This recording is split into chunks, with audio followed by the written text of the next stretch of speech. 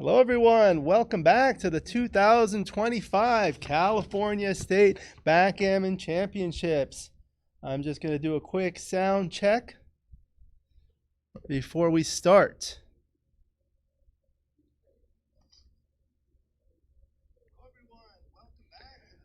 Very good. Sound is up and working. We are now live. I'm going to monitor the chat here. Welcome to everyone who's joining us. Let me put this up. I'm going to put a post. We are here in Los Angeles. This is day 2, part 3. Let me share this on social media.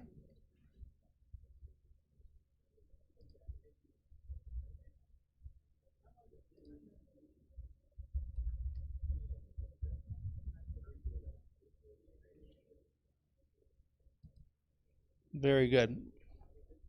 So we are at the 2025 California State Backgammon Championships in Los Angeles, California at the beautiful Hilton LAX Airport. Producer and organizer, I want to thank everybody. Candace Mayeron, she's been doing a fantastic job. Thank you very much. And Patrick Gibson, executive tournament director, he's been doing this for 50 years. And he does the Los Angeles Open in June, California State Backgammon Championships in December.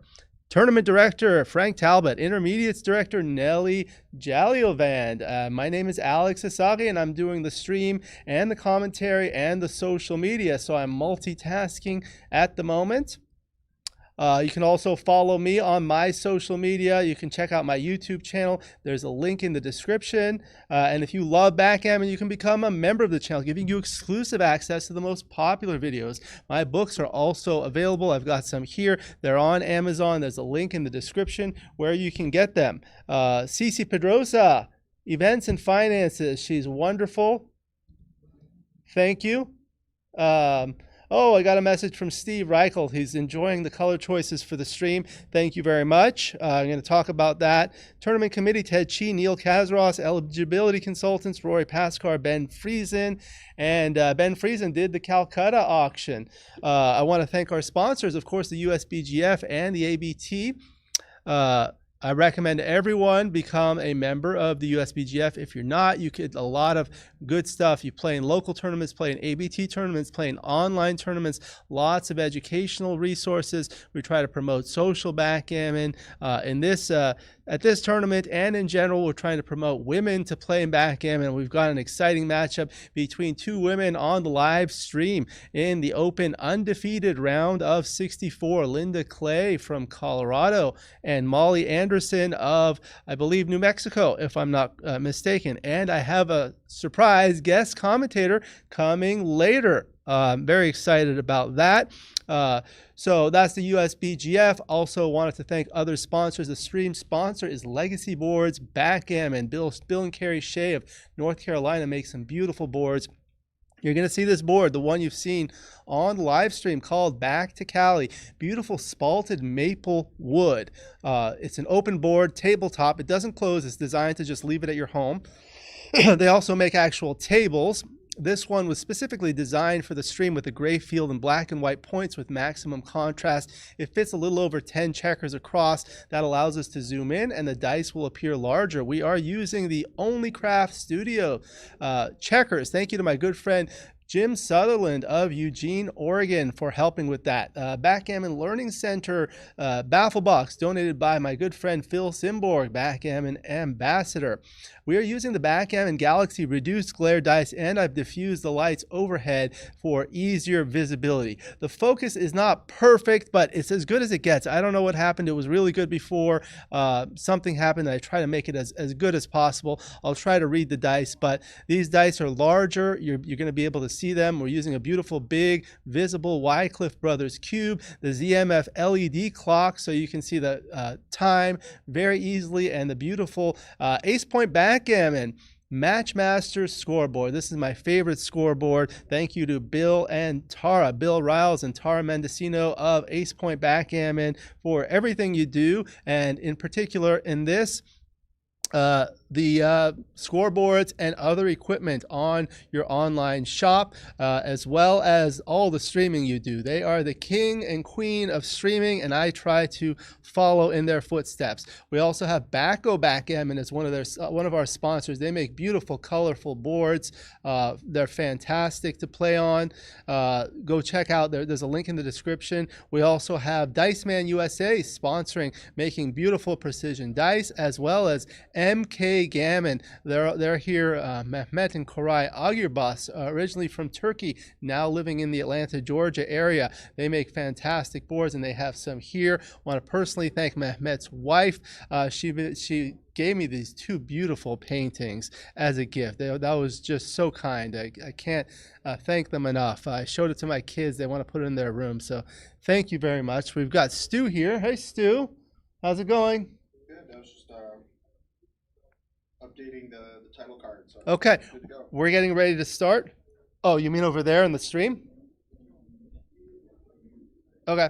I'm going to go set everything up, and I'll be back shortly. We're going to start shortly. Everyone, please hit that like button. I'm going to check out who's in the chat. Pete Jarvis. Hey, Matt Congeyer, welcome. Thank you. I wish you were here. We're going to be starting shortly, okay? Hang tight. How do you stream that on an iPad? Can it be done? We're using a computer. Okay, now it probably can't.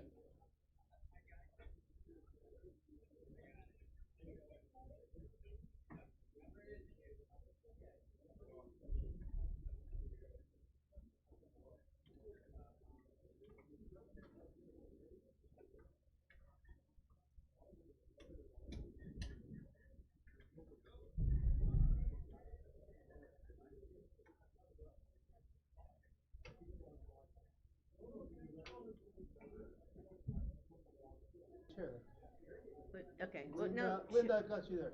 She's going to sit there. she's gonna sit in a chair, Okay. is my understanding. Okay. Question for you, if you don't care. To me, these are loud. This is the quieter one. Did you try it? Well, I agree, but this is even quieter. There's something about, so if you don't mind, and Molly doesn't mind, Well, Phil Simborg donated it to be used on the stream. okay, then that's fine. No, it is, that it is, okay? that's fine, that's why I'm asking. That's Yeah. pretty quiet. Yeah, These, it's just, Yeah, there's something about the I know. boinking that gets my ears. Let me just put this one away. yeah, this water is for you. This is for Okay. her. Okay, thank you. I'm gonna take a picture of the two. You want a single chair or double chair? I'll do a double, assuming, well, it's whatever side, figure whatever side Molly wants. Well, I'm having her sit on this side, Okay, so that'll be more convenient. for that's you. what I was thinking. But would you prefer the single one or the double one? The double. Okay, so let me get the single one out of the way. We're having a surprise guest commentator, Oh, Remy Davenport. oh, that's cool. Is Remy here? Or she's not gonna be online? She's here. Oh, she's here. Yeah, Did she just get here? I think so. Okay. Or maybe she was in town. Her sister had a baby. Oh, that's cool. Let me ask you to please put your items on this side so they're farther away from you. Please put that backpack on this side. Oh, okay. Yeah. Gotcha. And these are the cameras. Okay, oh, so So we'll there see. shouldn't be, Okay. Silent mode. So much. Okay.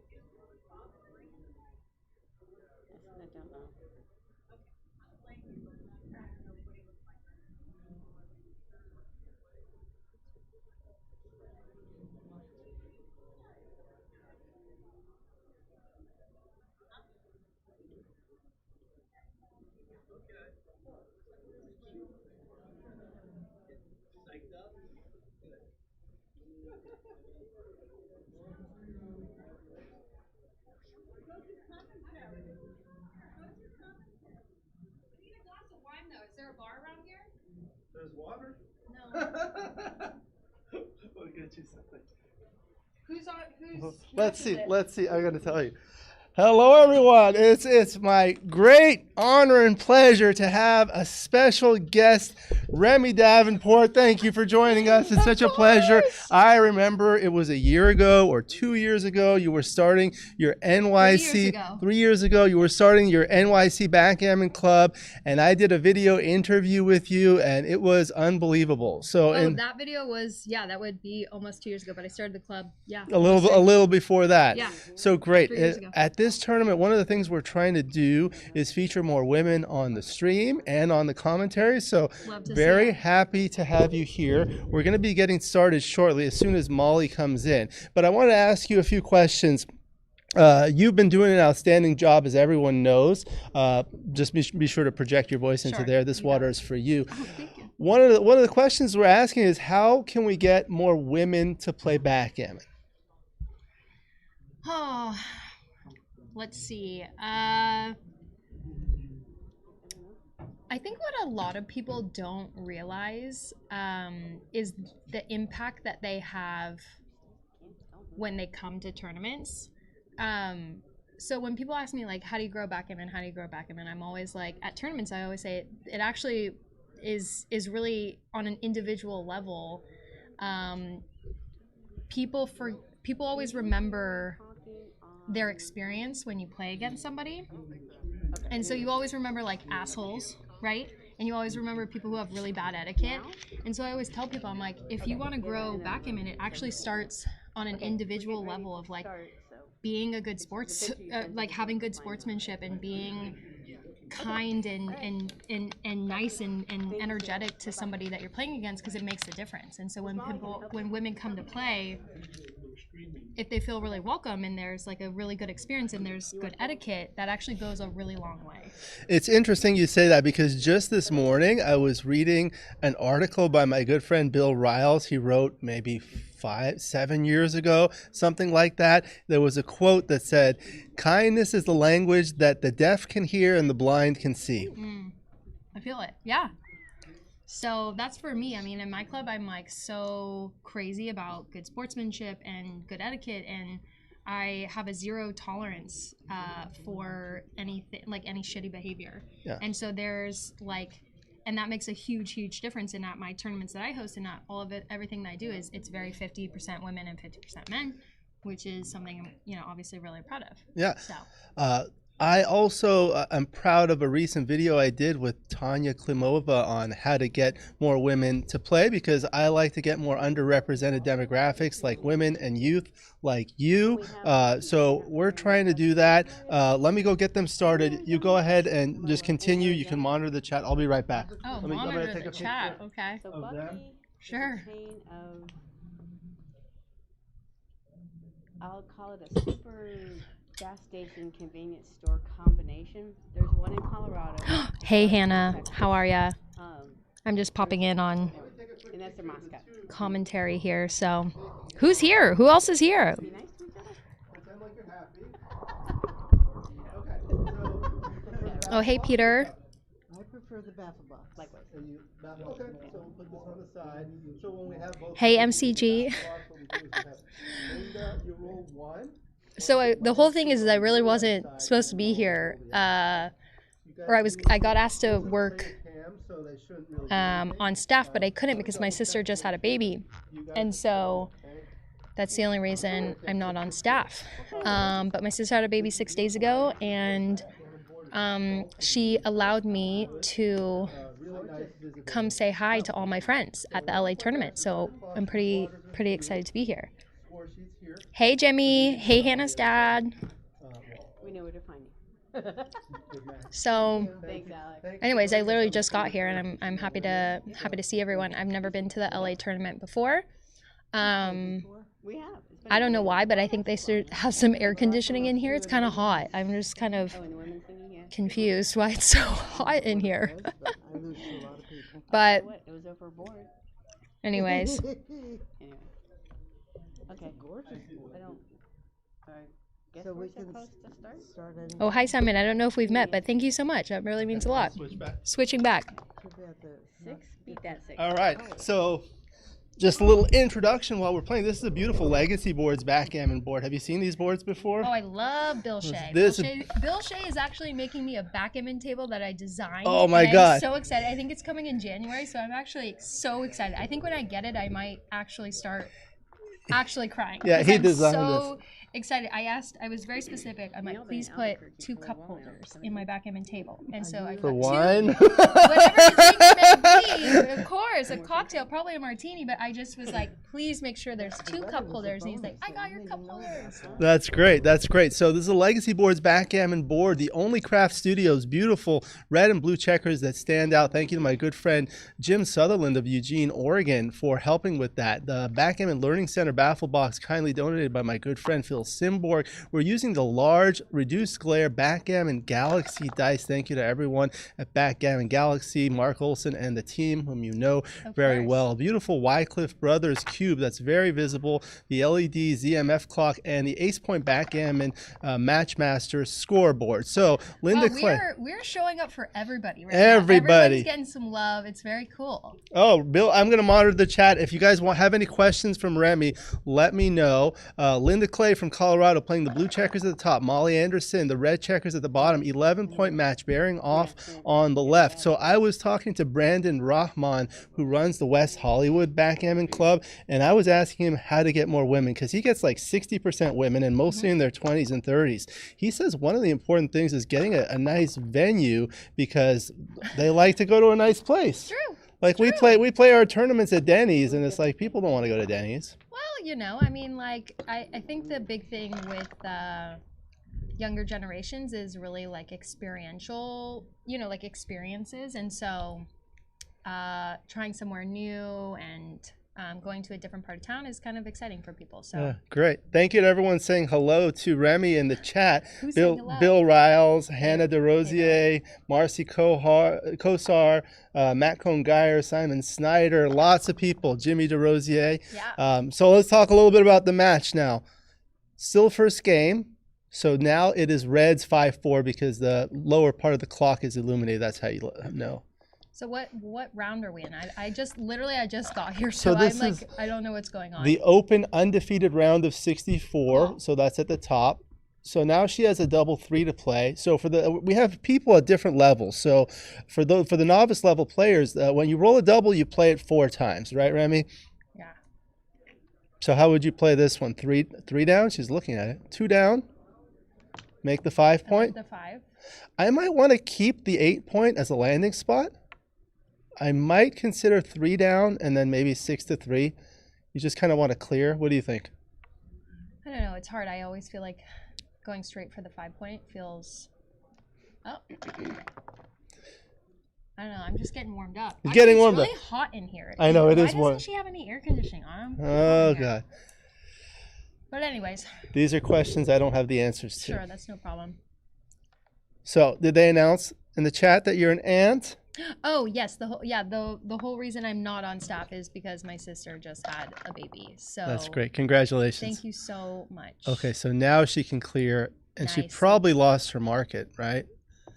It's going to be a pass.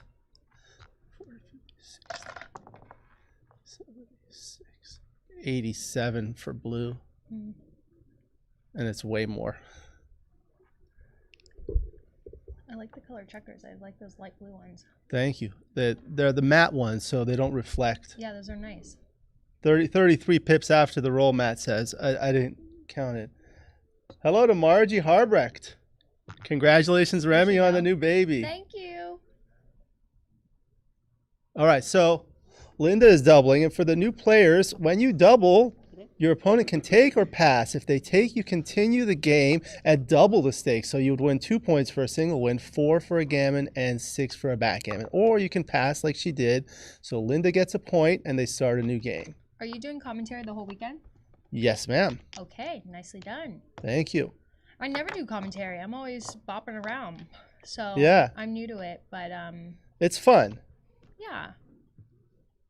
It's nice to have you know, kind of different. Like, I love watching it. I mean, no. anytime I'm not at a tournament, I'm definitely watching. But it's nice when there's you know, some new blood. I'm not actually like the commentary kind of person, but I like when, you know, new people pop in too. Yeah, but any insight that you provide, I mean, like, you're the queen. Nah. You know, you would.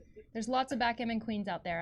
I'm working my I'm still perhaps maybe. But a the backgammon social princess. and you're going to be on the board of directors for the USGBGF, so I'm excited Who to have you knows? joining us. Who knows? She's a lock. Who knows? Everyone vote for Remy. It'll be. I mean, I have no idea. It's the first time in the. Double 6. I think you make both bar points.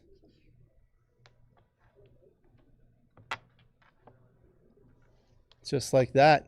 Lynda had a really good tournament in Miami. Yeah. I heard she did well in the BMAB too here. Yeah, she did great. I've been in California since the Miami tournament, so I haven't been in New York in like 3 weeks. So I'm ready Oh, to really? go home. Yeah, I have a red eye tomorrow night. I got to get back. You're originally from the Northern California area?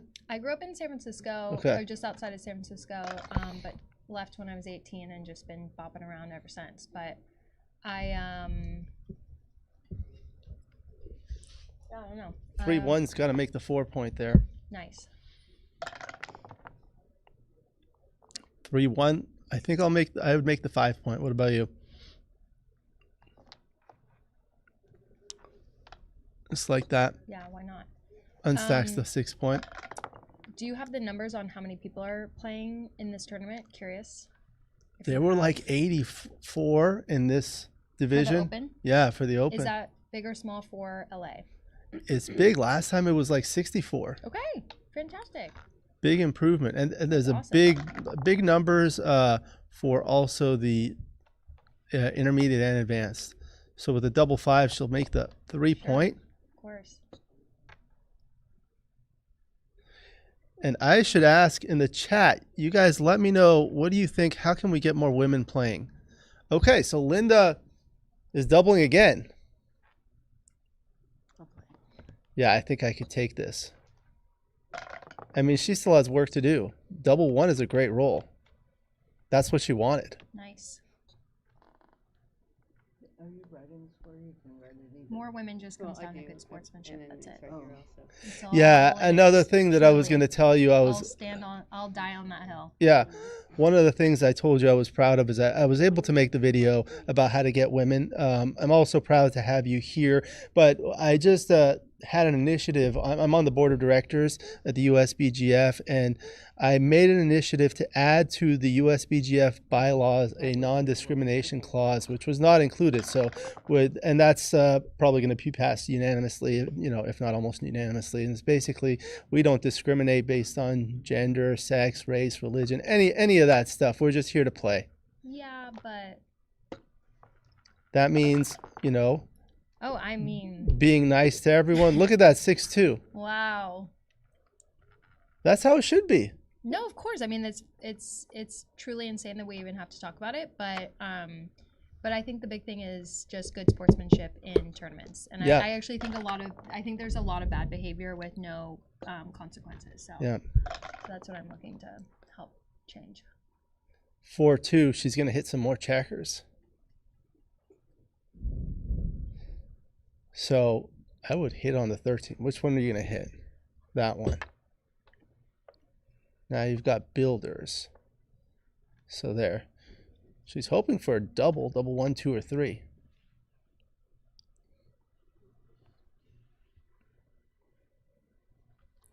And all of those numbers hit. Yeah, so if she does that, now none of them hit.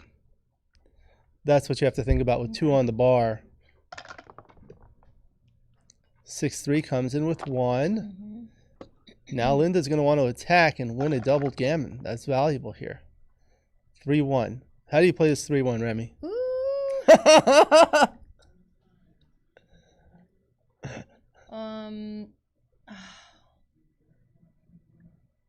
I feel like it's nice to have the builder there. Okay, the 1 I would have hit twice. hit twice. Matt probably Congeyer's two in on the... Yeah, would you have hit twice, Matt? What's MCG say? 5-4. So now you make the 3-point. Okay, nice. Let's see. Okay. 5-2. So there you anchored. That's what you don't want to have happen in a blitz. Oh, double 6s. Wow. That's going to hit. Make the ace point and look. 1. Yeah, Matt says when your opponent is on the bar, hit more. Okay. Okay, she's going to win a lot of gammons here. She's got 1 more. Yes, One she does. more. There it is. I Or might does bring she it to the 6-point. It's always nice to have a spare on the 6-point. Yeah, that's nice, huh? So for the novice viewers, a spare checker is 1 checker more than 2. A third checker that you can move from the point without breaking the point. So Kit Woolsey once told me having a spare checker on the 6-point allows you to swallow your bad rolls. There you go. Nicely done, Lynda.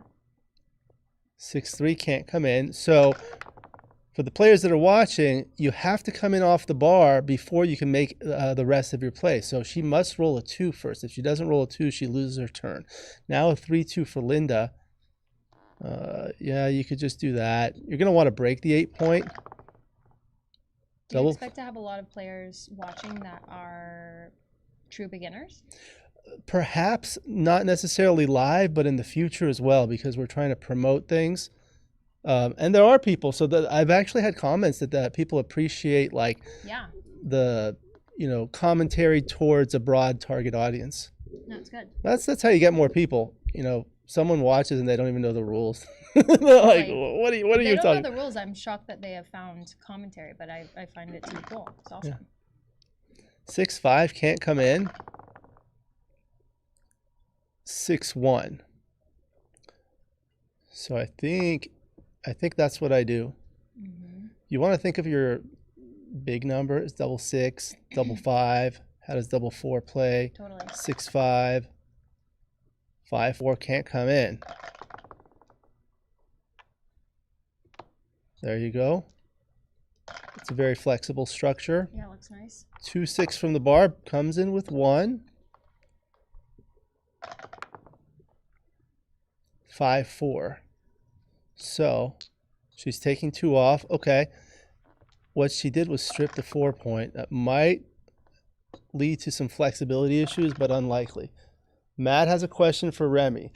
What's up, MCG? How can we have more accountability and better sportsmanship in tournaments, and what should TD's tournament directors do to know about it and enforce it? That's a good question. No, it's a great question. I think the biggest thing for me is like when I run my tournaments, you know, they're not ABT tournaments, but I'm like I say it in the beginning of like, you know, I'm like, I care so much about good sportsmanship and like I have a zero tolerance. And what a lot of people don't know in tournaments is that they can stop the game, take a pause, and alert the tournament director saying like, you know, this is what's going on. And then that's when the tournament director can do something about it. People always go up to the tournament director after the game is done and they're like, sorry, we can't do anything about it because the game's over. And then they brush it off and they move on. But if you know, and I think that part sucks too, but when it's happening, if you do alert people, and if the tournament directors make it known in the beginning, being like, hey, we really, really, really want to make sure that people know that this is something that we care about, like from the top down, saying like, this is what we care about. It can be done. Has there been any instances or situations that you want to talk about? I mean, people come up to me all the time being like, you're never going to believe what happened. I'm like, yeah, I do believe it because there's no consequences for it. You know, people get away with bad behavior all the time. But I try to encourage people that come up to me during the match. I'm like, call me over and I'll get the tournament director or whatever. But like, and I don't want this to be like a tattletale situation. That's not like how it's supposed to be. But I care so much about people having a good experience at tournaments. And that's what's going to make more women come into the game. Great roll for Lynda, 6-1. Now 6-1 for Molly. Gus, how are you doing? Oh, you're waiting for your match, right? Because you're the I saw that. Do you know Remy? This is the famous Remy Davenport. I'm not famous, but nice to meet This you. is I've never Gus. met you. This is my first time at the LA tournament, so there's actually going to be a lot of people that I don't know, which is exciting for me. So she resigns at Gammon. The Gammon is Gin, so that's 4 points. That gets her to 5. Okay. So now she's at 6 away. You're familiar with the away score, Remy, right? How did you learn about like things like away score, and how do you teach your newer players? Well, I didn't. When I started my club, I had actually no idea tournaments existed. I was just doing this because I love playing with my friends, whatever. But I learned a lot when I started the Monte Carlo. I learned a lot more when I started my Monte Carlo team, and we started getting a lot of lessons. And so, thank you to Nick Peters for doing that. Yeah, I know. Agreed. I was going to give you a shit. Nick Peters. He just centered the cube for them. Oh yeah. People always forget. There. So you started the Monte Carlo team. That was the one that I met with you guys, right? And we did that lesson. Yeah, that was to fun. Have a different variety of teachers and teach us different things, and you know, you don't know what you don't know, and you don't know what you don't know, and so it's good to have a lot of different perspective from different teachers. So. Great. Feel free to put in more questions or comments in the chat. Hear it in the chat. Now it's 6-2. She's going to make the 11 point. So the absolute score is 5-0. Lynda's winning 5 points to 0 points for Molly to 11. The away score refers to how many points each player is away from the target, which is 11 in this match. So with 5 points, Lynda is 6 away. With 0 points, Molly is 11 away. So the away score is 6 away, 11 away. And the reason that's important is because it's a race to 11. You just need to know how far you are from the finish line. What happened before is water under the bridge. Don't worry about it. Now she has an interesting 6-1 with multiple options. How would you play this? Oh, this is Lynda 6-1. I thought it would have been interesting. It would have been interesting the other way. Yeah. So now Molly. Now she has a 4-1. Okay. How would you play the 4-1? Are you gonna make the 7? You're gonna leave a No. blot, right? So Yeah. Oh. okay. What I'm in Yeah. these types of positions. So like one of the considerations is you have one back. You don't want to get a second checker back. Mhm. But I would have highly considered hitting twice. It puts 2 on the bar, unstacks the 6 point. You have a million checkers in the zone. 6-1. Getting a lot of That's the 6-1s, first part, yeah. For sure. And the 6, yeah. Let's bring another one down. 6-3. Look at that. Now she can't come in. Oh, did she consider doubling? No, she didn't. Could have considered it. I think it's Right. going to be hard when you're leading in the score. 2-1.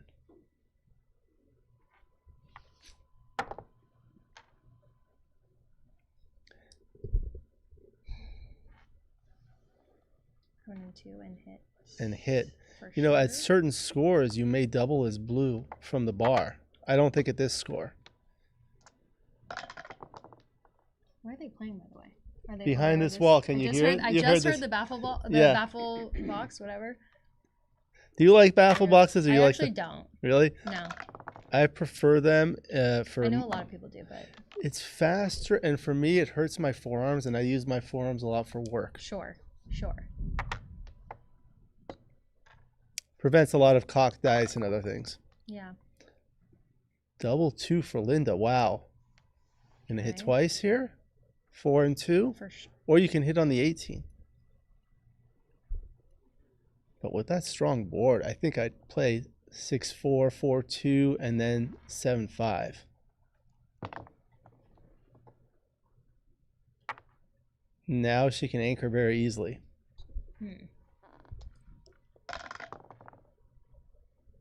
3-1, just like that. So the 1 is obviously force, and with the 3, she can step up and make that 21-point anchor. Oh, Michael Messick says hello from Minnesota. Hello. Hello, Michael. Do you know Michael in April? Yeah. Of Yeah. course.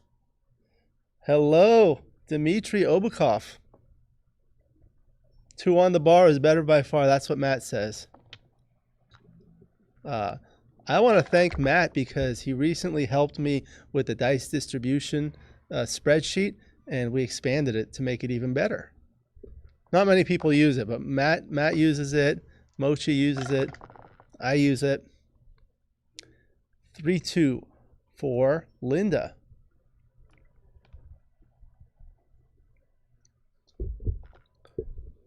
Goes to the ace point. 6-2. I think you have to run. It's the only way you don't leave a blot, unless you clear the 8 point.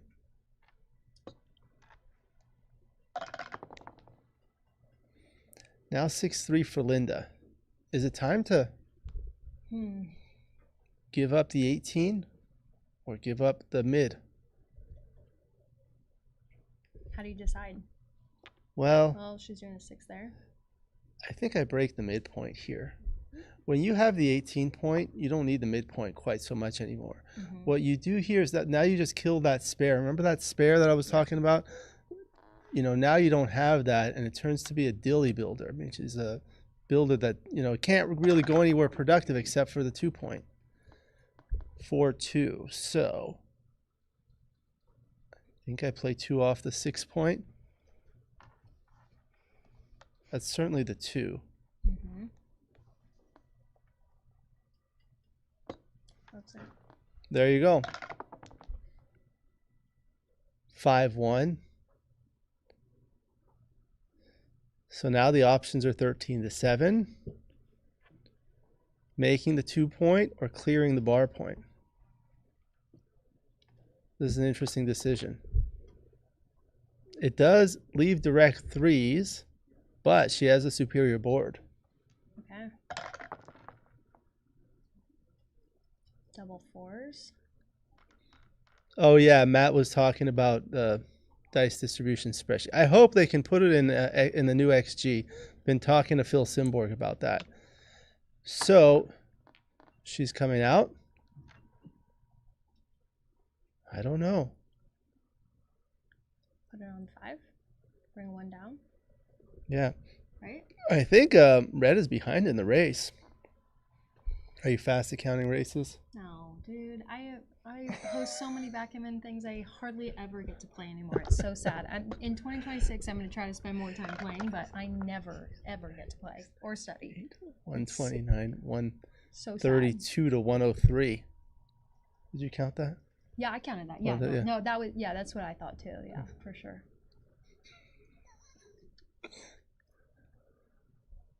See, most of my friends don't appreciate my sense of humor. Oh, so we're friends? Yeah, you see? See? Gotcha. You fill it out in the spreadsheet manually. Send me a message, Dimitri. I'll show you how to do it. Yeah, you just basically copy and paste from XG and put it in. I'll show you how to do it. It's pretty easy. I mean, it is a little bit labor intensive, but you get the nice information.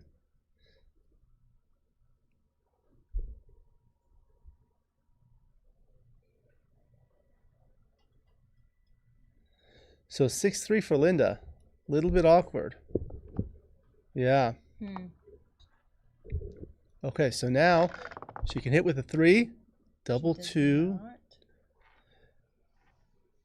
cover. 1. I think what I do is I play to the 15 point to block the 6s from the opponent's 16 point.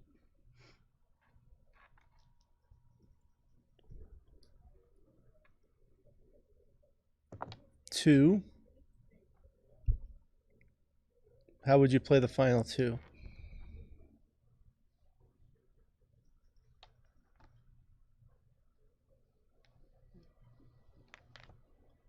Okay, she's trying to keep the contact. Run, or you'll be well done. Run, or you'll be well done. That's what Matt says. Okay. So 4-3, she covers her 4 point. Double 5. That moves a lot of freight. She could make the ace point. Stay back. I think that's what I would do. What do you guys think in the gallery? Anyone back here?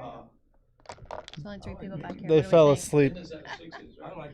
I like taking the 6 or sir. See, 5-3. She's got to break the board. Okay. Now, Oh, Oh, double sixes. sixes. Make the board. Now 6-4, 6-3, 6-2, 6-1. Play bad. I mean, what are you going to do? Go to the ace point?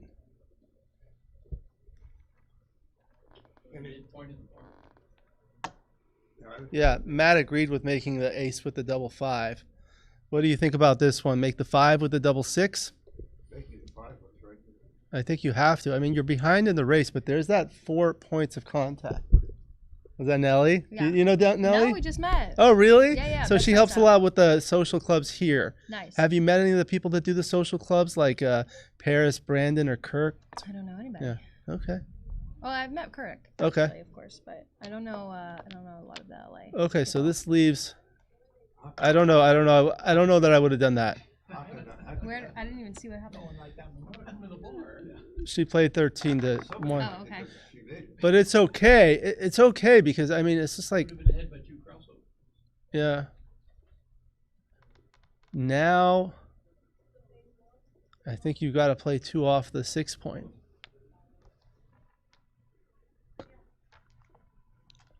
Lynda's looking for a big set.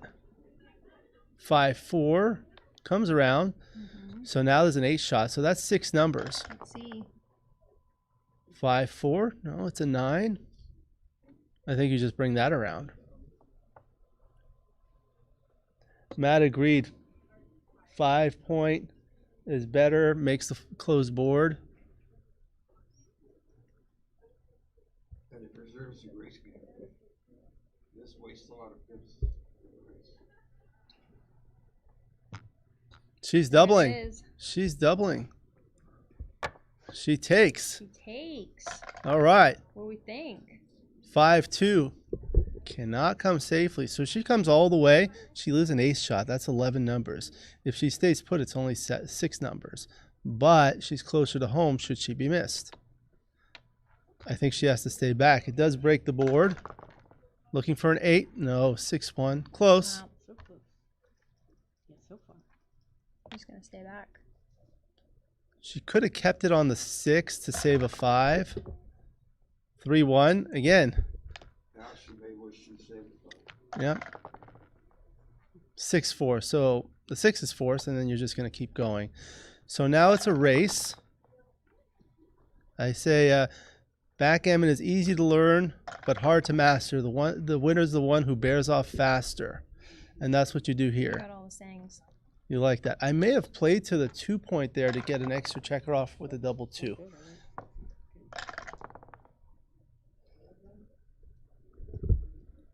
6-5. Now it's a close race. Anyone's game. Discussion of the cube. Well, she already turned the cube, so maybe there'll be a recube.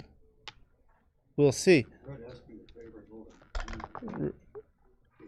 Yeah, red is the favorite, holding the cube, being on roll. She has 2 extra checkers off. 5 off to 3 off. 6-5. Okay. So how many rolls? I think Molly has an extra checker on her ace point. She has 5 checkers there. So 8 checkers total. So now it should be a redouble pass. Oh, I didn't see the extra one there. I think it's an extra I one, think right? so. I think she just slid it. You all can way count the in. number that are off. Yeah. This is definitely double. Yeah, No. yeah.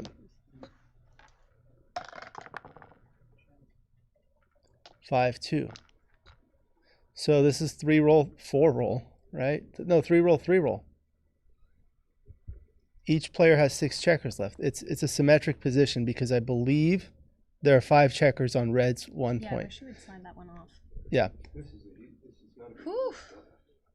Especially this score. Oh, you were Wow, talking there about. it There is. you go. Thank you, There it is. Lynda. There we go, Lynda. So this is a big pass. Scissors, Missy. All right. Okay. So Molly gets 2 points, 2 on the board. 5-2. How's the new baby? Well, I'm getting blown up by my sister being. I didn't really tell. I was like, oh, I'm just gonna stop by. Huh? And we dragged you in here. I was like, I'm just stopping by. She's like, yeah, I don't believe you, but I really don't want to go back. But I think I might have to call her in a minute. But You so I saw might- the baby already? Yeah, she was born on Saturday, so I've been on baby duty for Oh, that's nice. nonstop. So And the baby is healthy? yes, healthy and happy. Very and so good. all is well. Congratulations. Thank you. So I might have to It's, step out it's a again. girl. Want any? Yeah, it's a girl. And her name? Well, Okay. she has her name, but I've nicknamed her Dolly. Okay. And so she now all my family's calling her Dolly, but Very she has good. her own name. But she's Dolly to me. Congratulations. So They're yeah, I taking might some have pictures. to stop off, pop off for a moment. Yeah. But I can always go see, who can jump in. Anyone's Anyone welcome. can jump in. Yeah, we And have maybe people. I'll be back too. Yeah, But you're welcome back. this Oh, is- you know what, Hans? Can you take a picture of me and Remy before she steps away? Because we needed some pictures. Sure. Take it from a few different. Oh, you got it on your phone?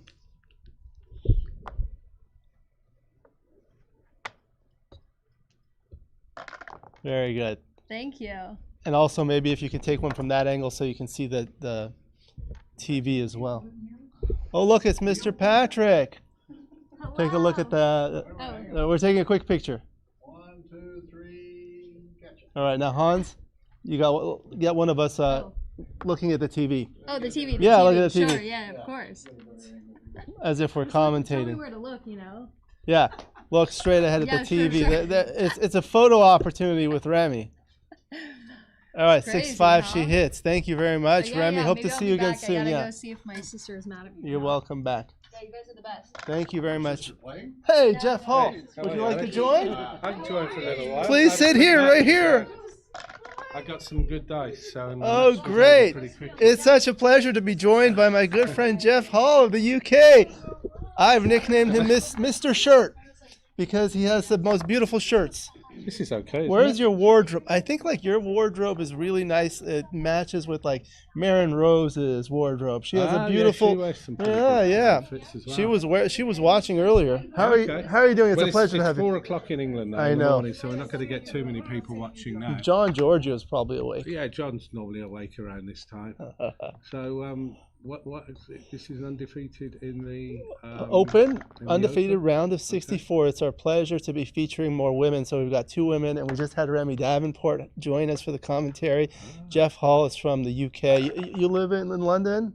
And about 100 miles north. North? 80 miles north. Is it like near Manchester? It's in between London and Manchester. Okay. A place called Stratford upon Avon. Oh, I've heard of that. William Shakespeare fame. Ah, He was born. how far is that from Preston, where Tim Cross Oh, lives? that is a long way. Okay. 200 miles maybe. Are you near Tim's way up Cheltenham? north. Cheltenham. Cheltenham, John Georgiou. Yeah. And I'm about an hour's drive from John. How far are you from Hull, where my other friend That's lives? even further. That's even Yeah, further. that's probably 3.5 hours for me. Okay, okay. So we've got a match. So Lynda, Lynda Clay is playing the blue checkers at the top, Molly Anderson, the red checkers at the bottom. The score is 5-2. Lynda's leading double sixes. Great roll. I So can certainly see 2 of them. straight 2 of away. them down. I think I probably bring a third one down, and the fourth one Out, maybe. to the ace. You can play the 4. You can come out since you're so far ahead in the race. So there's 3 of them. Anyone have questions for Geoff Hall in the chat?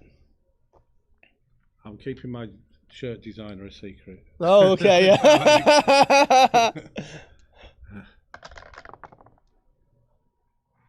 Nope, that's cocked. Yeah. I need to land flat. 5-1. Thank you for So that's resetting. just 8 and 5, I guess. I think so.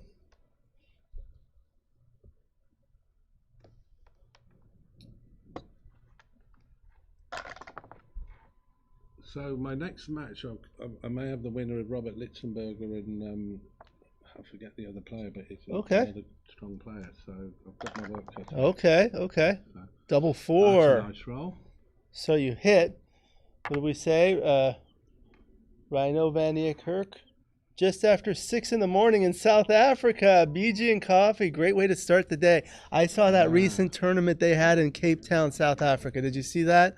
That Who was is that? Who is that? Who said that? Rhino Van Niekerk.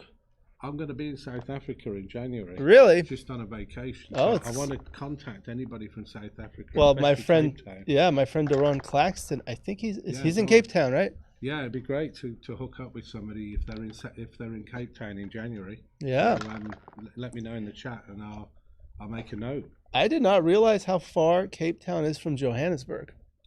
I didn't realise how far Cape Town was from England. Like, It 16 hour flight. is. It Yeah. is. Hello, everyone. Okay, so that 3-1. can make the 8 or Make- it can hit loose.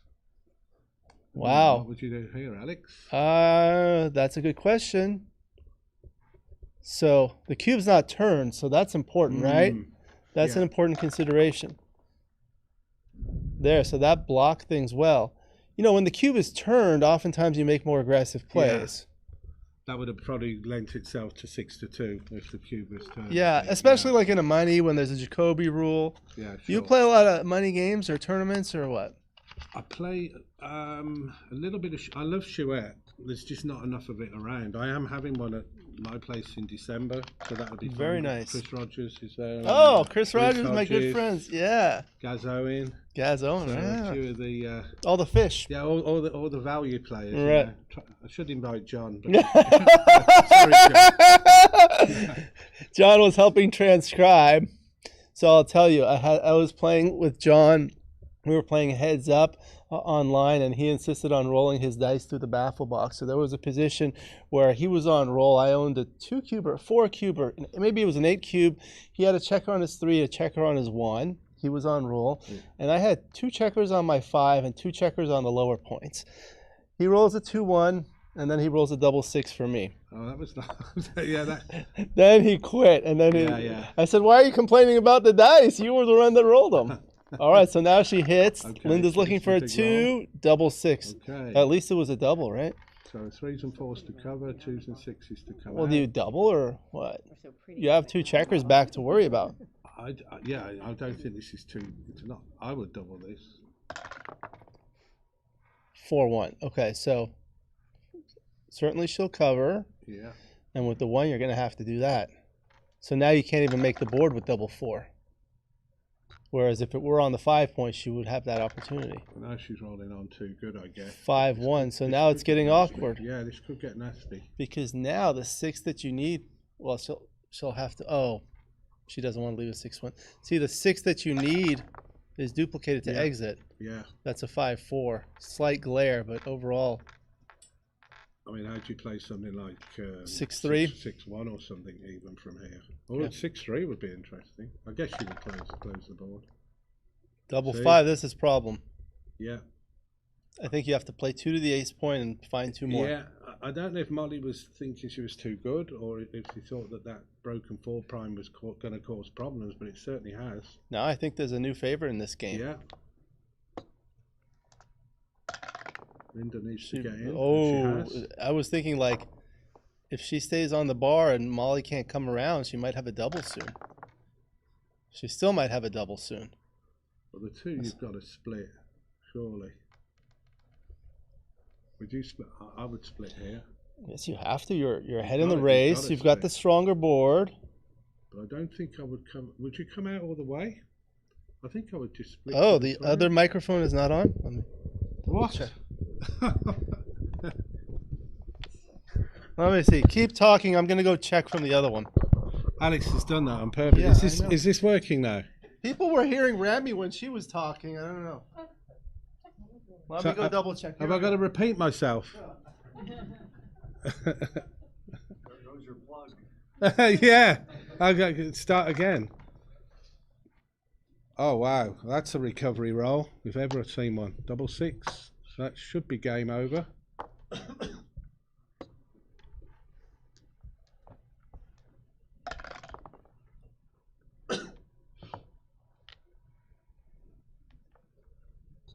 Okay, this is double pass. Not sure if Molly's thinking she'll take a roll just to see if she can, because it's almost a free roll. Because Lynda's going to pass even if she rolls 6. But there's probably less than 0.5% gammons here, so double pass. I'm still not sure if my microphone's on. I could be talking to myself here, but I'm quite used to it. Yeah. Thanks, Alex. Appreciate it.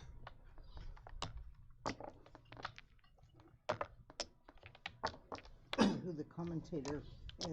Remy is Alex is probably in the other room turning my voice into an alien voice or something just to spice it up a bit more. There's too many sim guys. It's really small.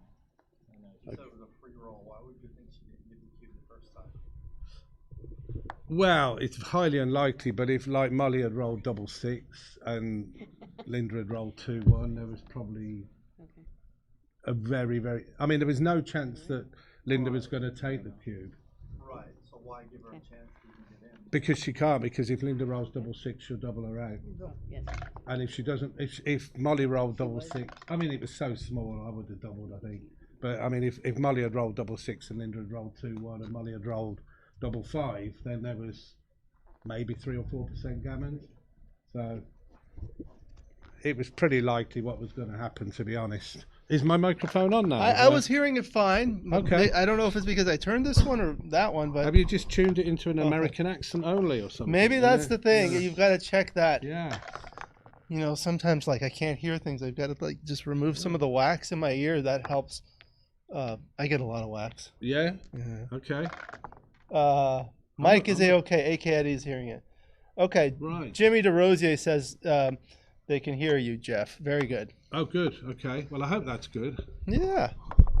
Okay, so the 2 on the bar. There's an awkward rule. No, it's forced. Oh, there are two Even on the I there are could two play- on the bar. Okay, even I okay. could I play thought there that was one on the bar. Yeah. Then it would have been awkward. Were they You're right. stacked or they were separated? They were stacked. Actually. Oh, okay. That's Yeah. why. That's why. Okay. This is alarm I set for whatever And What is she doing? Getting a lifeline? Okay. Okay. Hello, AK Eddie. Where are you joining us from? 4-3 comes in with 1. Has she doubled? No, I mean it's 8 in the zone with 2 on the back point. Lynda's made the 4 point. I'm not sure I would double this. Okay. I guess Not she enough in the is. zone. Just trailing in the match might be more of a Yeah. consideration. That's a 5-1. lovely roll. Okay.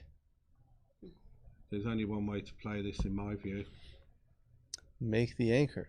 Oh, you can hit, but I that's don't just think it. I'd be hitting here. No. I'd be saying thank you. Yeah.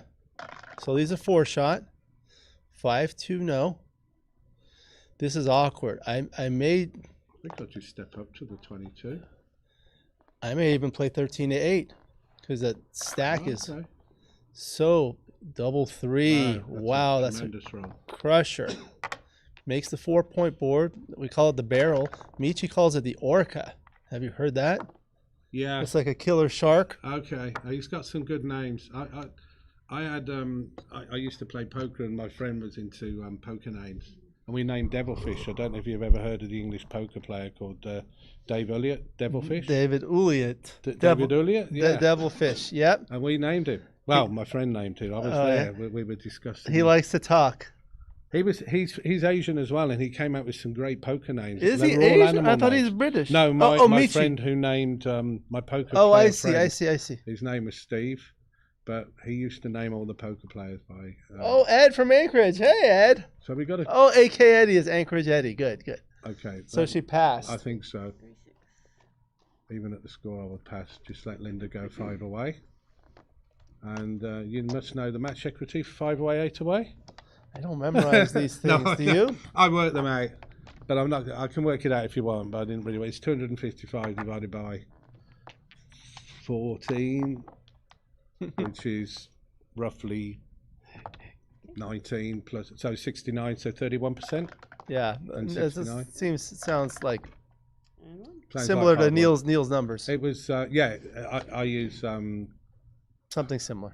something similar.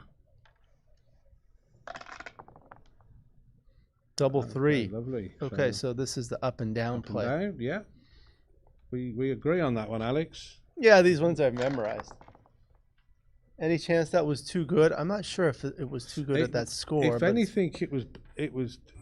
Lynda may have been able to take a roll. She's got the 20-point anchor. She had a Right, 4-point right. board, so there was a slim chance, because it would have been great to get to 7 as well, 4 away, rather than being 5 away. But it was That's definitely true. a pass. That's true. It's good now. Okay, Michael can hear it now. Good. Thank you. Oh, thanks. Michael and April, thank you so much for all the work you do for the Minnesota tournament, for the USBGF, so many things. Thank you. And thank you Right. for watching. I hope you're enjoying the stream. I think here with that one, I would come down to the bar point and hit loose on the 4. I agree. That's 2. Oh, I would have bought an extra Oh, yeah. checker down, I think. Usually, one of the things I learned from Mark Olson, I mean, he mentioned it. I knew it. Oh, double one's a great shot. I think I come in, hit, and make the 5-point. Yeah, that's one. I mean, you can hit on the 4, but I think what you said, making the 5-point, that's pretty strong, because Yeah. that's always a nuisance for Molly now, having that blot on the 4. Right. When you make that, what Roberto Litzenberger calls a giraffe formation with an opening 6-1, usually your subsequent 6s are 13-7. 7, correct. Yeah, yeah. Double 5. That hits. 1, 2, 3, another good roll. And then the 4th one. Maybe just come out. You don't want to create another blot. I mean, you can come into the 5, but I think coming out's good. Does give good 3s from the bar, which she cannot use to enter. 5-1. See how that blot So- on the 4 is a nuisance now, Yeah. you see? So, does Lynda have a double? Yeah. Hello.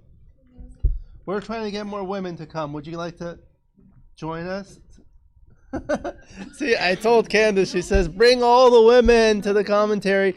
They don't want to come. Okay. So this is tricky, really, because you really, at 8 away, You take you'd very love deep. to take this, but Oh, good take. Okay. Okay. Michi calls 5 away and leading the stupid score because it's very difficult to, double. Because Yeah. you win 2 points, you get to the awkward 3 away score. But 4 points gets you to Crawford. Okay. So So would you come out here? I don't think so against that There's strong there's board. a few too many hitters there, aren't there? But wow, that makes the 4 point. Yeah, that's a crushing position. I mean, you can clear the 15, but look at that. You see some gammons in her future? You do now. Now you split. You can split. It's not dangerous to split because she Yeah. doesn't have anything to hit with, really. Yeah. And you really want to make that 23 point. I mean, you're resigning yourself to the 24 point or the 1 point anchor game, really, Right. by doing that now.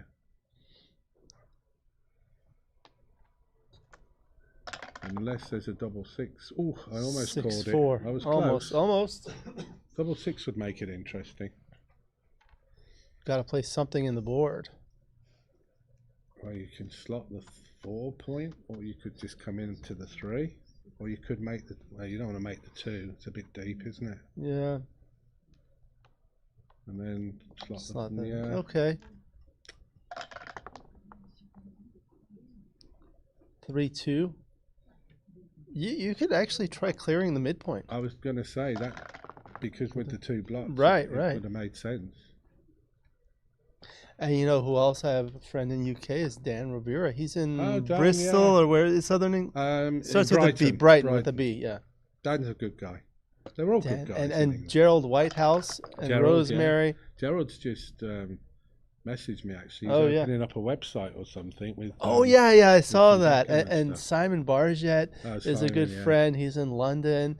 Yeah, Well, it's a good so crowd many. of It's people. like starting my YouTube channel. I've had the pleasure of meeting so many people from the UK, elsewhere, and there are so many nice people.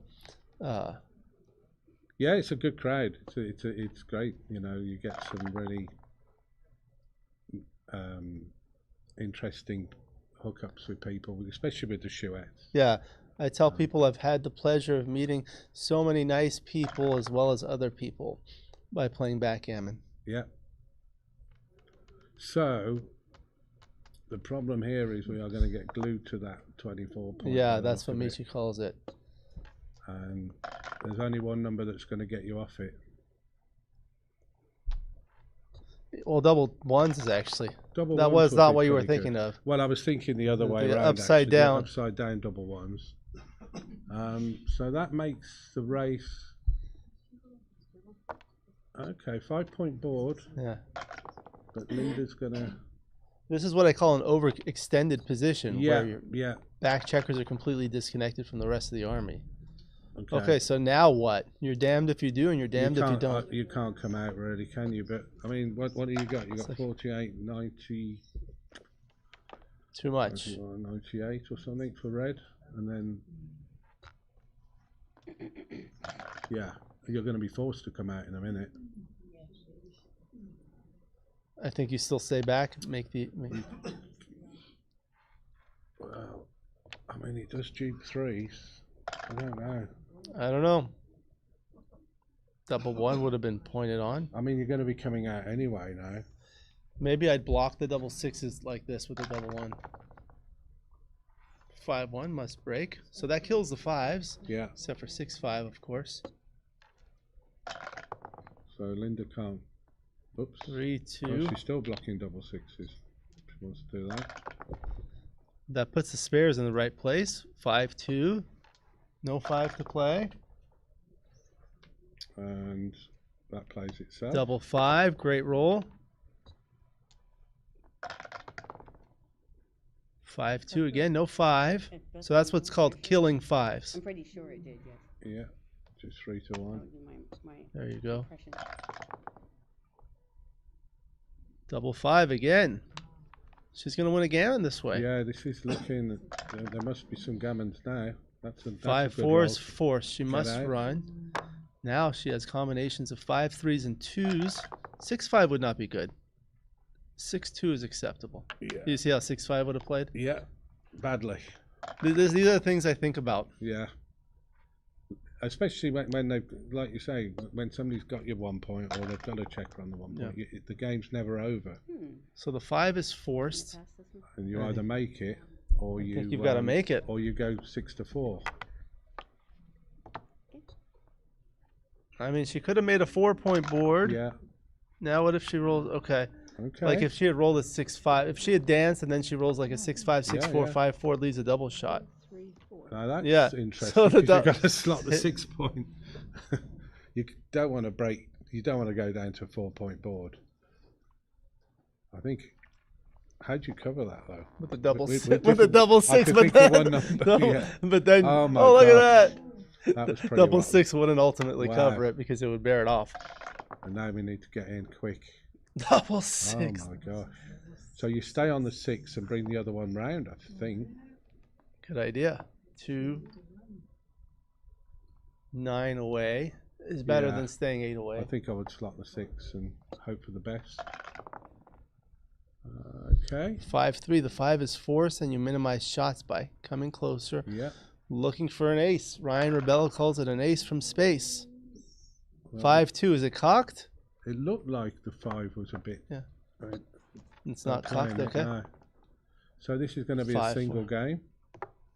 All right. Linda's going to be 3 away, 3 away is an awkward score. as Mitchie calls it. Well, he called 3 away. I don't know if he has a name for that. He doesn't like 3 away either. 3 away is awkward, yeah. Yeah. Because it's very hard to win the match in a single game from 3 It's away. hard to find a cube as well when your opponent's 8 away. Oh and you're yeah. 3 Oh away. yeah. Good luck with that. Unless it's just a simple race. Oh, gotta bring that one in first. Is there any chance that Molly can 4-6 I've seen it. 11 checkers?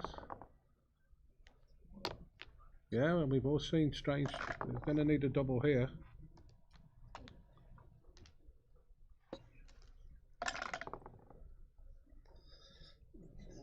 Okay, That's a miss. That was a miss, technically. I think that's gin or almost gin. Yeah, well, it's still 2 1 2 1s. No, Now it's gin. no. No. Oh, Molly 2 doubles. needs a 2 double. doubles. Yeah, Now she needs a double, otherwise it's gin. yeah. No. Okay. What about 2 Oh, 1? at 8-3. Yeah, 2 1 2 1's no good. Good. 8-3. I'm gonna see what's going on over there. I'll be back just in a moment. You're leaving me to my own devices Yeah, I'm here. sure you know how to play.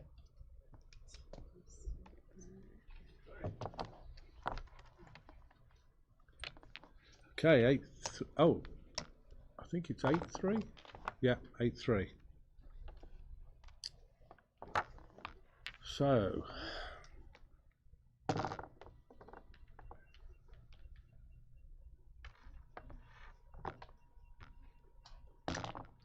Were y'all in Miami?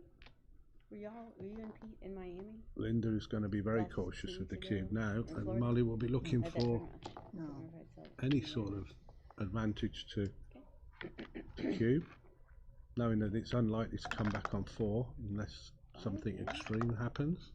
6. Those 6-5 runs, and that will be a splitting down.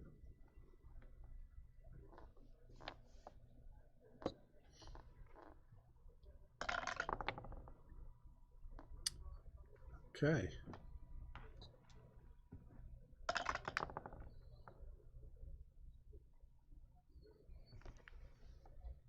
You can make the 9 point here, or you can bring 2 down to the 11.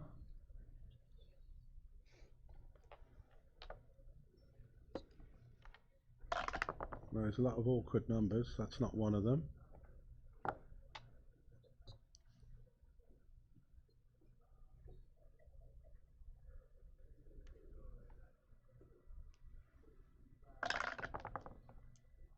And that makes the 5 point. So 3 point board for Molly, looking for a shot. There's a lot of shot leaving numbers here. And that's a tremendous roll for Lynda. Probably her best roll. Is that an 8 cube? No. No, it's on the, yeah. Yeah, Molly would wish it was, but it's not. Okay, deciding to keep that checker there. Yeah, trying to put some pressure on Lynda, but that double one has really helped her position tremendously. Okay, so there's the anchor. Slot the bar.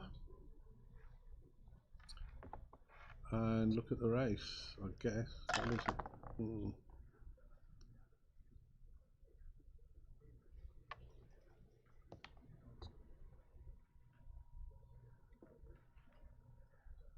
Okay, I think Molly's just looking to see. Alex has put the cube back. So we've got 68, 84, 91, 101, 13, 21, 127 for red, and 95, 107, 125 for blue. So there's only 2 pips in it. That's not my rule. That is my rule. I don't. And Linda's played the 3-1, so it's Molly's roll. I don't. 2 pips behind. Yeah, you didn't. I don't think you had rolled. So.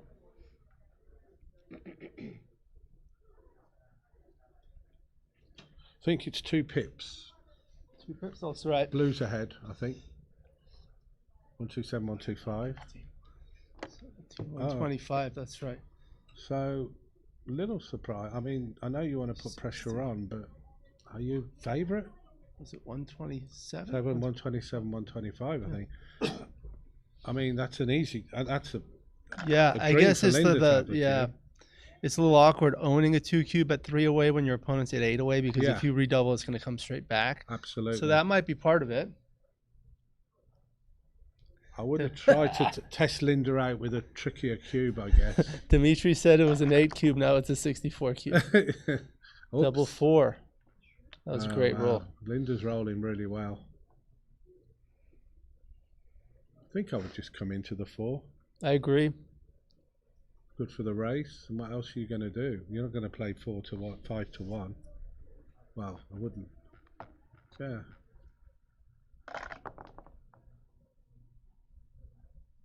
I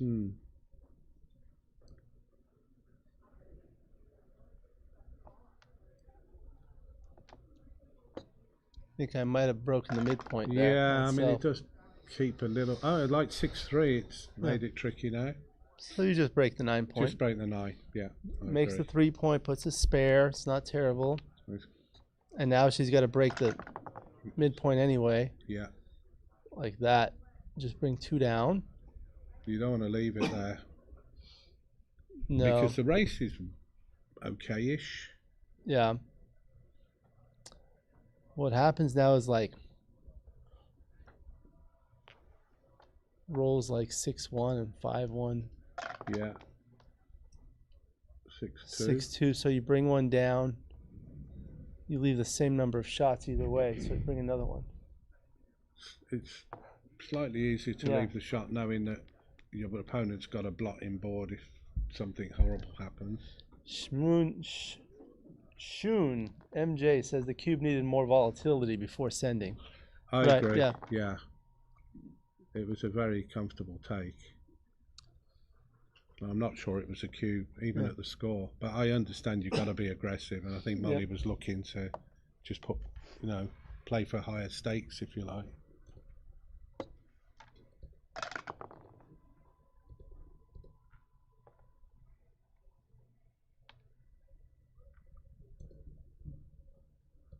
So 5-2 looks good.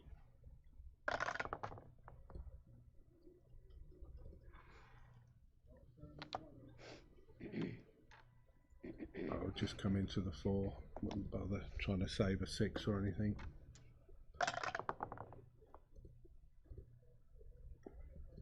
Multitasking here. I'm going to check the draws.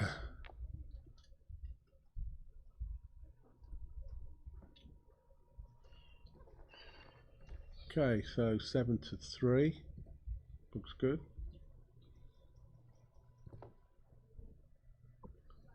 Looking for bad numbers. I can't. Double 4's not great, but it's not good anyway. Whichever way you play the 4.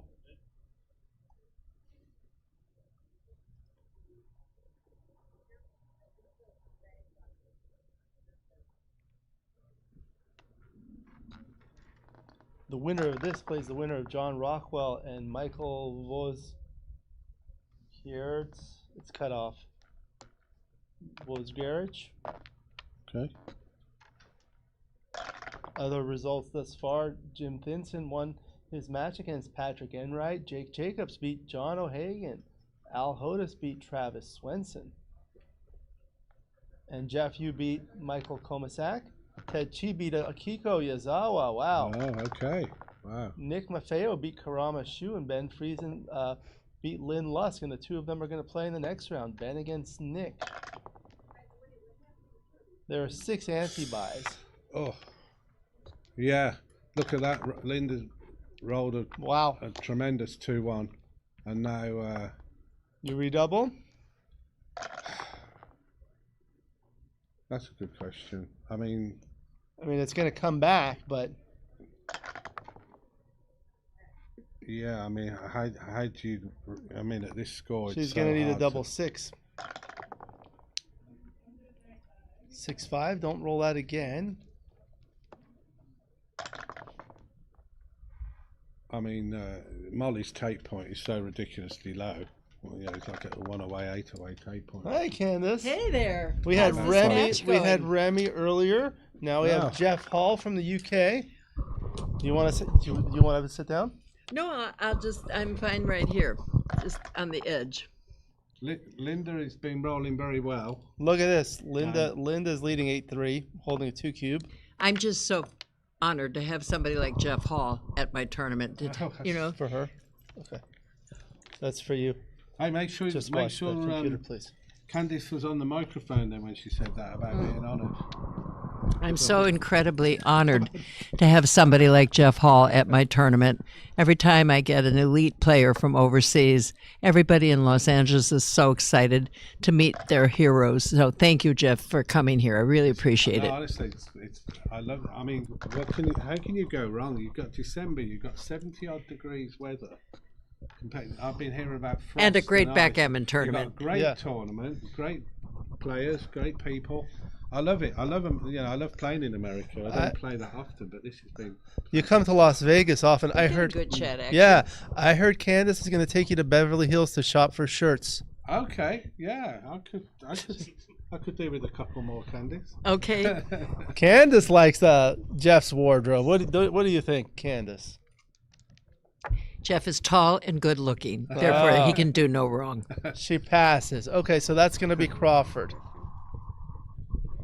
Let me Right. see if I can get him to center that cube instead of putting it into the.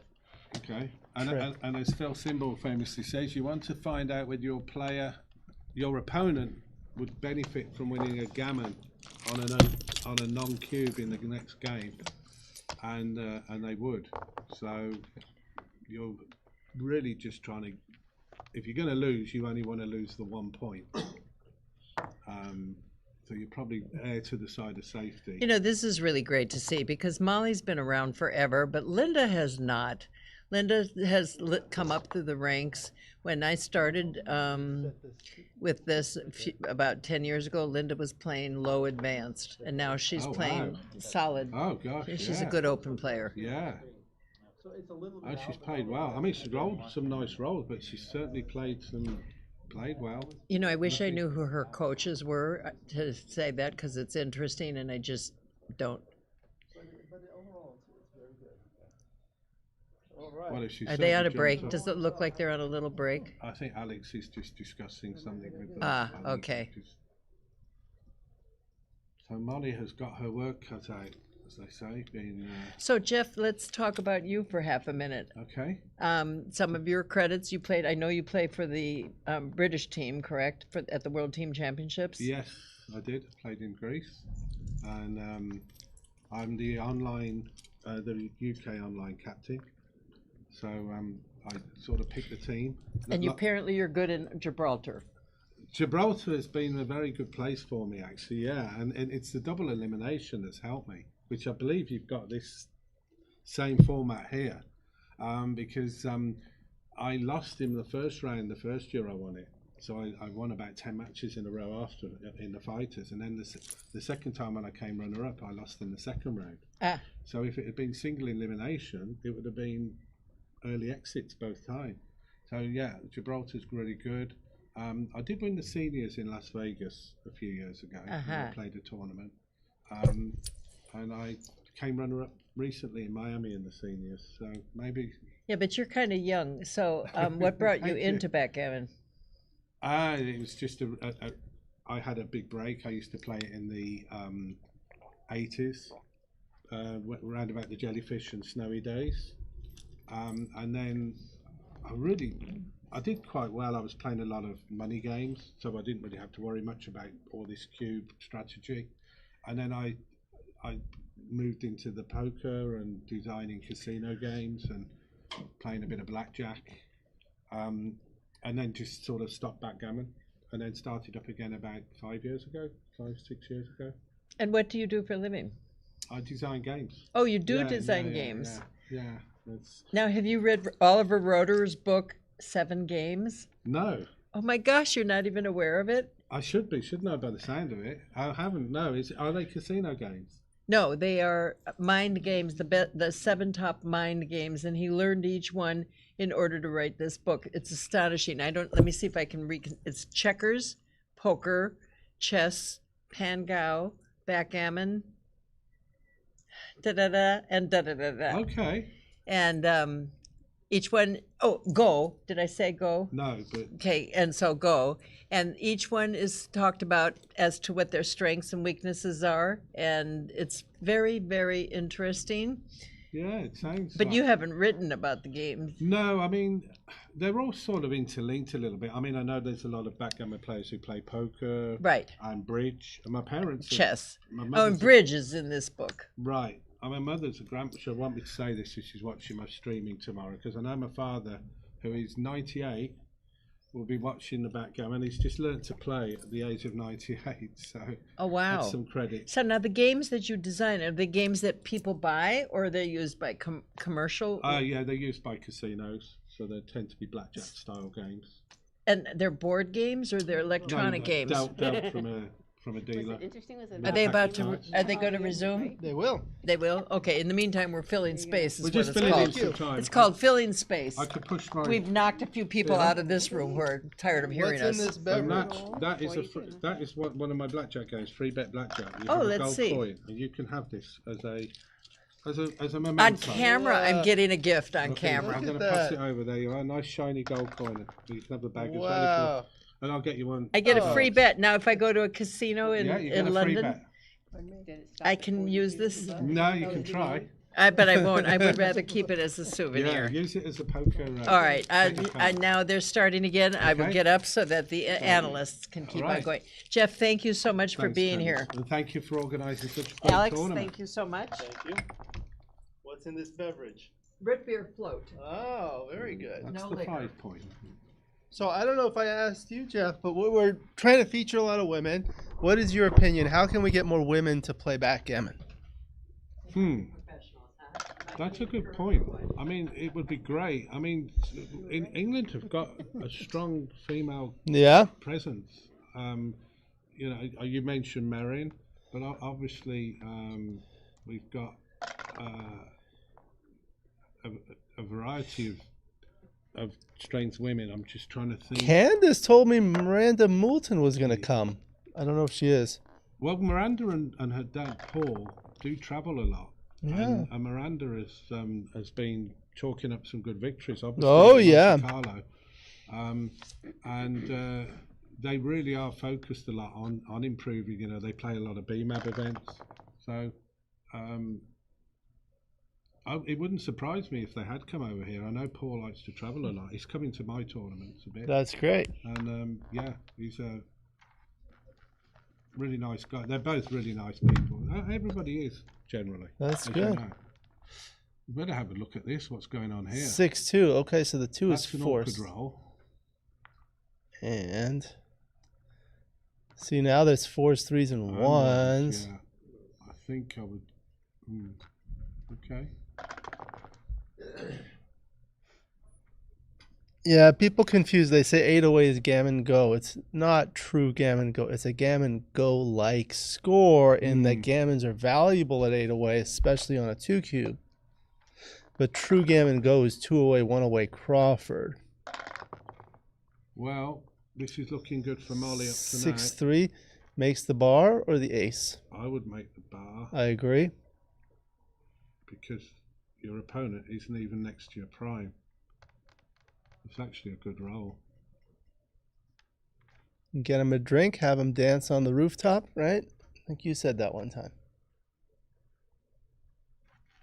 Oh, Crawford game. Okay, so she's saying 8 away, 1 away Crawford is gammon go. Well, the gammon value at 8 away is not the same as the gammon value at 2 away. However, gammons are valuable as compared to at 7 away, an odd away Crawford. So yeah, I call it gammon go like. Yeah. Something I mentioned when you popped out, I said look at your opponent's score and see whether or not a gammon is. Right. Oh yeah, that's It's what. helpful to them, and it is. Oh, Can you hit twice here? You could. That would win more gammons. I agree. I think that would. I mean, if you hit with the 5, then and they anchor up on the 3. Yeah. That's good. Dimitri agrees with the gammon go. So I call it gammon go like, Like, because it's like gammon go, but not exactly gammon. Right. Double 5. Okay. Hope you get rewarded for that. 5-3. Great. Cover. Try to hit another checker. Yeah, you've still got that one on the 20 point. I mean, that pays off the double 2, but you could bring one down. Slot the, yeah. I would have probably come off the bar, but I don't suppose it really makes a big difference. So Molly's looking for a 4. 3-2. So now maybe we'll get off the 18 with the 3. Yeah. And maybe come down 13 to 11. Come down, it'll duplicate some 4s that make the bar point and that True. hit. Yeah. Oh. Oh, that's a little unnecessary. Yeah, bringing it in didn't seem to. Okay, so now 3-2. that's going to make the 5 point. Oh, Not with that checker though. all right. Looking for a 1 or a 5-2 to hit. 6-5. Okay, so you make the bar point. Yeah. She's even pointing at it. Oh, she pointed at it but didn't do it. See, what are you going to do? Leave a direct shot? Primer in. Would you make the bar point here? I think so. I think so. You've got to leave a. It looks like you've got to leave a shot anyway. You don't want to be back on the 24 now though. But what else? Ooh. Taunting the Lynda off the 23 point. Yeah, 9 away Crawford. The gammon value is almost nothing. Yeah. Okay. See, now that allowed her to hit and come out. 2-1. Well, I might come in with a 2. 2 and play the 1 down to duplicate the 5. Correct. So the 5s can anchor on the 18 or hit if you do that. And you've got more numbers. You've got 6s and 5s that will come Exactly. out. I like that. There was someone that was saying he gets nervous about going to the 23 point, but when there's no 8 point, Yeah. you're not priming yourself in. No, there are 2s, 3s, and 4s as well. 5-2. Okay, so you hit twice. Do you hit once? You certainly hit once. Oh, you Like- don't do that, surely. Or do you? I guess the 5 is either going to be that or this. And the 2 will come down. I mean, gammons are costly, not that costly as compared to money at 8 away. Well, that leaves 6 shots, doesn't it, from the bar? Yeah. Double 2s doesn't hit though. Yeah. Yeah. 6-1. In and out with which one? I I think I that's like the to one. minimize the blots. Minimise, yeah. 4-1. Okay. Can do a lot. Into the 6 point. Mm-hmm.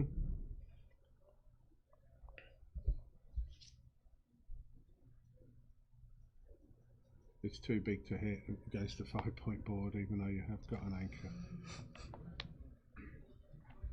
I mean, now that Molly could come out with a. Yeah. Ooh, double 6. 1. Keep it going and go to the 6 point. 2. That's it. And play the other one all the way in.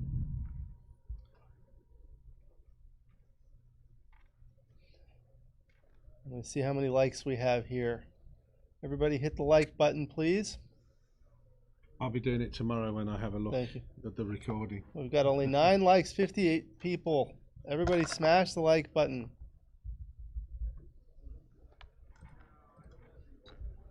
Right, so there's a... Oh, That's what I wanted. now if you make the 8 point, which I think you have to, you've got to clear it. So that might be the only slight difficulty that Molly has now in this game, clearing that 8 point.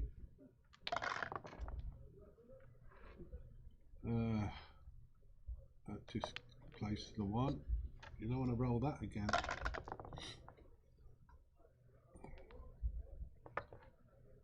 So there are some bad numbers here.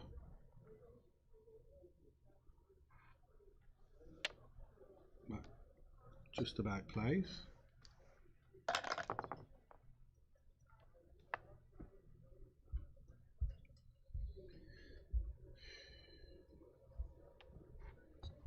Okay, so that's a good number. Molly can breathe a sigh of relief a little bit for now, but there are always going to be some numbers that can leave shots here against the 2 point. 4s don't play particularly well. So, and it'll play this time, but next time it may not. You can take 2 off, or you can play 2 to the 1 point. I think 2 off is the more gammonish play. What do you think, Alex? I think I agree. I mean, No, it's you've got just too safe playing. You can play them both to the 1 point, but I think I would take 2 off. Oh, okay. There's that option as well. So Lynda closes the board, ready for guests if she gets a shot. That will clear the 6. That's a nice roll. Got a lot of people watching in the gallery. Oh, and that's going to turn Crack. the 6 point board into a 4 point board. Okay.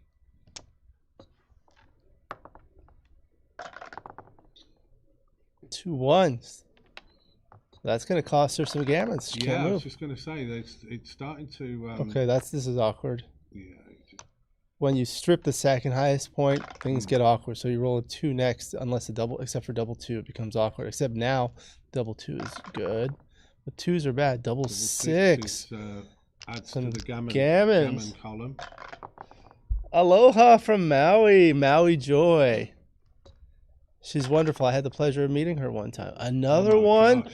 She's trying to win a Oh, backgammon. there is a backgammon on. Like backgammons don't matter so much. No. Woo. Oh, That's a good that thing. could be. That could save it. 2. Unless she rolls any double. Right. So 6. Oh, there are 4, but still any double. Molly needs a double. Alright. Ryan Jarvis is just going to click. Okay, so she just won a single. So that's So 4. 10-4. So Let me see if she puts the post Crawford. There she goes. okay. So Lynda will get an option to. Yeah, gammons aren't. You know that. They're There you go. overrated. Right. Post Crawford. Very good. So will Molly? Do you think she'll cube straight away? You could. That's an ideal strategy, or it's also an ideal strategy to not. I read that recently in Dirk Schieman's book. Because you might get the opponent to pass That's incorrectly. what I mean. So do you think Molly's aware of that? Or do you think I she's don't just- know, but I always wait on these. I actually gained Yeah. almost a full PR point one time in a BMAB by doing that. I think it's an ideal situation in a BMAB because, like you said, Oh, you're yeah. picking up cube decisions for 6 it is. not doing a lot, really. Yep. 6-3. So I would not double this. No, let's see what. But Okay. Give me that beautiful present. Well, I mean, technically you can't go wrong though, doubling. You just No. don't gain from it so much. I've induced incorrect passes. Yeah. Yeah. Thank you, Ryan Jarvis. Pete and Ryan Jarvis, two of my good friends. I think Ryan, if I'm not mistaken, lives in New Mexico, where Molly Anderson is living, Okay. which is nice. You ever been to New Mexico? I know No. you go to Las Vegas often, right? I do. I like Las Vegas. Yeah, it's like I heard- almost my second home. I heard Las Vegas has changed, not as many tourists, all that stuff. Yeah, they're struggling a little bit. I mean, you don't quite get the same value that you used to get, and the numbers have dropped a little bit. Yeah. And of course, when numbers drop, prices go up even more, and it's sort of a bit of a vicious circle, really. We're having trouble restoring a tournament, a backgammon tournament in Yeah, Las yeah. Vegas. Yeah. I'll have a chat with John about that. Rory was trying to set one up there, Yeah. or he used to have one. Yeah. Yeah, I played in it. I think it's John Rockwell, is it? Who's trying to? Well, John Rockwell is helping Rory. Yeah. Yeah. But- I'll have a chat with John before I. Oh, John Rockwell. Yeah. So 5-2 is. Okay. I might step up with the second one. Yeah. 5-3. So There's a lot of points you can make there. You can make the 10-point. kind of like the 10-point. It unstacks the midpoint. You can make the 3, but I'm not so keen on that. I think I like the 10. You can actually hit on the bar as well. Oh, so Ryan, you've played Molly. That's great. Decided So you to hit, and okay. just hit back.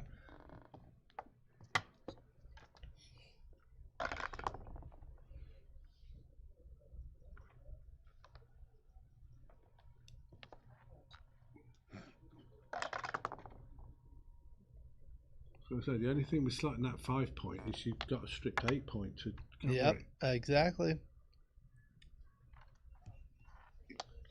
Okay, double hit.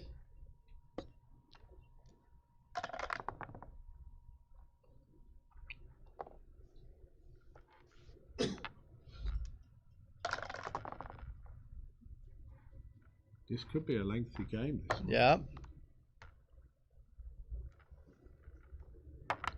Yeah. I often hesitate to hit behind an anchor, especially when you're like reducing that point to only 3 checkers. Yeah. Now I cover. That nicely brings another checker into the zone, unstacks the midpoint. Oh, so Maui Joy is having trouble hearing you as well. So maybe just Okay. project a little bit more. I should get a bit nearer to the microphone, Yeah. I guess.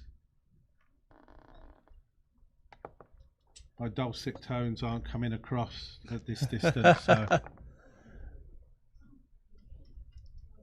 So what Oh, we got? maybe Remy wants to come back. Yeah, well, Remy can. I've got a Oh, you probably got a got match? my next match in about 10 minutes, so I need to just sort of Okay. psych myself up because it might be Roberto Litzenberger. I don't know Oh yeah. what the result of the match. We had a fun chouette when I was in Miami, so hopefully we'll have a fun match. That will be nice. Let me check in with her.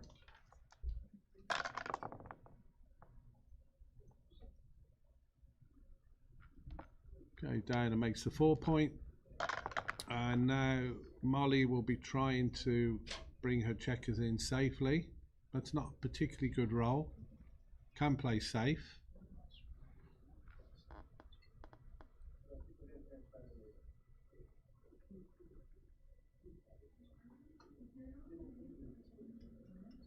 You can come down to the 9-point, and you can also do this, leave 6s.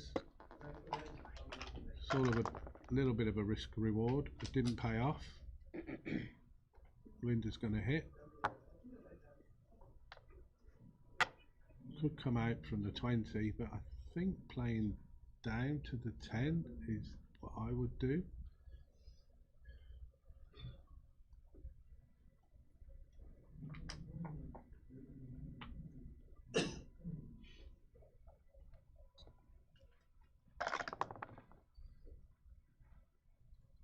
And that's not going to hit anything, so I think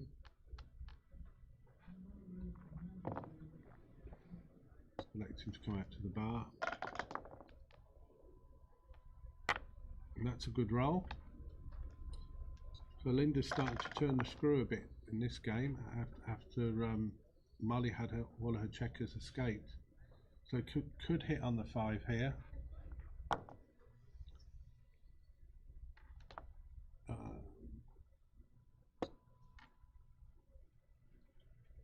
decides not to.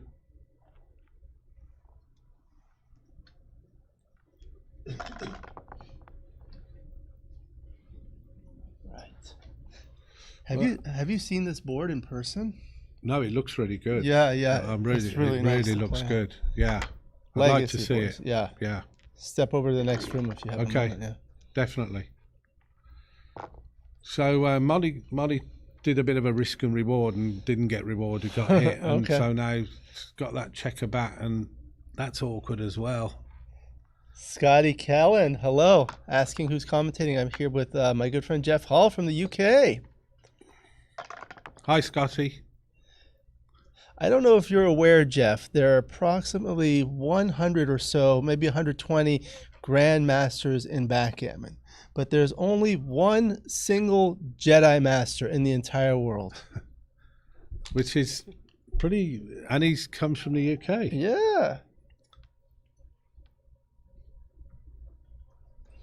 I enjoy watching John. John's a good guy. He's been to my place a few times, and I remember he yeah, showed me he's that nice. picture. That looked like a Yeah, lot of it's- fun. Original. I mean, when you've got a personality like John, you have to be able to take a little bit of flack as well. And fair play to him, he does soak Yeah. it up quite well. Yeah. Marcy Kosar says she must say, I prefer a board with no large logo in the center. It is nice to advertise, but I put the logos at the upper right, you see. That way you can see the dice, you can see everything. Thank you, Marcy, Wow. for your comment. 666. Well, that hits on the 5 and makes the 2 possibly. Yes. Is that less shots than if you just play to the 11? That leaves 6s and 7. I think I would. If you hit on the 5 and make the 2, then The return 4s are duplicated. yeah, I think I like. I mean, obviously it gives 5s, gives some 4.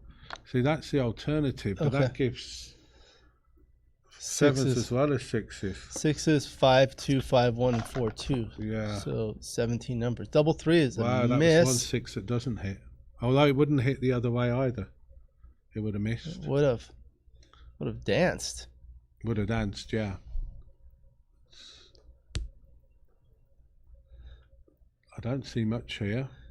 You make the ace point and make another board point. I don't like particularly make. I mean, that's an option. Isn't But it? like, where are 4-point the board. checkers gonna go if Well, you exactly, don't? yeah, they're just going to stack up on that bar point.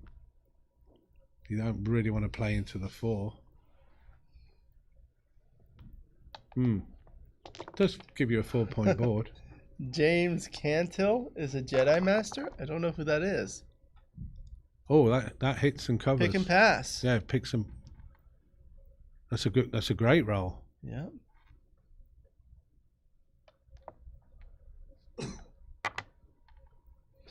You know what I didn't ask you about? I wanted to ask you about the recent McGreal Cup. For the people who are not familiar with it, what is the McGreal Cup? It's obviously in memory of Paul McGreal, and it's an annual event that started, I believe, around 3 years ago, 3, 4. It's an online event. It has teams of, well, we had a team of 14 players this year and 12 last year. 14 last year, 12 the year before. There's a mixture of events. There's regular 11-point matches, there's Backgammon matches, there's DMP, there's doubles. It's run over a weekend.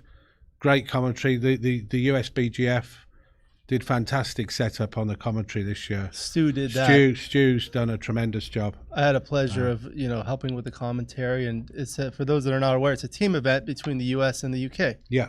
Yeah. And Rory Pascar and Joe Russell are captains of the US. I'm captain of the UK. And Rory and myself have a little bit of banter, as we call it, going on. Unfortunately, the UK succumbed this year to the US, but we are already looking at ways to reverse that next year. All right. And it's going to be a big year next year because obviously it's the 250th year of independence. So Oh, there'll be is it? there'll be some sort of 76, that's right. yeah, there'll be some sort of. I think the McGreal Cup will be even bigger than it has been. I had a friend one time celebrate Independence Day by visiting London. Okay, right. Yeah. What do you Yeah. think? Somebody asked me once, they said, what do you do on July the 4th? And I said, nothing. We don't celebrate it in England, obviously. I love it. I love Thanksgiving, though, over here. It's I have a fantastic friend from time. Turkey. I asked him, what do they eat on Thanksgiving there? Oh, right, yeah. No, we don't. Yeah. I spend a lot of time in America in Thanksgiving because I love the time of the year. great. And so I end up cooking quite often. Ooh. Shun says, what is a Jedi Master? Oh, gosh. It's someone who's even better than a Grandmaster. Or at least believes he's better than a Grandmaster. Ooh. How'd you play this? Did you just Maybe bring them just in and three take in. off? Yeah. I mean, See, now you're going to get created yourself stuck. yourself an extra point there to clear now. If you're going to do this, I make the ace point because now if she runs... Yeah, I mean, I think I would have just come in. I mean... Okay. Gammons are nice on a 2 cube. 6-5, 2 in. I don't see many gammons here. Keep looking. You might find some. 4-3 is awkward. Could bear one off. Could take one off. Yeah, play 5 to 1, take one off the 3. The Backgammon Walker Cup.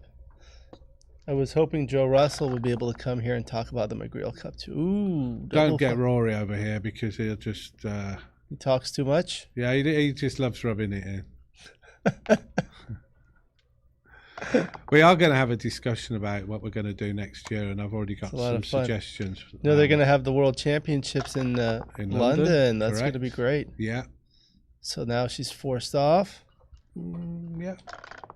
And that's going to be Okay, so one she'll away. get 2 points. 1 away, 5 away Crawford. Post Crawford, Post rather. Crawford, Sorry. it's already, yeah. 6-4 comes in. Is that right? Doesn't I matter. think so, but it doesn't matter. Sort of inconsequential, really.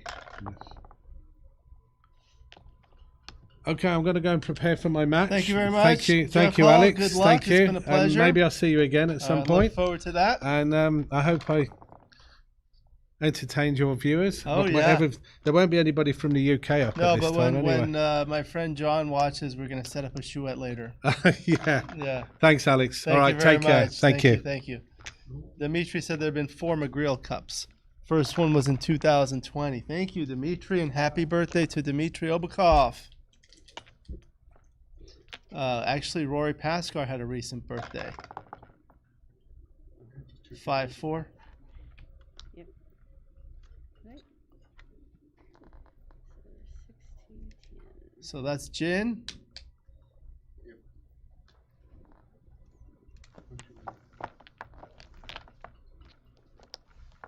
Where can you find rules for chouette? It's hard to find rules for a chouette because every chouette has their own rules. There's a lot of club variations. Yeah. That's the rules.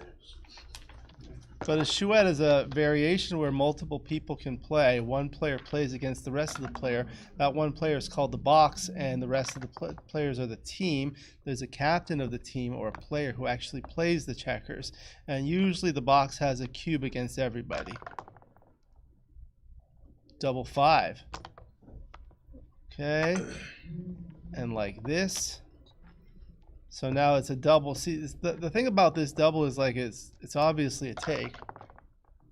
There was no cup in 2021. Okay. 2-1 comes in and hits. 6-4. I'm gonna see if we can get another match. I'm probably gonna have to go because I'm doing. Oh, it didn't update the score. Let me go update the score.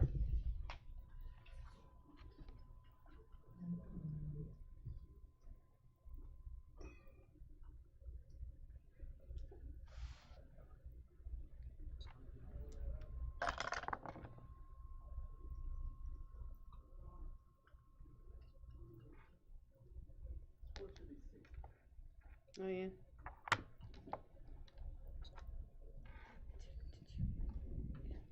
Doing everything else. Look, worry about you. Too many things. Okay. You're done, correct, Molly? That's, yeah, it's mine. If you're done. Yeah. Okay.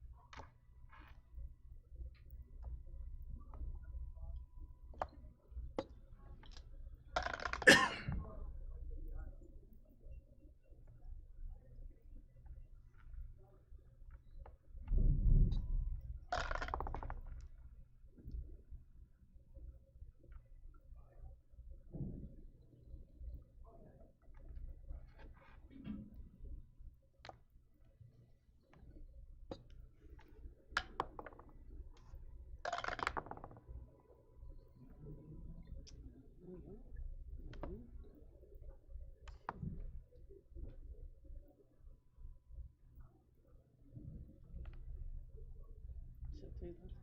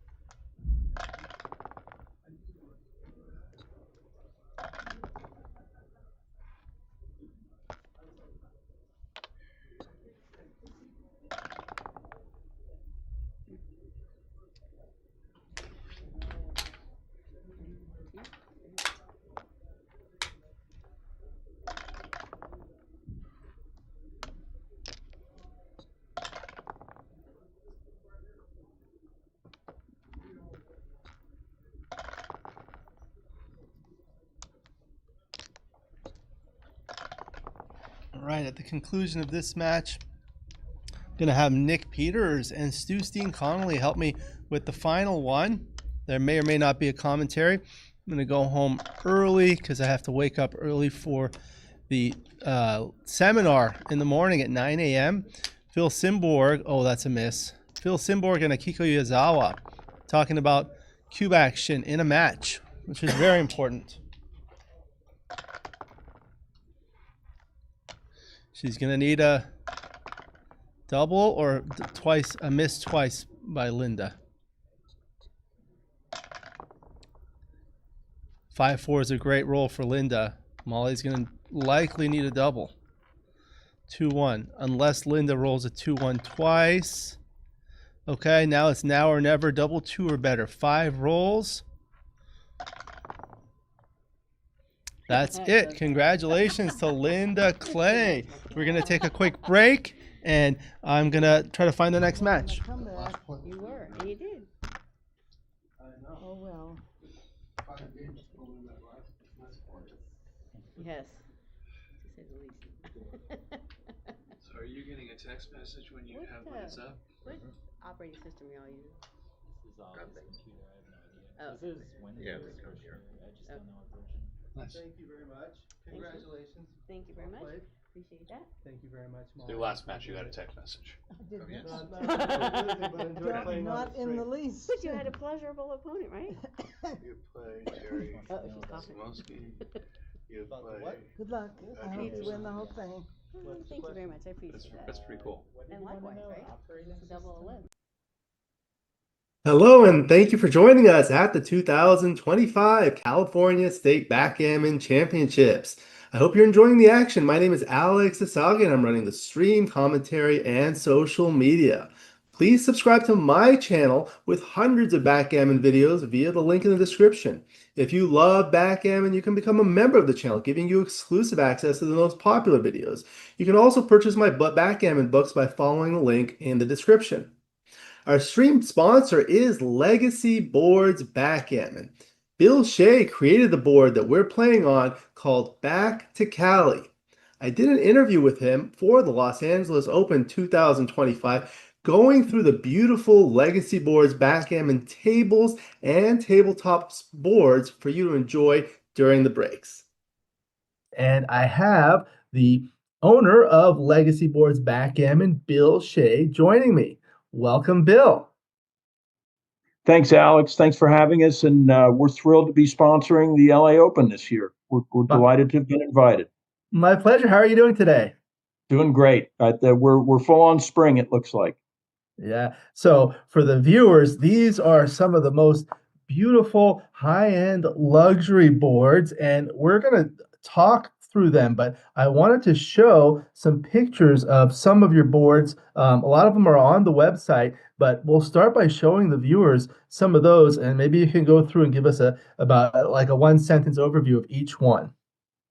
Absolutely delighted to. Yeah, this is All Hands. It's a beautiful poplar piece with really striking playing field, blue and white, and then dark blue. It stands out. It's absolutely beautiful. Great little piece. Blush was my wife actually made Blush. It's got a little bit of crocodile in there, and again, playing pieces and dice and doublers that beautifully accent the leather and the playing field. Canyon. Canyon is a sycamore. It's a pretty unusual piece of wood, but just amazing. The wood's the star of that show. Citron is another heartfelt piece. Just really beautiful colors. It'll stand out in any room. It's a great little piece to play. Clean Slate's another one. Very sort of regal colors, burgundy set against that gray. Really nice little piece to play. This looks almost similar to the board on the stream.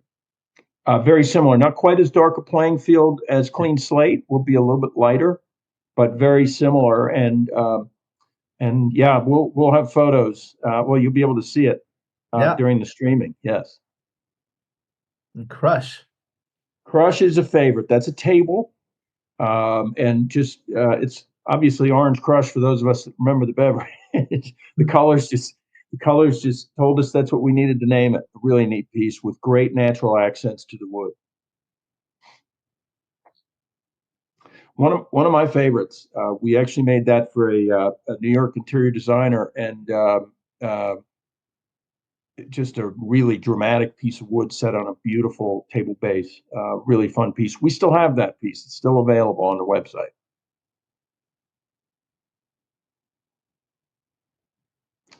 Envy, it does just that. It just you're going to be the envy of the tournament playing in that one. Really neat little piece. Again, we throw some croc in there that just accents really nicely. And Frank is another favorite, where when we bought this piece of wood, we didn't quite know how we'd do it, but we literally had to stitch it together due to the natural checks, they're called, but the cracks in the wood. But what would result in is just a striking, also a table, coffee table, really striking accent to any room, and neat little piece to play. Yeah, we were talking about that on social media. It looks like almost the shape of a football or something like that. And it's, I guess it's not an ideal for one person to sit in one direction and the other to sit, but this is more of a piece of art for me. Well, I'll take that and run it. You know, when you sit at a table like that, you actually sit above the table, so that I'm losing the word, but the irregular shape of it really doesn't affect you that much when you're playing it. No, it really doesn't. We've played it, and but what it does, to your point about, we hope somebody does see it as a piece of art, but maybe a good way to sort of introduce the stuff we do. But we really try to maintain. That's from the crotch of a tree, which you can see on the right side. That's a big growth coming off the tree, a trunk coming off the tree, and what it does to the wood is really tough to match. It just gives incredible accents and colors, and just an explosion of colors. And then we were able to tie in the bow ties, which just offset everything and really, again, accentuate the natural aspects of the wood. But again, a striking playing surface, very visible, very easy to play, and really fun little piece. Are the bow ties decorative, or do they keep the wood together? They do a little bit of both. You can play with them from a decorative perspective, which I love to do. It's a little complex to do them, and you risk the wood doing them, but they do stabilize the wood a little bit. When we buy our wood, the wood's gone through a lot, and it's all designed to remove some of the natural flaws, some of the natural elements that a tree goes through before it's cut down. It dries it and stabilizes it, but it also, as it dries it produces the cracks a lot of times, because the moisture comes out, the wood cracks. So we use the bow ties to stabilize it a little bit more and make sure that in a piece like this, it's not going to come apart, or continue to dry and get worse in those cracks. We try to leave it for its natural beauty, but up close and personal, it's a really fun thing to be able to add those artistic elements and stabilize the wood at the same time. So it's a little indulgent. Very good, very good. Go on to the next one. Gramercy was a piece that we did to sort of show off, and it needed what are called splines. Those are, again, to stabilize the wood on the left side. Those are two very small checks, but maybe a better example of, let me be a little artistic in how I stabilize the wood. And there's actually more of those on the underside. So a lot goes into that, and probably, you probably got 15 to 20 hours worth of work in stabilizing the wood before we even start making the playing surface. So a lot goes into that, but the result is a really neat, striking added accent to a backgammon board. Next one. That is Hang 12A. It's got a shape it's a cherry slab, and most often the wood and the wood's accents, we don't start on the leather until we've finished the wood for obvious reasons maybe, but we obviously don't want to get any of the finishing materials on the leather. So by the time we put the leather in, the woods told us what kind of leather we should use, what colors. And this certainly did that. But when we were finishing the wood, it took on the shape of almost a surfboard, which LA folks know those well. But sitting on, it's a table. It's got really neat, very contemporary legs, but it's got a rounded edges on both ends, hence the Hang 12 name. Most of us remember Hang 10, but a play on words. Yeah. High roller. High roller is it's a bar height table, and in this one we were able to bring in some really neat leather. You can see there it's almost, folks familiar with cowboy boots know it as verdigris, but it's that stitching on a cowboy boot, and the leather has that accent in it, and it really gives it a very sort of masculine, cool feel to it, and the leathers, the gray and the tan leathers, just fold in beautifully to the wood and to that verdigris playing field. And then we can have a lot of fun with the checkers, as you see we did there. Right. Lucky Strike's a brand new one. My wife made that. My wife makes boards right alongside with me. Retired nurse, so to speak. She's too young to retire, but she's doing this. But her color sense is remarkable, and it's a beautiful little piece. It's a black walnut, but the playing surface is just explosive. It's so pretty, and then the checkers really accentuate it nicely. Mistress is another favorite. It's you talk about colors integrating to the wood. This one, again, we finished the wood in advance of using the leather, so we really were able to maximize the look and the coordination of the leather integrating to the wood just magnificently. My wife made that one as well. Really pretty piece. Also a table. Now this one is probably my favorite one out of the slides in this deck because of what's called the live edge wood, the Nautica. Tell us about that, please.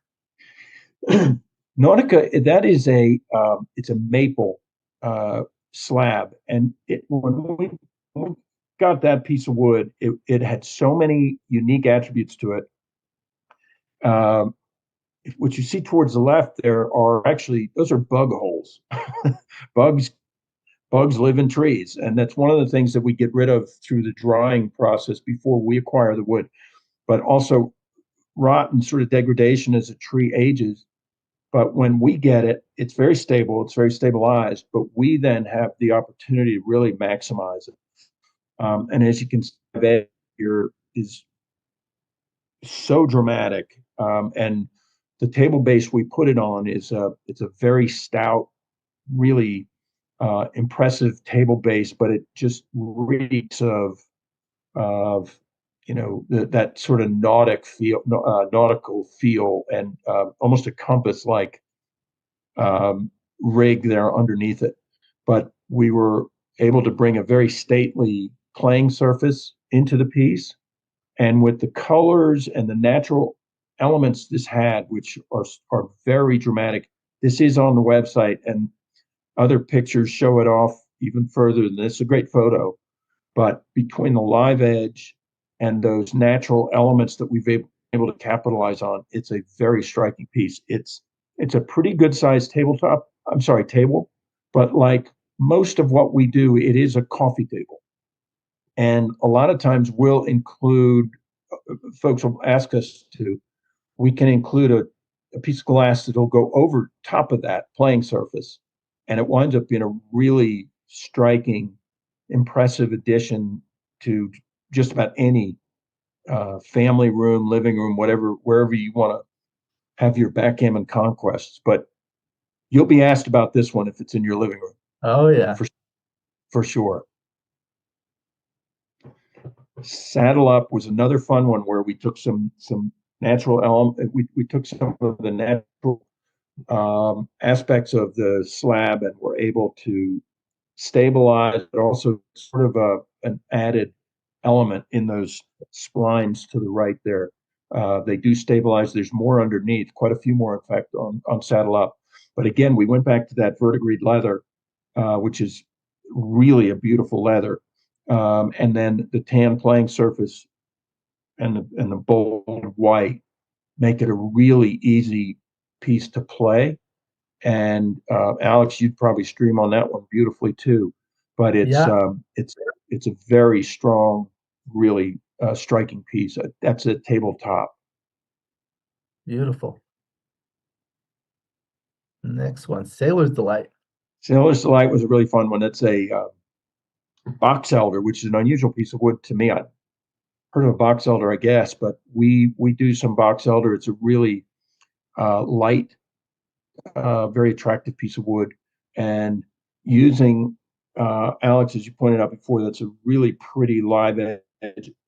When we do a live edge, a lot of times we'll finish them off. And I'm probably getting more long-winded than you want me to, but we try to keep live edges when they're a really striking attribute to the wood, and this one does that really nicely. Nice little tabletop. Yeah.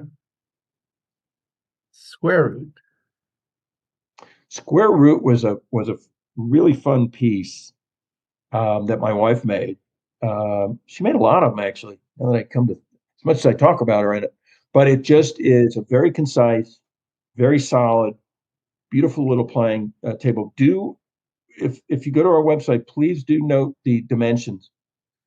This is a smaller table, so it's probably not a tournament table, but it's a very manageable size. It's mobile. It can be moved around the house. You can put it in the car and bring it to your local club to play. But one of those pieces that it's going to get attention. It's a really pretty little piece. Storm. Storm was another really fun piece. We went back to that verdigris. You see, it's a favorite. And again, we used a poplar slab that is such a pretty piece of wood, very easy to work with, really nice weight to it as well. And just the colors, poplar comes in with a lot of gray. And when you see us using poplar, we're probably going to have some gray in the playing surface someplace or in the checkers.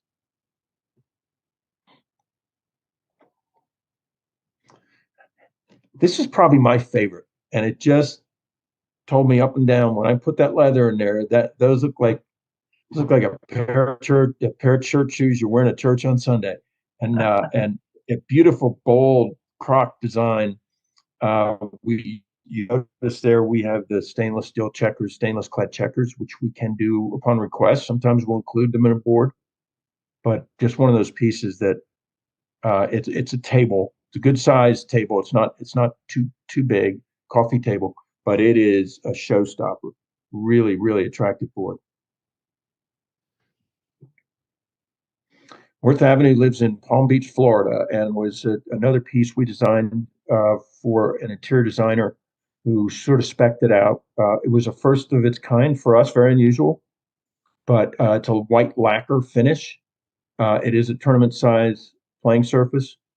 As you can tell, that piece would fit. We now have that as part of our repertoire. And that will fit in just about any decor you can come up with. Really pretty piece, standard table height, which is about 28 inches, and then a tournament size board. Really neat piece. Great. So very thorough, Alex. Yeah, Thanks that was a real walk through the inventory. Yeah, my pleasure. It was a great overview of the beautiful boards. And before we move on, I wanted to mention that the streaming board will be auctioned off. So if people are interested in that, there will be an auction. And if people want to order a board during the tournament, there will be 10% off. And there's a link in the description to Legacy Board's website where they can order it. So let's talk a little bit about legacy boards. When did you start making legacy boards, Bill? I'm about 12 years into this, Alex. It was you'd asked me the question. It was a fluke at first. I made my first board, which is right here in this room with me. But it was funny little anecdote. I made it, and when I put it all together, and I got the checkers came in, and my son and I sat down to play at this nice big board, and I realized, and everyone's gonna laugh at me when I say this, it only had 20 points. So there was 5 points for each part of the board. And it was such a showstopper moment. In front of my 12-year-old, I had all kinds of things to say, but I bit my tongue. But I was able to fix it, and we still play on our first board. But at any rate, it got me started, and actually leads me to the not only the origins of what we do, but the kind of why we do what we do. And I got into the live edge business after Hurricane Sandy. A buddy of mine up in New York lost 200 big old hardwood trees on his property and sent me home to North Carolina with a piece of this wood. What in the world am I going to do with it? And I had the idea, I might make a really cool backgammon board. So I tried it, and it actually came out really well. My oldest son has that, which leads me to my second point. I thought, what a cool thing to make one for each of my boys, and three of them were attaché boards, folding boards. And really the only unique attribute of that was that your dad made it for you. And the fourth one was the live edge slab. But I thought what a great thing for them to have was something that their father had made about a game I had taught them, and what a great legacy that would be. And so from that, I thought, I learned from my mother. She learned from her mother. What a cool legacy, and it's still going. So it was very important to me to signal that in the name of what we do, legacy boards. And I hope people see that and sort of get bitten by that same bug. What a great thing to have to teach children, nieces, nephews, whomever, friends, and pass this game along, which USBGF tournaments like this one, Alex, what you do in propagating the game, it's really exciting to see how many people are working hard to propagate this game and get more people into it. So we're all about it, and so much so we named the company that way. Yeah, and what I really like about your boards is it's not the average board. These are very luxurious, high-end, beautiful boards, and it's just a pleasure to just look at and play on. So we'll take a look at that some more. This is the website.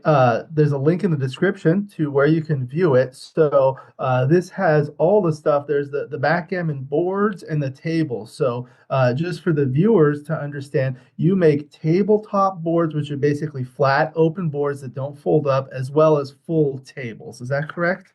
Yeah, we make primarily coffee tables height. Coffee table height was about 20 inches roughly.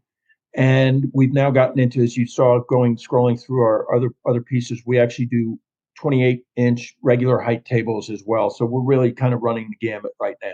Yes. So and whether go ahead. Go ahead.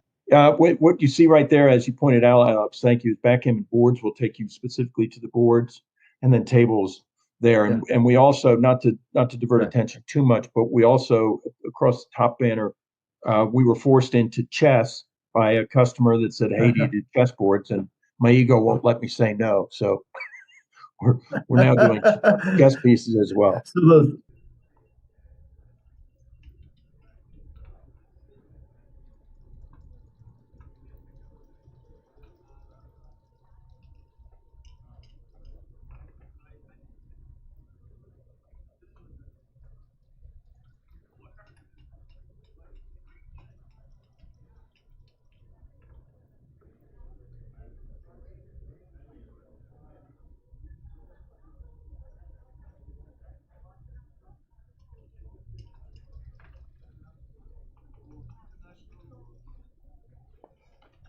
All right, everyone, we're going to have one last matchup. Geoff Hall from the UK playing the blue checkers at the top, Roberto Litzenberger, the red checkers at the bottom. Round of 32, undefeated. Probably not going to be commentary. I'm going to go home and get some rest for the seminar first thing in the morning. I hope you enjoy, and I'll see you guys tomorrow.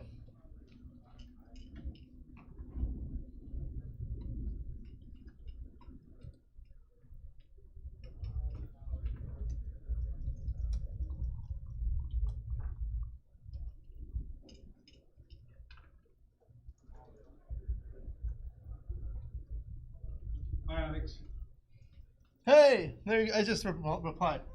I'm going home, Oh, but they'll be there. You're gonna be playing the blue checkers, Roberto the red. okay. All right. So is anybody gonna commentate or not? Possibly. I've got to go home because I'm doing a seminar tomorrow at 9 Oh, p.m. so I please. get some rest. I don't blame you. Yeah. Okay, well.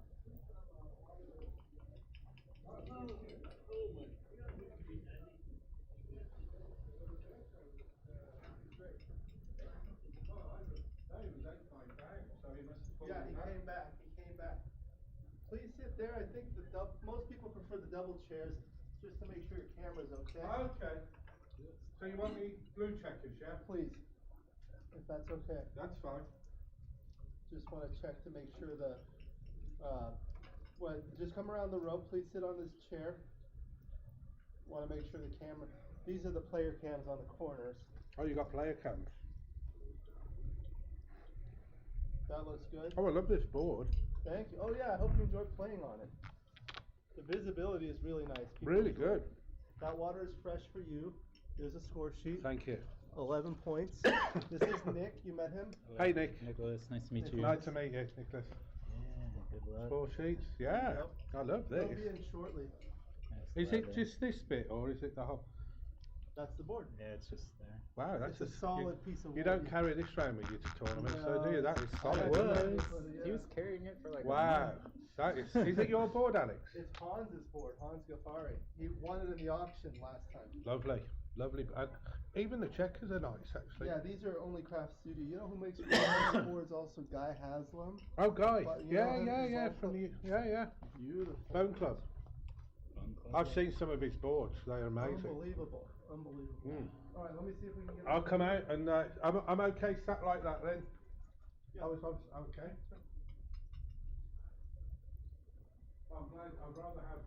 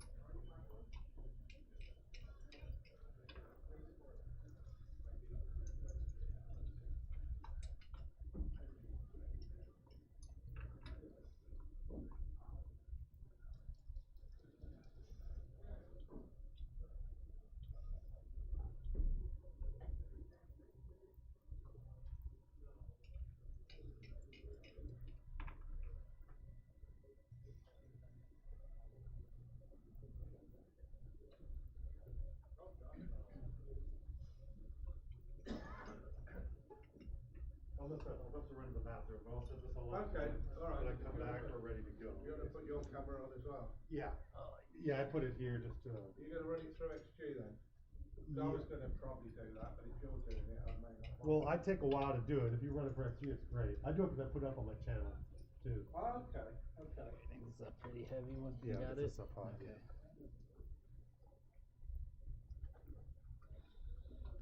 What kind of camera is that? This is the Yi Action. That's the one 4K. that Ben was using. Yeah, we all maybe. use these, but they're like out of print. So Yeah, he said, but they do larger file sizes or something. what they do is not they make them longer. Right. Longer file So sizes. it's They not- don't divide them up into like little segments. And It's like a fat 32 thing. I think. and it does a big file and it does a small file, and we use both. So when we Oh, upload like it to YouTube, we use the big file, and the other one's for Oh, like are you- phones. Do you And then when we posting send on stuff, BMAB? yeah, I'm the league organizer. Oh, okay, cool. I played in that. Oh, you played? Wednesday, What's your yeah. name? Nicholas. Okay, cool. Yeah, I saw someone. You saw my blunders. No, I mean I saw your name. I want to see the footage for sure. My Oh, friend I has know. a YouTube or an Instagram account where he likes to put interesting positions and do all the Yeah, options. I'm Cafe Backgammon. So if you ever How do you spell Google that? Cafe CAFE. CAFE? Yeah, so if you go to YouTube app and just search. Oh, on Cafe. YouTube? Cafe. Backgammon, yeah. Or just Cafe Cafe and it should pop up, yeah, Backgammon. And both of them will come to the same thing. Yeah. I don't use Instagram, but you can, so this is where you can find my email. This is where I put up all the, this is all the stuff I like to play with stuff in Miami. See you tomorrow. All right, sir. 4 per day. It takes a while for them to get up because I actually process them to make them look kind of like this. Because when they get sent to these cameras, it's all kind of all over the place. But I square them up so it kind of looks like this. Yeah, because they were not squared up. It was like, The main thing is, and actually, Is this match about to happen? he likes trying to get close but off. For me, it's even easier to show the way. You want to commentate? You don't mind? Yeah, I can do that. Square it up, it looks great. But you I can't really see all want to from improve this. Was Let's talk after the, I gotta run to the bathroom and come back and play. I'm not trying to cut you off, but. No, it's fine. You're gonna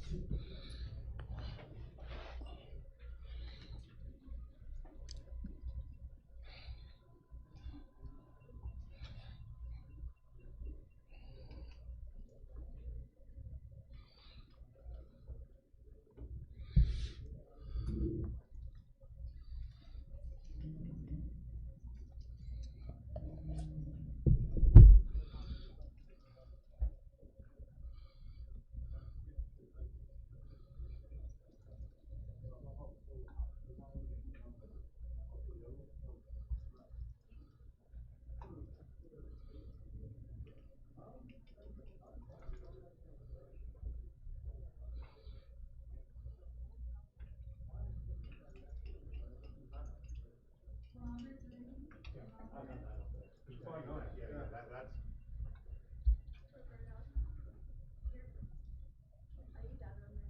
I am. I'm gonna play speed. I'm all done. I should.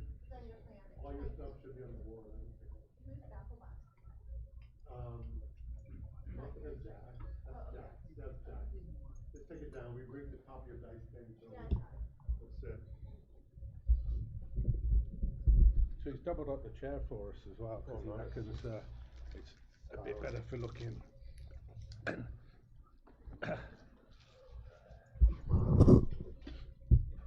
hope you can hear me. Welcome to the undefeated round of 32 at the California State Backgammon Championships. We've got Geoff Hall from the UK, who I met earlier today, and Roberto Litzenberger from the fine state of Virginia. If somebody can hear me and say, hey, I can hear you in the live chat, that'd be helpful. You happy? Actually, I just heard myself, so. I prefer to roll. Okay. Do you want to roll? Yeah, I don't mind. All right, I'm Richard Stubbe. Good match. Good match. That's Geoff on top. That's Roberto on the bottom. And we're off, going to 11. Standard 3-2 for Roberto. Hi, half decent. How you doing? Wish you were here, Ian.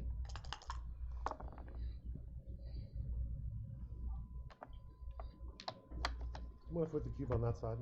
Yeah, go ahead. I think everything is going to form so far.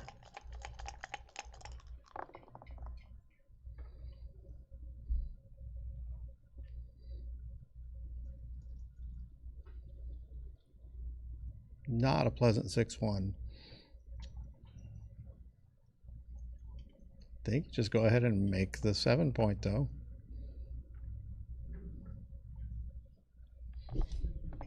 Nope. Okay. 13-6. Sometimes you have to be boring. 3-2. Roberto will lock up the 21 and move down.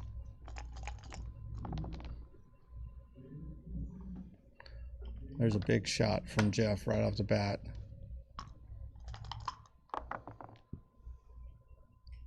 Okay. Pretty sure in with the ace and down. Oh, no. In with, okay, and slots of 5. Double 5s. So that checker that is on the 14 can go to the 9 but no further. Obviously the checker all the way back is not, and I think you're looking at just moving 2 checkers 13-3.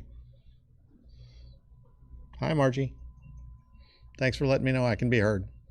Let me know if there's any issues with the volume. Not that I know how to fix them, but okay. 13. Oh, I like this play. Although, if you leave the checker on the 9, I mean, Roberto can hit it for free. He doesn't have to give up the 21 because he's got a spare on it. And he does hit. Yeah. Oh, it's cocked. Ah. Yes, you got the right number. Second chance, and this time he misses. So the ace, clearly building the deck there, and then coming out with the 6. And that gives him 2 builders to bear down on the back end of that to grow that prime. Okay, there's 2, and I assume the 6 will play inside, like so. And now Roberto would really like 6-4, double 4s. Oh.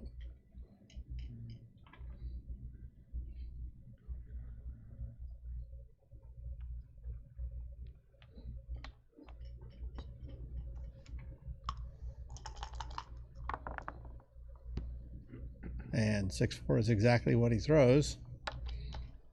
Not much time spent thinking about that. So now you got a beautiful 5-point prime for Roberto and fairly easy escape. Checker in the back can't move. So you go 8-2. Roberto at least look at a cube. He didn't look at it very long. He moved it.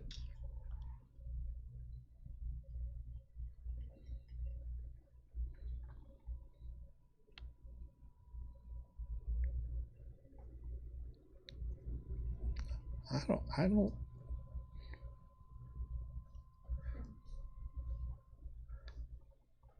don't think this is a take. Geoff obviously giving it a good close look.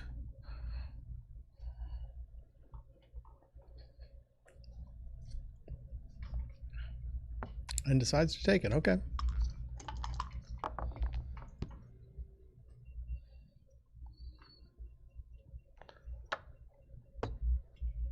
Okay, Roberto slots the back. He can do that because there's 2 loose checkers in Geoff's center board. And the 2-4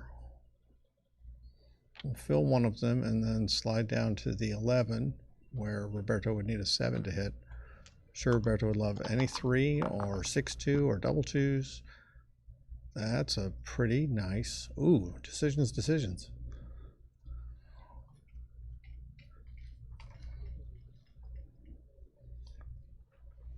1, 2, 3, and now we get to the hard part.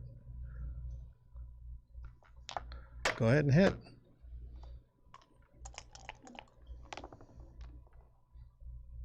2-5 is in with the 2, easy 5.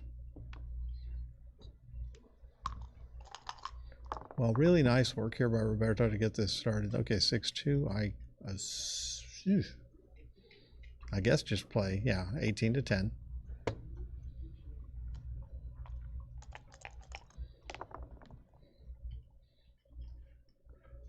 Geoff's double 3s, ordinarily you would just plop them down there, but I guess what? 1 down to hit, cover the 3, and so 13 to 7, 13 to 10, 6 to 3.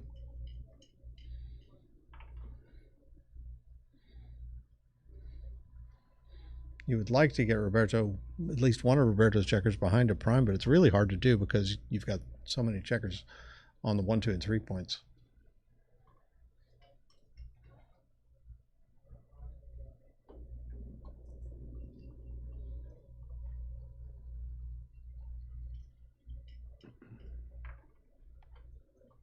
I could just play over with the 8 to 5 twice. No, yeah, no hit to me. Yeah, I think. I mean, this is very tempting, but it's if Roberto bounces, Geoff has to move, and if Geoff has to move, Roberto doesn't have to move.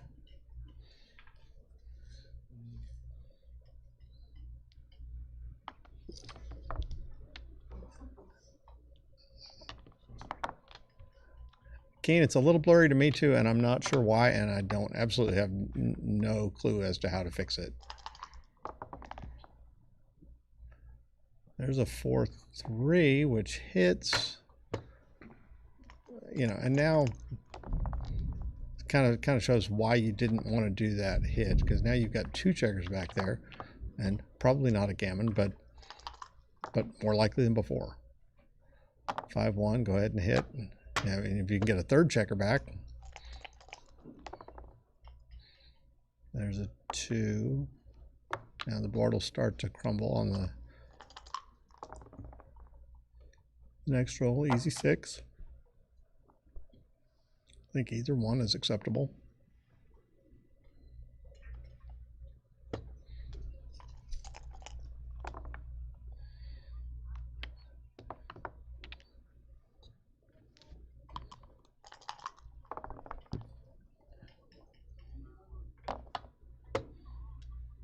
Tying the record with a 7-point prime. 6-5 goes nowhere. 5-3, I think.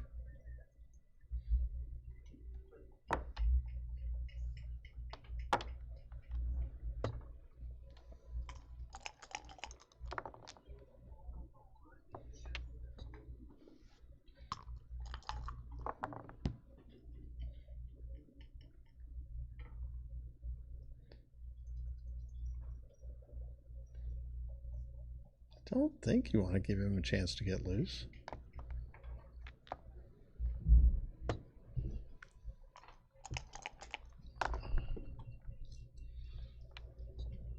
Board's still holding up because Geoff keeps throwing 6s. Double twos will come around to the. You don't really want it 6 away. Kind of an awkward number. I guess you're going to live with it 6 away, but.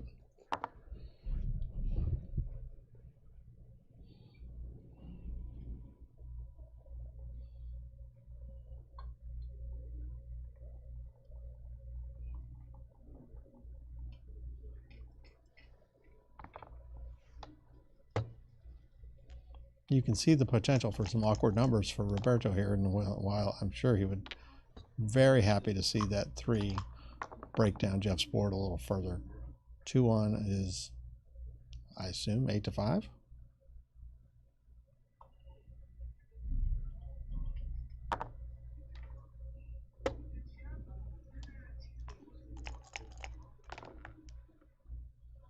Six, 4. Okay, now the 5 is clear. 2-1, probably just play 4-1 and see if you can get a little further breakage.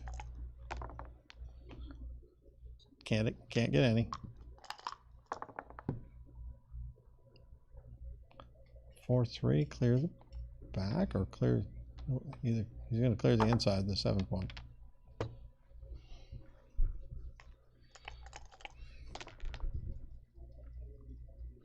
And what a great choice. Dice on checkers are good in this tournament, so 6-2 though, so he's only got to play the 2.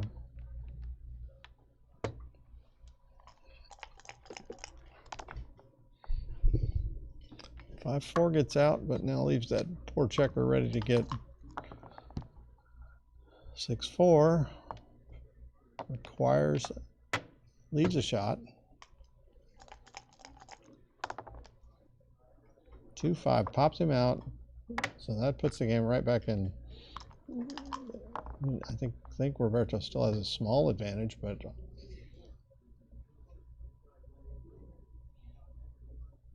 not anymore, not after bouncing.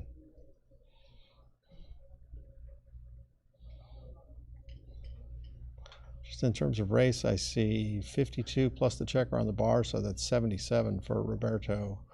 And 10, 24, 26, and 32, 58 for white. With a lot of wastage on that ace, so you probably add 6 or 7 pips for that. A little hard for me to think that Geoff would throw the cube, but you've got to think about it.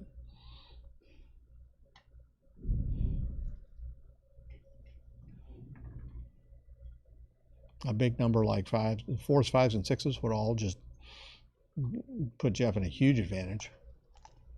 But he's going to, all right, yeah, he's going to, 3-1 is not that number.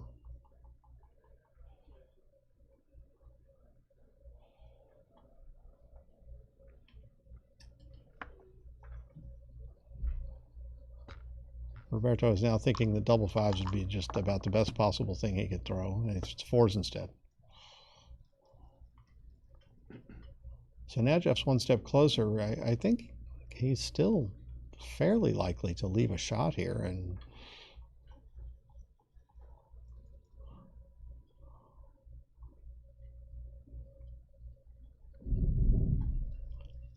$54.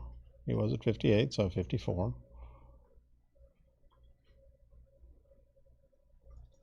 And Roberto's still at 77, and you need to add a little bit more than that because of all the bounce numbers that he has.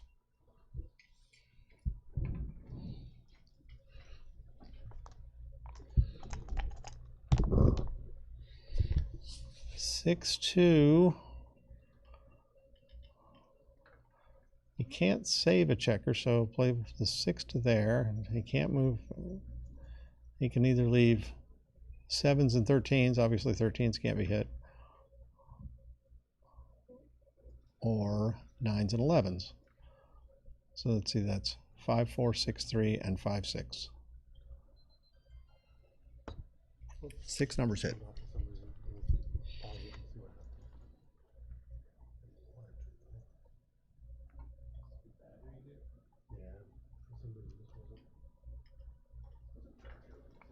I'm not sure what Roberto's doing here. It may be that his camera is not doing what it's supposed to be doing. This looks like a technical issue and not a backgammon issue. Can't help you with the Guinness if that's the problem with your stream.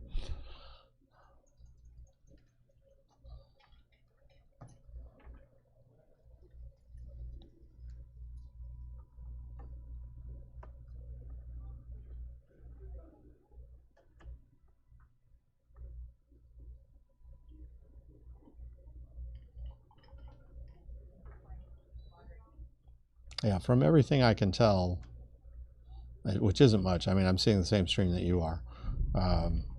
It looks like Roberto's trying to fix some. Ah, there's his hand.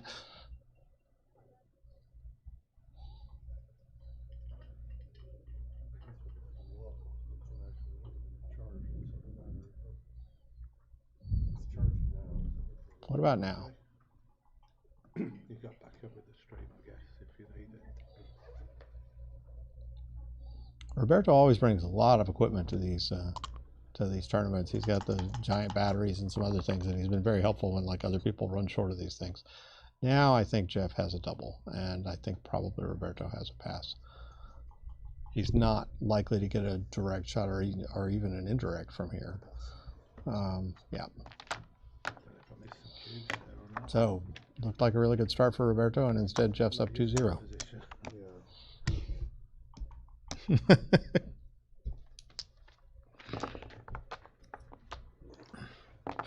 The screen really is blurry. It may not be Keen's issue at all. Yeah, that helped.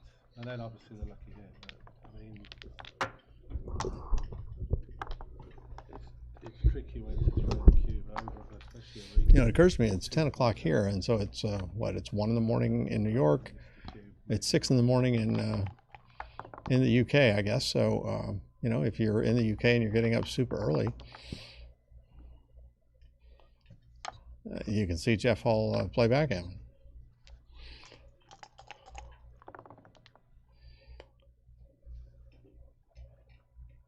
Yeah. So Roberto makes the aggressive play with a 2-1, and all you really want is a 4 there, and now you closed. Ooh, I think you. Oh, well.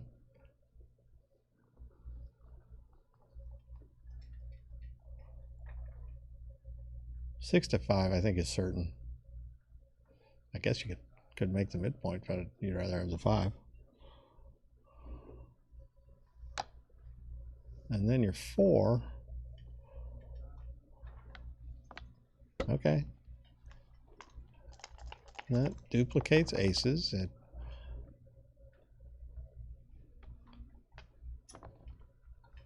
13/5 parentheses 2. Close parentheses.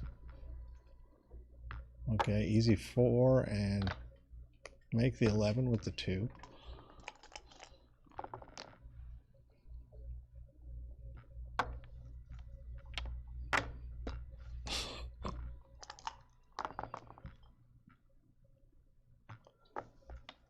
Three. Hit with a 3. Maybe bring down the other 2 from the mid.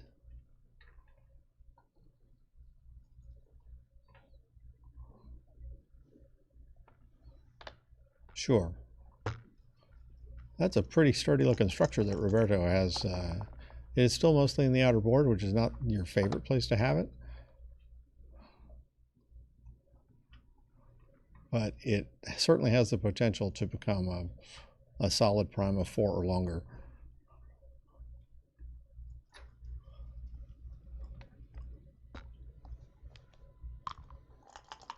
Okay.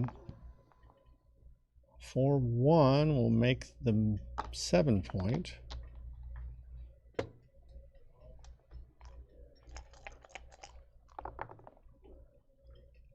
And 4-1 for, I don't think you can hit on the 3 here. Your board's not as good. You don't have really great escape possibilities for your back checkers. I mean, I think you're, oh, he is hitting though. That's why he's Geoff and I'm me. 2-5 will, I assume, come. We're doing it to 5, Roberto.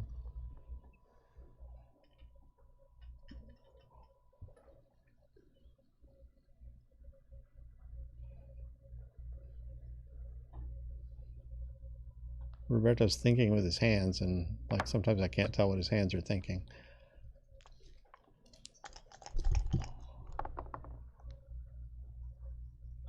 Four one hits and covers. And now Geoff has. I mean,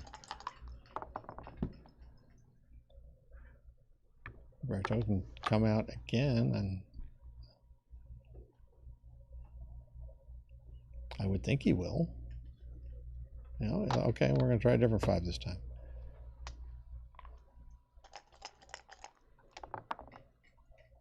Six 4 is going to make the 2-point. So that is a beautiful board that Geoff has built, but he has not solved his problem of getting his checkers out. I guess you play the 2 to there. That does leave you some numbers, though. Let's see, there's some 7s, 4 7s. And I guess 4 8s, but that's not one of those numbers. 6 is going to come down, and I think it's got to keep coming in. Yeah, those back checkers are frozen.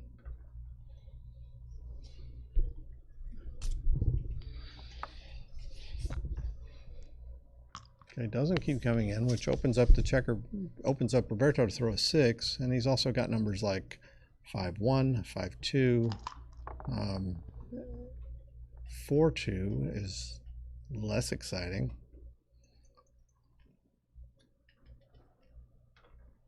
I think that checker has to come off the 9, but I'm not sure where it should go. And then the other checker has to come off the 10, like so. That leaves 2-6 and 3-6 that would hit. Geoff does not throw 2-6 or 3-6.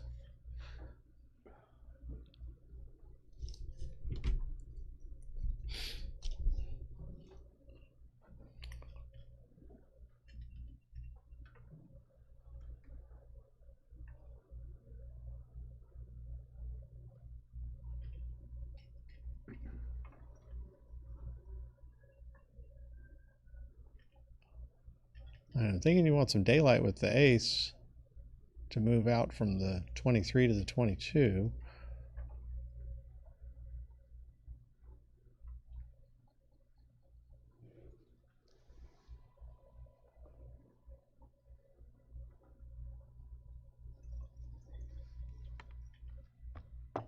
Okay, or you can lock up. You can lock up. So far, like I think this is already about 4 times that I have suggested Geoff might do a thing, and he has done not that thing. These 4s are not lovely. Everything on the 6 is stuck, so 8-4 with 2 checkers, and probably have to come to the 6 and then play 5-1.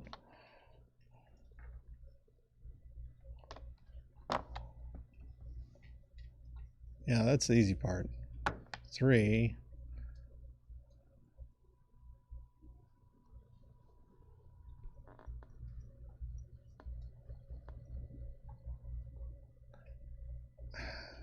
Yeah, I think you have to do it. You just can't get hit there with Geoff's 5-point board, putting your 3rd checker back, putting a gammon into play. Even though the cube has not been thrown in this game. 6-5 moves a checker out and a checker in, so if Roberto is tempted to flee with a 6, he's gonna have a problem. And that situation is now a real thing.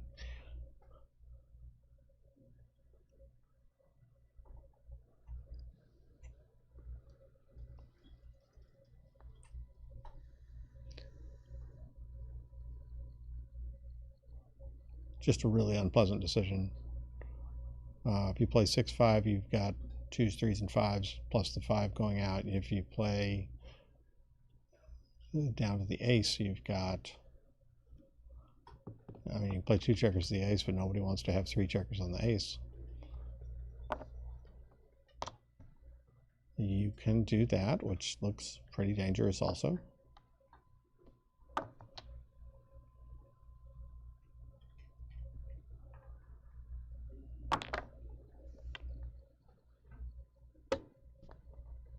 Wouldn't be surprised to see Geoff throw a cube here.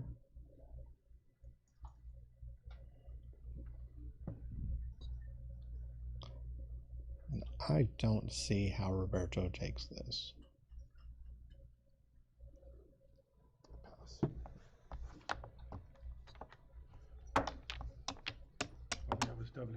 All right, that's 3-0. Hello. You're doing commentary? I am. Alex said have at it, so I'm having at it. Ah, all right.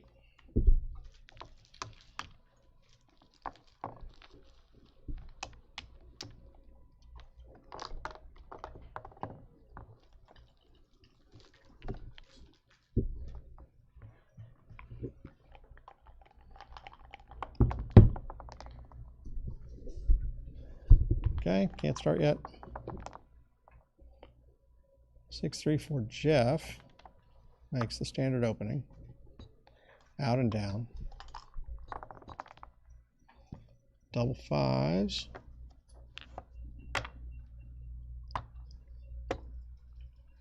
And Roberto would love to see a bounce here. And he sees one. He may throw a cube. Yep.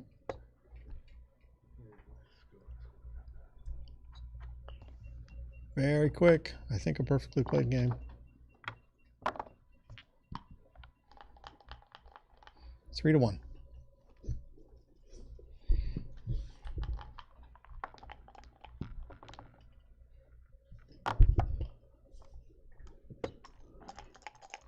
All right, 5-3 for Roberto, and he makes his 3. Geoff mirrors him and makes his 3. 6-1 will make the 7 point. You know, nobody calls it the 7 point. Everybody calls it the bar, but I'm going to stick with what I've got here. Okay, nice 4-3 shot. I had only 4 numbers that hit there because the 5-2 didn't get there. Checker on the middle of this beautiful legacy board. Uh-oh, that's a bounce. Don't think it's a double, but it's a bounce. I have not gotten a close look at this particular board. Man, they just look great to me.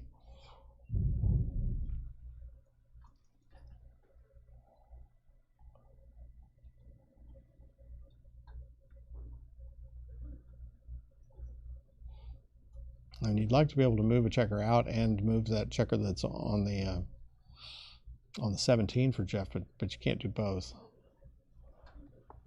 So he'll take 1 and move it to the 9, where it's nicely set up to make the 4 and the 5, and only 5-4 will hit it. It's all fine. It's all good. And so Roberto obviously throws 5-4, but elects not to hit and makes the 5 point instead.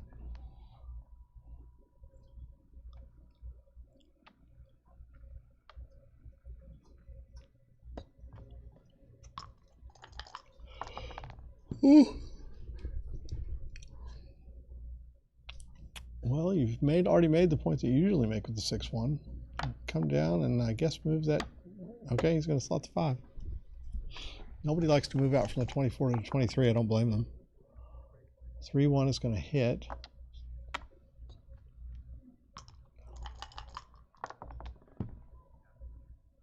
And 4-2 is going to come in on the 4. And okay, and Roberto's got an extra checker on the 7 point, so he can make this hit as well.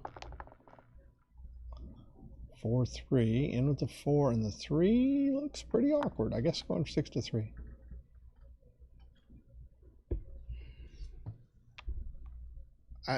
He moved really fast there, Dimitri. I was surprised. I expected him to hit. Don't know for sure what was the better play, but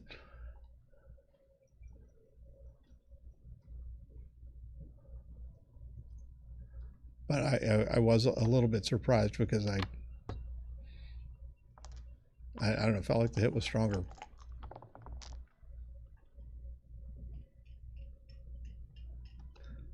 Six. I think you play down to the 9. But there aren't that many shots. If you play to the 11, there are some 6s, but double 2s and double 3s don't get there. So you've only got what I think 15 sixes and then 2 sevens. The 3-4 is the only one that gets there that doesn't have a 6. So you're in. Okay. But still, there's only 13 numbers that hit now. If for Geoff, but that's one of them. 3-4 would have hit if he had gone to the 11 also. Very much galaxy dice situation.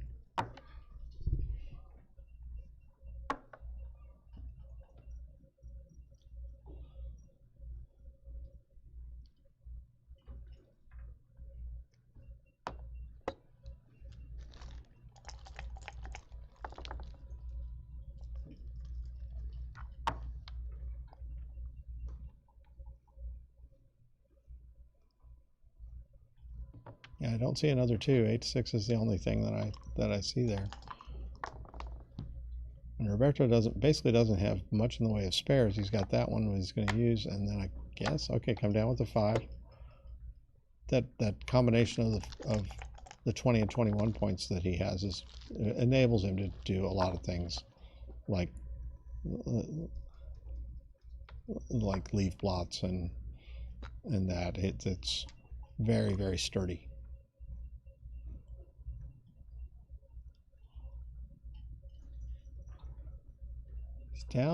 He's down 10 away, 8 away. I mean, any kind of a 4 is super fantastic for Roberto, plus the 9, plus the 6-3 and 3-3.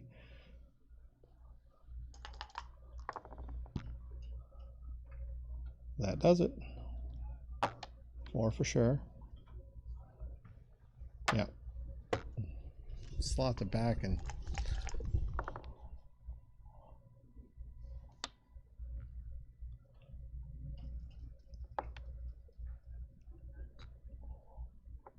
yeah, I think that's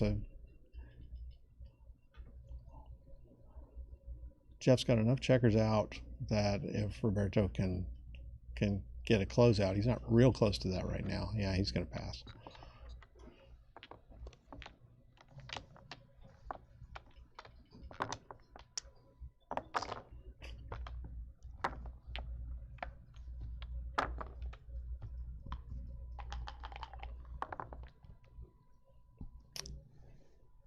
All right, Roberto's turn to open with the standard 6-3.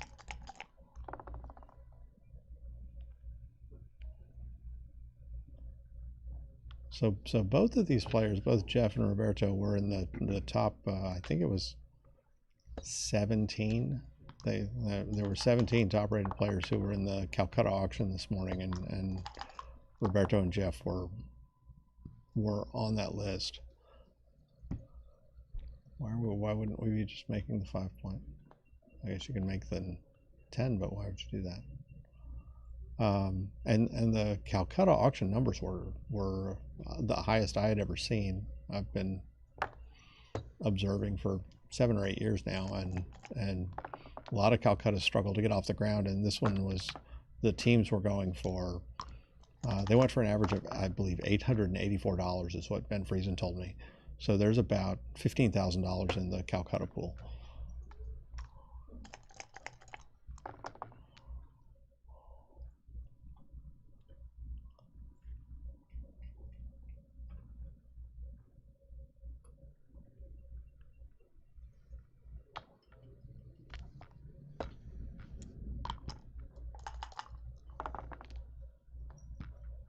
And it's not the 6-5 that Roberto was hoping for. Down with the 3, and yeah, you want to come up, and you'd like to get out.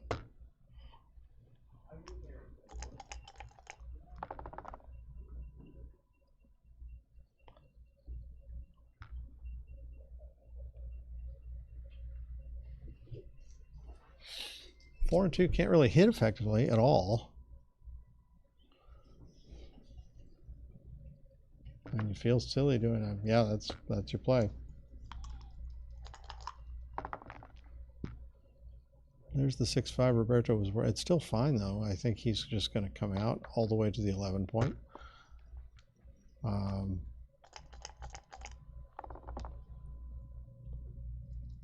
the 6-3 doesn't hit him. He was vulnerable to 7s and 10s, but not that. Let's see. Let's look at this race.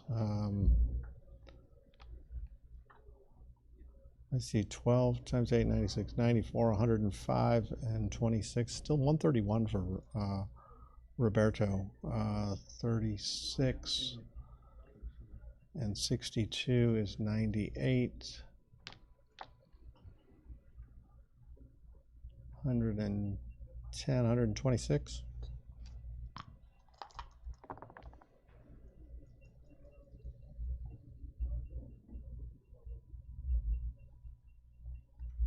Three to there and start the 5 point.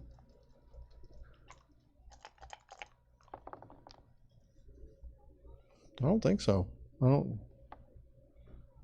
Not sure when you put that in about the double and drop burn. I didn't see it. Certainly we're not close to that right now. Gentlemanly Geoff putting Roberto's clock back after the cocked dice. I think if... Okay, Roberto's just going to go for the straight race here. Yeah, I see 35, 67, 97, 106, 115 for red. 36, 98, 111, 122 for white. So Roberto's up 7. I don't think 7 would not be enough for me to be doubling. He's down only 2 to 3, so not quite there yet.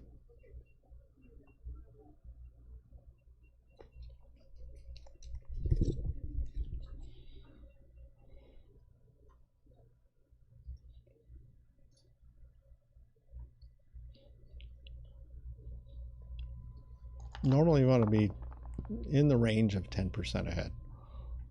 That's not really going to help.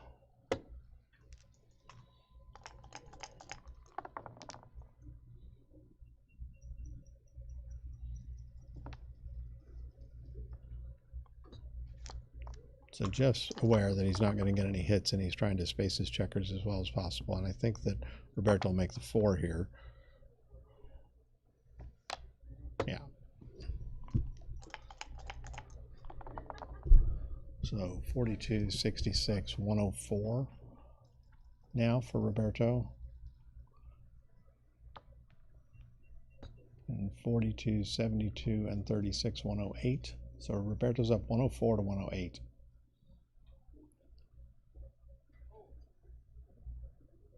I don't think the fact that there's still a little bit of contact really affects this race.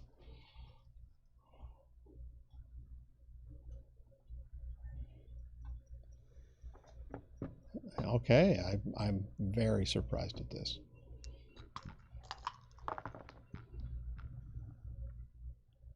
A 4-pip lead of 104 to 108, now a 7. No, I mean, this is fairly close to 50-50. Okay, Geoff can't clear yet, so probably play 11 to 5 and 10 to 7. I'm going to go ahead and make it on the 6. Going to quit predicting what Geoff's going to do. There's a much stronger roll for Roberto. That'll...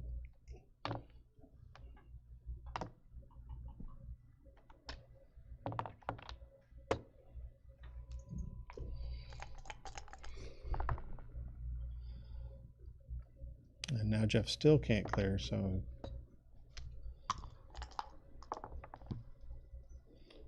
Double 2s, we'll come in with 2.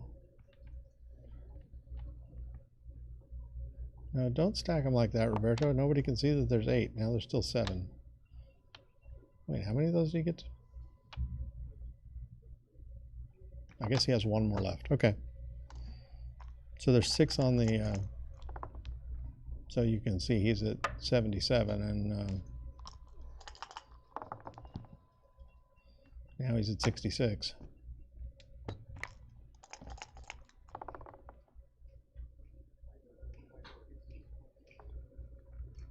So that double works out extremely well for Roberto. I don't anticipate he's going to lose this race.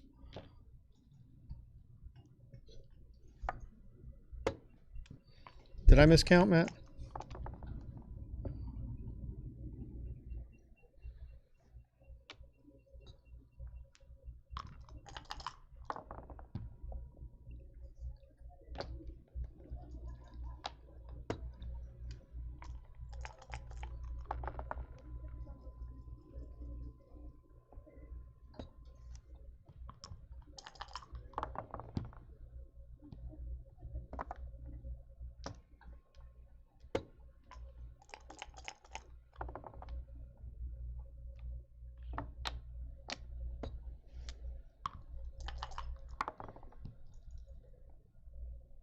30, 50, 64.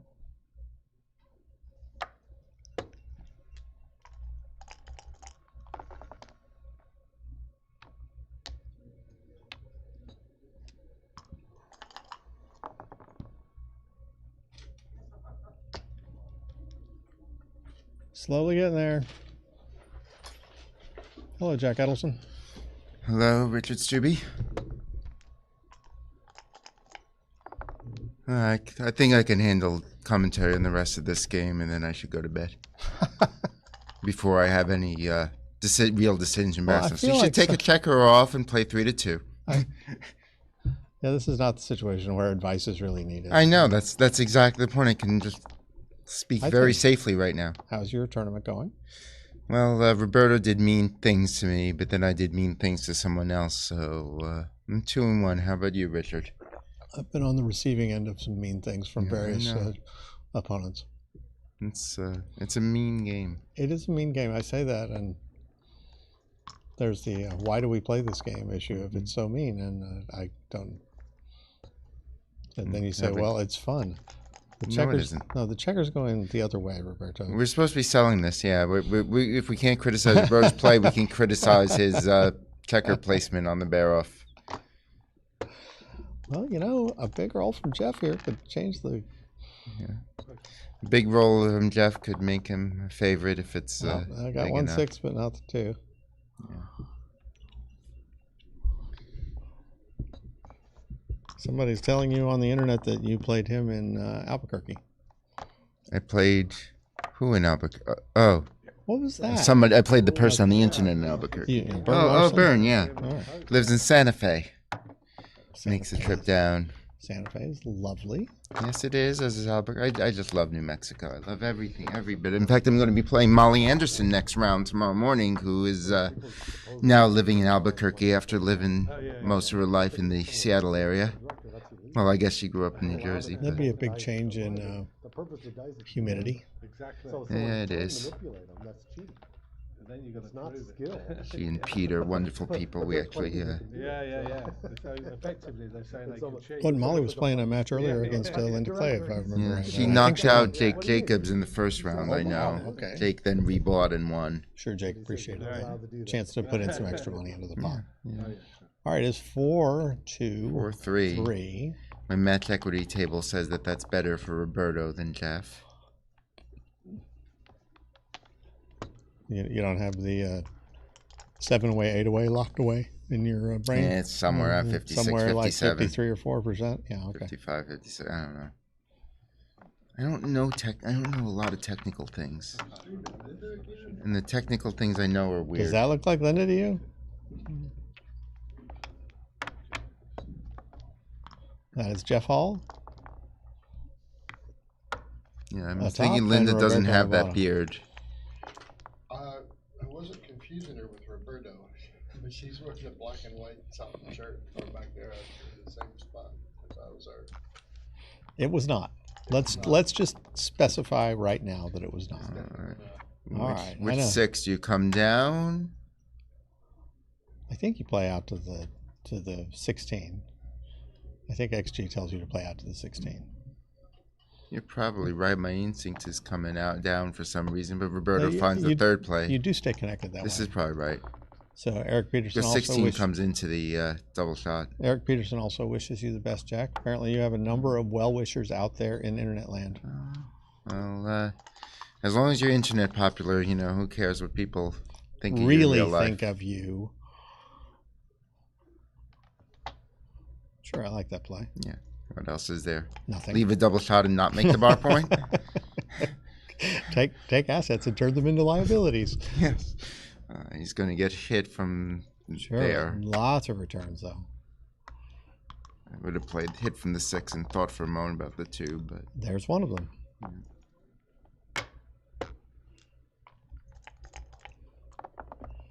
Who are we watching now? We are watching Geoff Hall and Roberto Litzenberger. Going to come in on the 4 here? Coming on the 4, come down with the 2. Are we thinking pretty about a logical. Cube? No. Not with the gap on the 5.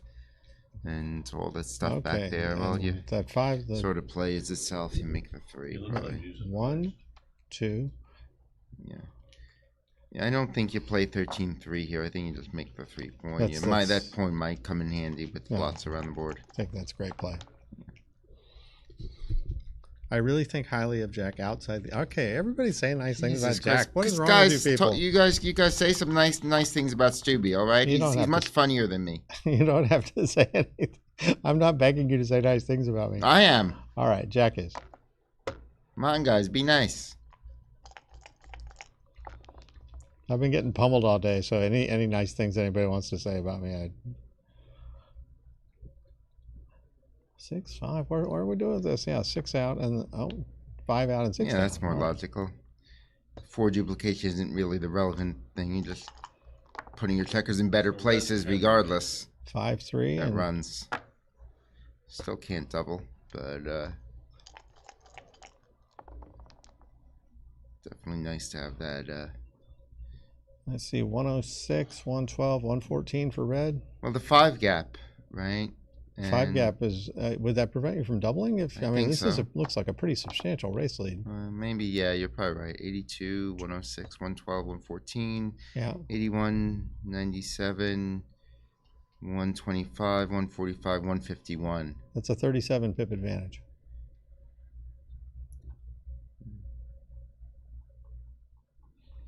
I like. Blue can hang out on the 16 point for a moment, and that 5 gap. I don't know. I'm don't think. Yeah. I mean, I guess you always get to a point where you can double eventually, pretty much. So you might as well do it now and avoid, like, you lose your market with something. Even double ones is certainly a market loser, potentially. And you have a number. I didn't see any rolls that were like, oh, this would be terrible. There were some that weren't great, but that one was fine. 6 and 4. So Geoff's setting up the hotel to see if he can get some guests. Come down 13-8, and then you're ready to clear with your 6-5 and maybe even 6-2-5-2 if you want. He looks like he's thinking about making his 2, and then he'll play 8-7. I don't like that concept. I just want to strip down to 2. It's nice to be on the 2 because then you throw the 6-5 and you're happy. You have not really a decision to make, but he's gonna. I mean, the 5 point's the point you care about, not the 2 point. I mean, this doesn't hurt you making the 5 point, but still. But unless you rolled, double 4s here, even, you're definitely hurt by not being able to make the 5. There's more chance of accidents later on. Double 4s or 2-1. It's still a good number, but. Okay, so 5-1 is going to do that. Yeah, you might as well keep the builders. Sure. That's a good find by Roberto there.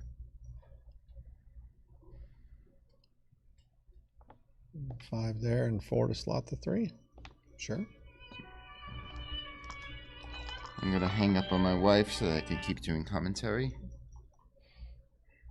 She might be watching, Jack. You never know. I don't think she's watching the stream. Okay, this is like the number you didn't want. Like now you have to play make the 8 to 3 point. and 6 to 2 or something. Why not just? Oh, it's blue. It's red's 5-4. Oh, It's red's 5-4. Oh, that makes a difference.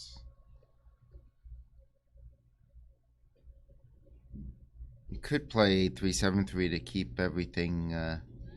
Matt points out on your earlier play that you like 13-8 if you throw a number like 5-3.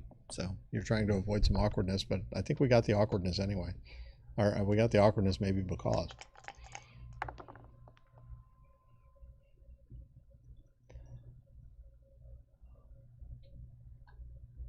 You make the ace or do you clear the mid?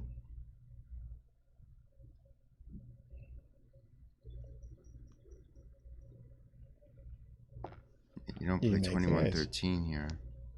So. No, you don't play 21-13. Right. So 4-2. Ooh. Just 7-1. Yeah. I mean, yeah.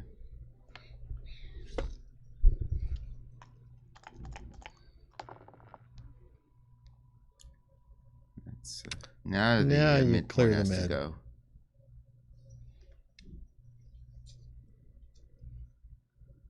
can't do. You don't. Do you have an excuse to do something like 13-8-6-3 here? Do you gain enough on like 6? Whenever nothing. Yeah, there's nothing. Nothing. I mean, there are numbers you'll gain on, of course, but it's not enough. Yeah, whenever I do something like, say, I'll leave that ace, and I mean, it won't. red had like 2 blots, and Yeah. XG says no, you shouldn't do that. Yeah, no.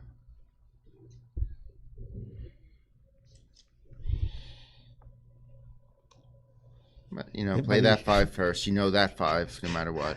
He doesn't want to clear the mid. Like on a 6-3, you gain. Well, 6. No, you don't gain on 6-3. 6-3 is a shot, no matter what.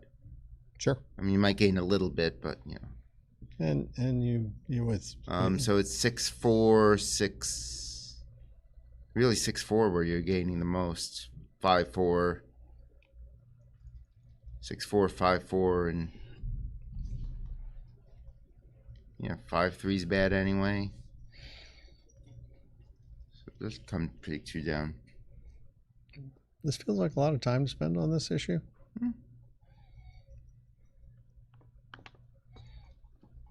People take a lot of time on He's got technical 20. things like that. I don't agree with that. But there's one of the numbers where you gain a lot. Right now he can't play 13-3 like he would have liked to. So he's clearing So the he's 7. going to clear the bar point. You don't volunteer here.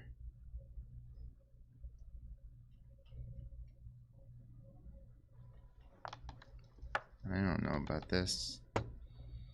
I don't think that's right. Well, you hold your breath, and you get away with it. It's right.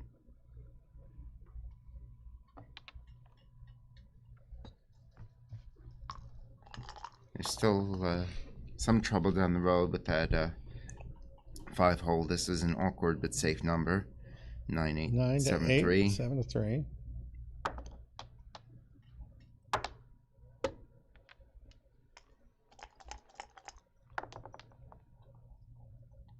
Three two is gonna fill that in nicely. Yeah. Good. I didn't see that. I'm glad you guys did. I was like, there's got to be a play here that makes sense. That's 6-3 is awkward. It's shot word. No real choice here, right? It's like 6-8-2, 6-3. Is there something better than that? No, I don't think there's anything. Is that the only way not to leave a double? Yeah, I think it is actually. Jesus Christ! You can't. Yeah. You're not doubling this. It's you want to, but you're not. Double ones works. It's 1-2 and 8-6. It is aces. You're it is cashing. not a 1-2. You're cashing if oh yeah, it's double ones. Roberto likes to delegate stress to his opponent. He's Isn't that what we all try to do? I think that Roberto is under plenty of stress right now. I don't. No, he just has 1-2. to. What do you do? You I pick up played the 6. two? Just Okay. you're cashing if there's a fan, right? You're not playing on. I was wondering if you pick can up lift. off the 2. Yeah, that yeah, was my that question. makes some sense because you're Aces. still cashing on a fan. Here comes the. Okay, so now it looks like I don't think Roberto can take this. No.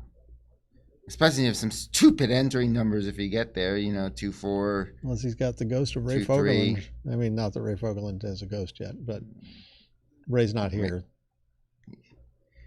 That's not being in LA is pretty much the same as being dead. I didn't say that.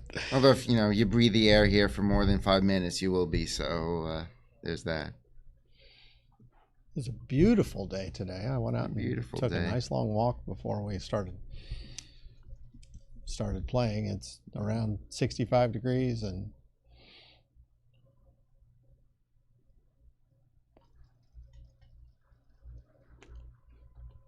MCG says he can't take. At least I assume that's the word that's under the heart. Yes, can't it is. take. Yeah, I don't know what this heart is or how to get rid of it. I don't Can it understand. be dragged?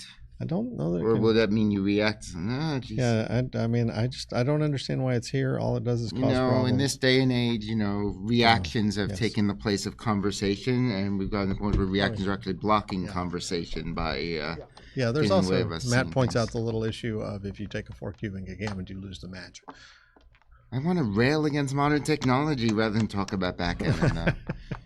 And emojis and reactions. You would like to speak into a microphone that is being broadcast to anybody who wishes to watch around the world about and make them and then rant about you write a technology? text to somebody and then they like it and you write this long text and they hit the like button. It's just one little thing, and then you have liked 400 different words, and your phone catches fire because there's so many words on the screen. Jack, I think that you should live on a farm in Minnesota. Okay. I sort of do. We don't have we do not have. Our only internet is our phone data. Just get by with your phones. I know. I'm impressed with I'm just it. telling the rest of the world so I they think know that they too can sort of step off the grid while still being in touch with the rest of the world anytime they want to. So, Alex says thanks to us for commenting. So, we're happy to do this, Alex. Yeah. Well, I don't know how much longer I'm going to be happy to Jack. do this because I have to play tomorrow morning. It's 11 o'clock. So I'm going to sign out now. All right, I'm going to hang. Yeah. I want to see who Well, wins. you're a true hero of the backgammon world, Richard. See, this is the kind of praise he deserves, okay?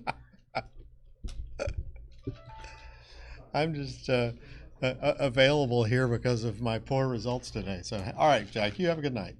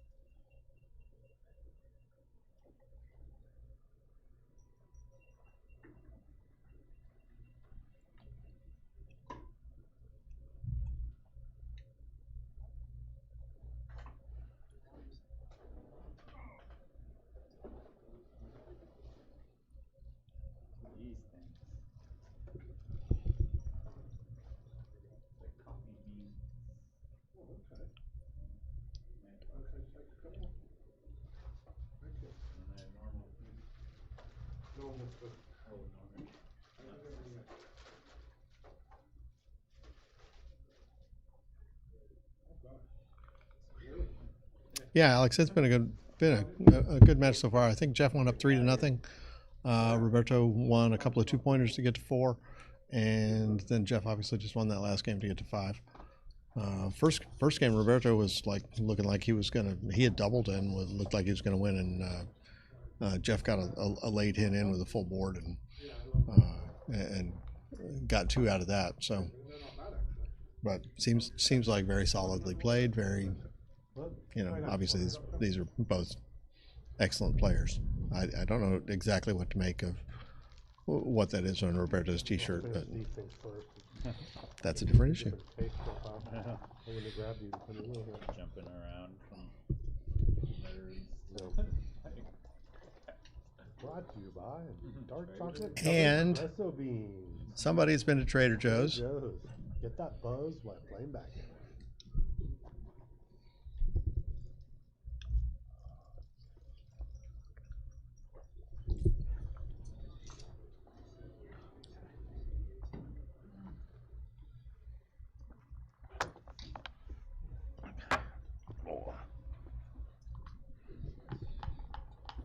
All right, back at it.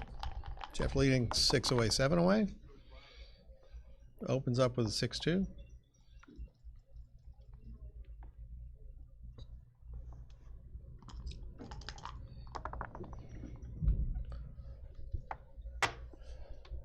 Roberto follows with 5-1, takes care of the checker on the 7. And Geoff hits the return shot with a 2-6.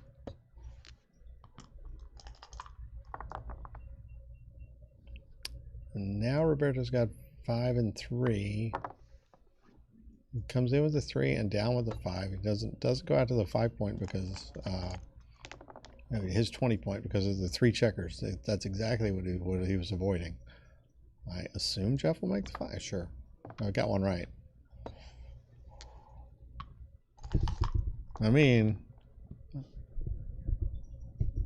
with espresso beans, we can do anything. 4-5 comes out, and so essentially Roberto's back in the original position, except one of his checkers has moved from the 13 to the 8. 2-1. The 1's probably going to go from the 6 to the 5.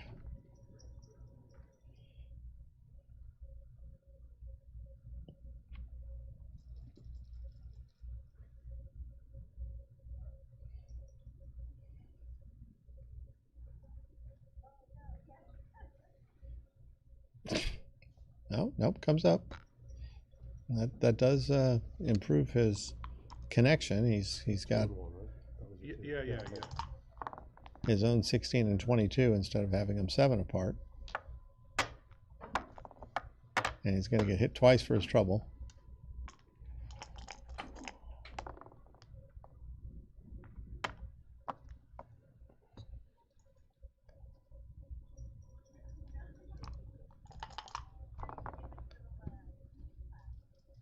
Okay, I think I see the 6. I don't. Yeah, the 6 looks obvious. Like, I don't know. You've got 9 in the zone there. You could hit, and he does.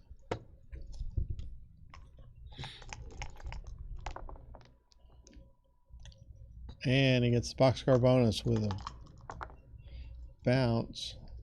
He didn't stop to think about doubling. I guess he's still got 2 checkers in the back. Pretty easy 4. And the 5 then comes down, so 13 to 4 is the play. Now a very strong position for Roberto. The 2 and the 6 is, yep. And if Roberto throws a 6 here, this is going to be, there it is, 6. 1, yeah, the 1 just come out also. 24-23. Don't think he'll slot.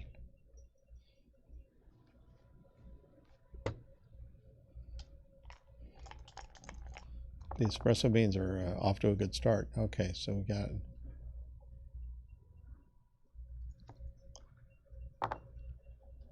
I don't think you can hit from 8 to 7. If you come in with the ace, yeah, I think you're just like, that's your play. Now I sort of expect Roberto to double, but he's rolling.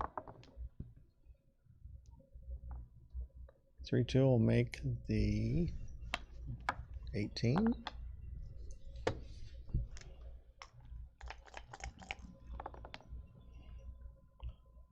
Terrific roll. Fantastic stuff. All right. 5-5-5, and I think that's that way. All your 6s will play into your inner board. So.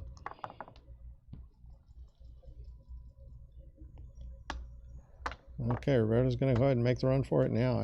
He should have a substantial advantage in the race, although I haven't counted it. double threes, so let's do it now. 24 and 14 is 38, and 24 is 62, and 53 is 115. And I see 75 out in the back, and 50, 125, 131. So pretty solid race lead. 1, 2, 3.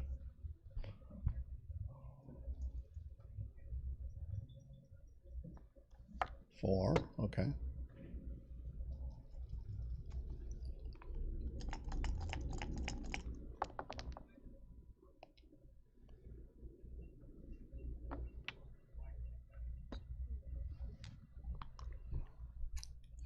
Okay, Roberto, I counted at 111. I see 62 and 33, 95, 101, and 23, 124. So he's up 13. I don't think that's enough to double. When that not, I mean, it's not a straight race. Straight race it would be.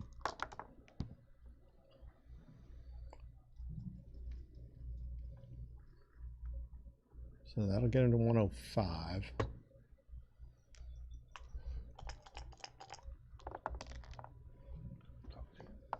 And we said Geoff was at 124. So now he's at 116.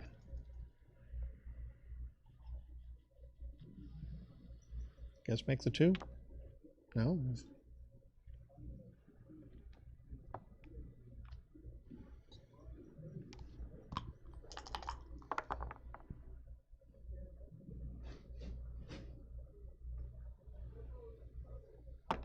Or 3. So now any double 2s through 5s will clear the mid, which will make, and the 6-5. Yeah, that's got to come down, but it helps the race.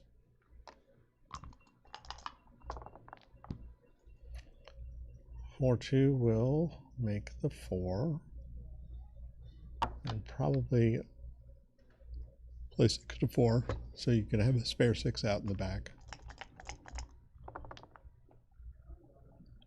4 and 2. This time we make the 4. You'd like to start the 2, but you can't do that. So 6 to 4.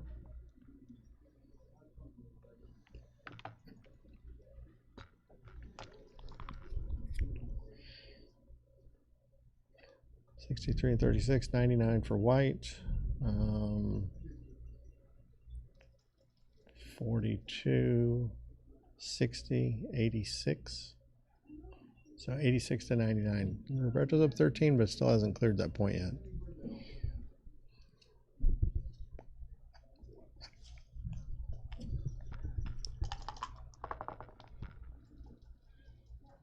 Five one. I assume we play 8 to 2. Now you worry about 6-1, but 6-1's only one of the rolls. There is a 6-1 to make the deuce. And Roberto's thinking, 4 or 5 rolls, you should get a double, right? That's not it. Nothing to do except for that.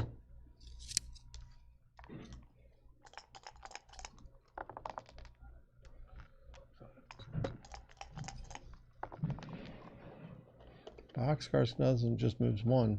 That's the only play.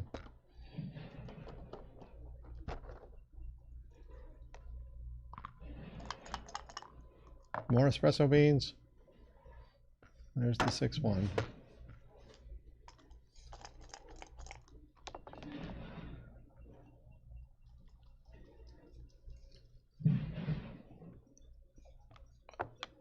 Five and 3, and I believe Roberto will double. I don't know what's our race look like here.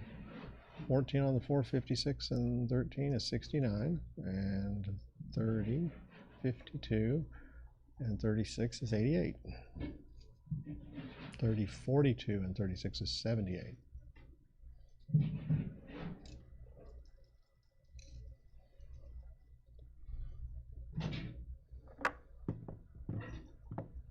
So he's only up 9.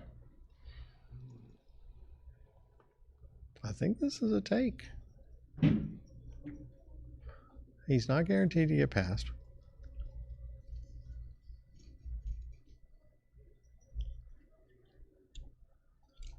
So there's all the numbers that don't get to 6 plus numbers that do get to 6, like 3, 3, 2, 2, 5, 1, 4, 2.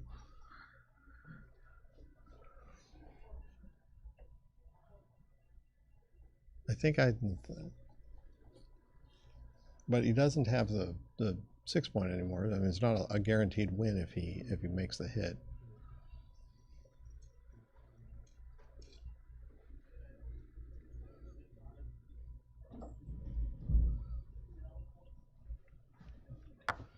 He takes it. I think that's the correct decision. Okay, 3-2. He's going to get his shot.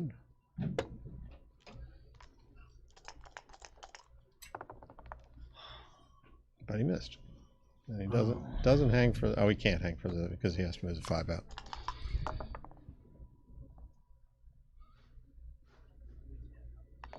Five and clear the 4. And this should be academic. That certainly didn't help. Yeah, that was a very close call. I mean, I feel sure Geoff made the right decision. It feels awkward to make it because you're like, oh, he throws a 7 and I lose, but they're just a lot of numbers 6 and under. Plus the things like double 6s, double 3s, double 2s that would normally get over but don't. Well, race is back on. I see 11 checkers for Geoff, and I see, well, still 8 for Roberto, but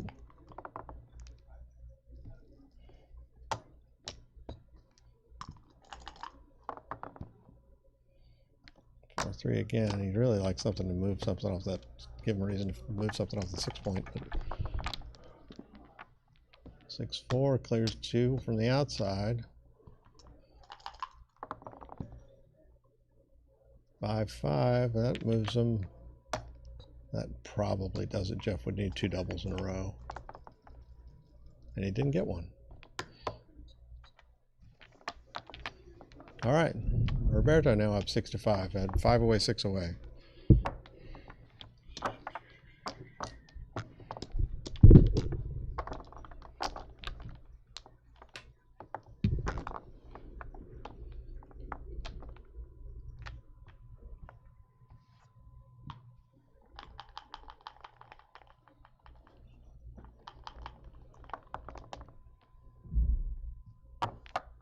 It's not the table that's moving, it's the camera that's moving.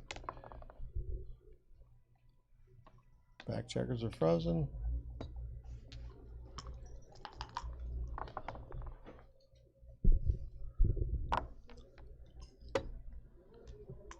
All right, good start for Roberto with the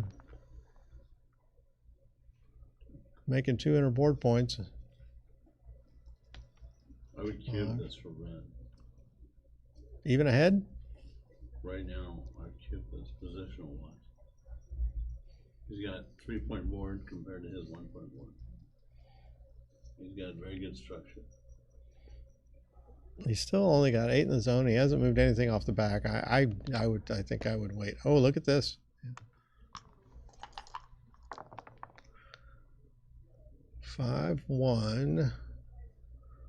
Come down with the 5 split with the split out back. Sure.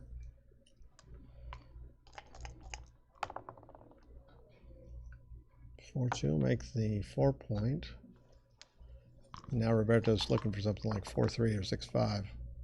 3-2, that point's already made. That's no good, so he'll probably play 13-8. Sure.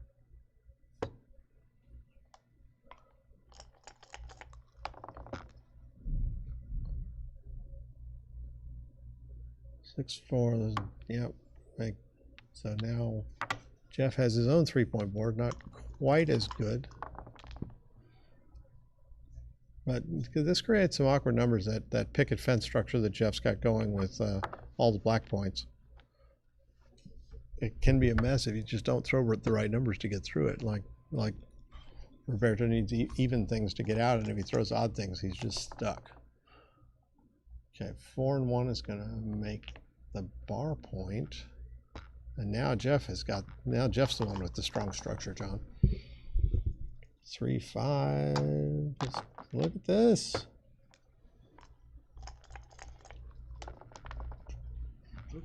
Get a reroll.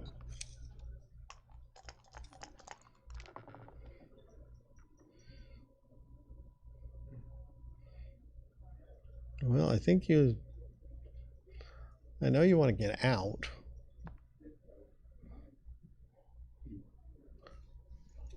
But I think you've got to lock that up and then probably play the 2 from the 8 to the 6. I like 13 and 11 for the 2. You'd leave that ace? Yeah. That's just me. I'm crazy. Oh, well, being crazy is not usually a good way to win at backgammon, John. Got some commentary going on here. Come and join Just us. a little bit. Do you know anything about backgammon? Have you played before? Well, I've been watching a couple of people playing this match. All right. Well, we have Mr. Joseph Russell joining us, so Okay. prepare for some expertise. Geoff Hall from the UK, and Roberto Litzenberger from Virginia, and Argentina. So what's going on? We've had a very close We're- match. Geoff took the first 3 points, then Roberto took the next 4, and I believe they've just flipped 2-point games. Okay, I would double for red after this. He plays this down. Actually, no, that's not. John is hankering to throw this cube. You doubling off the bar, John? Yeah, I do. Actually. I think it's a pretty good double, actually. How many? Let's see how many numbers hit. All 2s. All 3s on the bar. All 3s. 5, 2, 1, 2. That's 15. And A6. 1, 6, 1, 1 is 18. 5, 6, and 5, 1. Double 3s too. Well, we already Double counted 3s 3s. is one of the 3s. Okay, Roberto finds the 2 after looking at all sides of the cube there. And Oh, hey. Cool. All dogs love me. Hey. Dogs like it right here. Can the dog do some commentary? Yeah. How's that play? Is it rough? You like that? Does that play rough? You see what it'll put it on the floor a minute. Should we put the checker on the Watch- roof? oh, not throw it on the floor. Watch it near my shoes. He's up 6-5 to 11. Smell? Oh, the dog And shoots. Blue's got a Yeah. blot on the 3-point. And he just ran out with a 5-4. You should be doing the commentary. He's fooling around. You're right. Should be. Come on, I'm gonna watch it upstairs. Good night, John. Good night, Lynda. Good night. You look very nice. Thank you very much. He passes. How many shots did we come up with? I don't know. I think you were up in the 15-16 range. Though. No, it was higher than that. Yeah. It was all 3s. And you were counting the checkers all on the 3s, back, 1, too. 2, 5, 2. That's and 15. Then, and then you said 1-6. I guess Then 1-6, that 5-6. 5, 6, 1, 6. So that's at least 17. Your elbow. That's 19, and double ones was 20. That's a lot of hits. Although, And there were a lot of gammons associated with those 20. absolutely, with that 5-point board. How hard is this not a take? Okay, I don't understand the question. Congratulations to Thomas Kiesler, newest Grandmaster. Did not know that.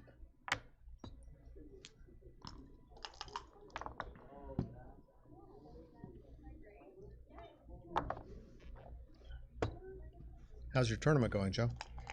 Not so good. I won the qualifier, then I lost the first round, won the first round of the second chance. Because I won 2 and lost 1, but you're not happy unless you're 3-0. You really need to be 3-0. All right.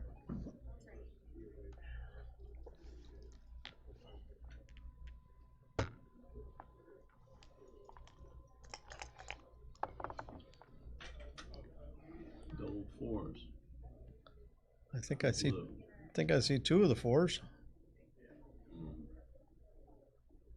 I don't like hitting on the display that much. I think I'd rather just make the 5. I think he's going to make. Who's oh, this is Blues double 4. Okay. Yeah, hit twice. Hit Make the twice. I point, like yeah. hitting twice. Yeah. Okay. Thomas Henderson says there were 20 shots that hit there. You had it right.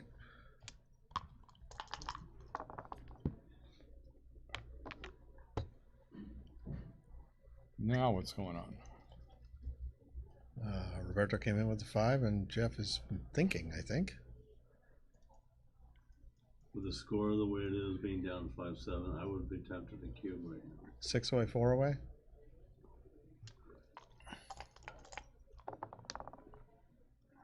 Double twos. Smack them on the 5. And leave and Keep them going. And leave the 2 blots. Sure, why not? I agree with John. Gotta keep them in the air. Gotta keep them from breathing. Geoff agrees with everybody.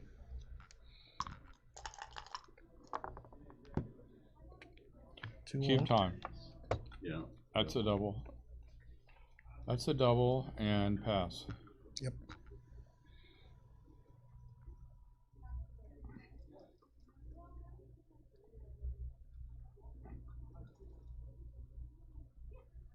Twos. Even double sixes. Yeah. Puts it back. 4 away, 5 away. Okay, so We have not 7, had 7, a 6. we have not had a game of any more than 2 points in this match. Sorry, yeah, stop scoring on my sheet.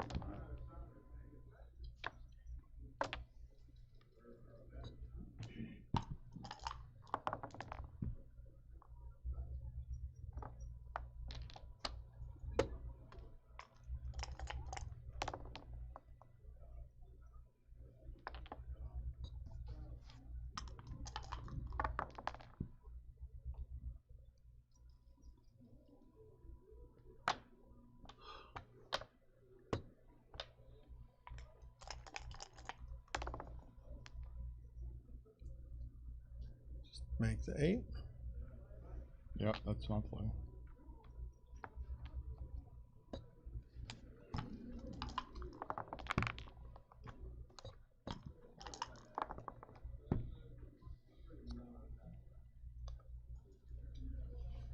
No, the 20 and 23. Okay, you're breaking out from the back then. Yep. Joe, your arm's gonna move. Okay. Yeah, 20, 24, 20, 23, 20. I don't think I like that. Yeah, it's just another unnecessary man on the board for me. Well, he likes it now. Yeah, it's it feels a little better now. It throws that little number and would have pointed on you.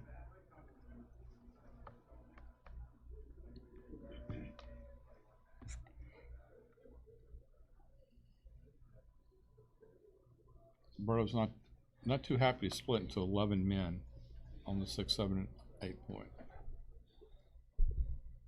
But not a lot of options. You know, he could just make the 5 point. Make the 5 point and leave the 6s and 5s to hit, and But it's 7, 5, 6, 5. Let's say Geoff say Roberto does something good on.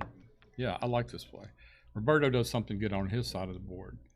Then he, you know, he's got this, like say he rolls one of the points. Sure. If he hits loose, he's only got a 1 point board. I like that play. Double twos. That's a prime. 5 prime. That prime is increased But in he's size really by glad he made the- 67%. He made the play with 2-1. But now he's got a chance to counter prime. If he can roll a 6 and a split number.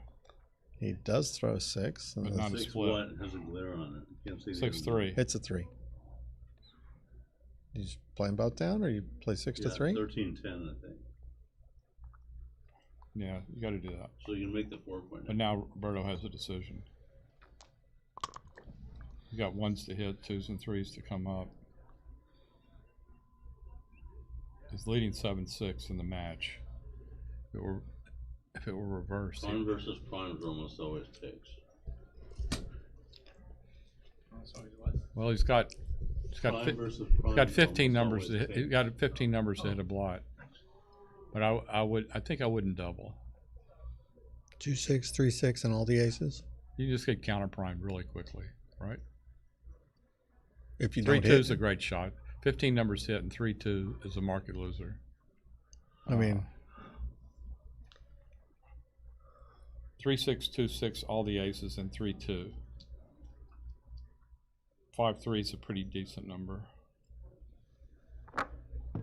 here it comes. I would take it. What about you guys? Sure. I think it's worth taking. Primes versus primes are almost always takes. I just heard someone say that. I know, I also heard someone say that. There's a 3. What a huge number. Wow. But it's still not over by any No, stretch. no, it's not. That's why I think it. All right.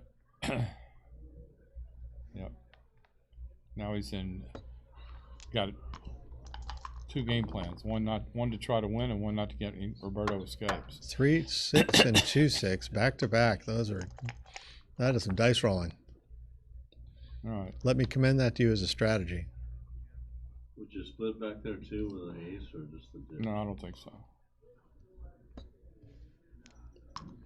I mean, one of your thoughts here of your Geoff is making sure you don't get gammoned, right? Yeah. Okay, so It could have been right to split, but I don't like with all that ammo going. You know, you can make any of those points. 13-7-6-3 hitting. Why would we hit? I don't know, scare him. To scare him? 13-7-6-3 is that's a reasonable. That's a reasonable play. That's a reasonable play. Okay. Yeah. Very reasonable play because you get the guy comes up with the deuce. Right. You're losing your gammons, and he's still got 3 men behind a prime. If he doesn't come in and hit on the edge, you're in great shape. And that's going to be the play, it looks like. I don't know. I'm not sure that's the play. I'm not sure he's going to make that play, and I'm not sure it is the play. But it's certainly a reasonable play. The alternative would be to keep going to there. Okay. Yeah, I think that's fine also. Might be preferable. I don't know. Yeah, he allowed 6-4 to be a good number. 6-5. Hitting turn 6-4 into a bad number. Are you just running out? I think I would just run. Okay. Play from there. So 22-11 and hope you don't get hit? Yeah, it's just not that many gammons. You still have an ace point game. And if you do get hit, It's three not the end of the world. back is, yeah.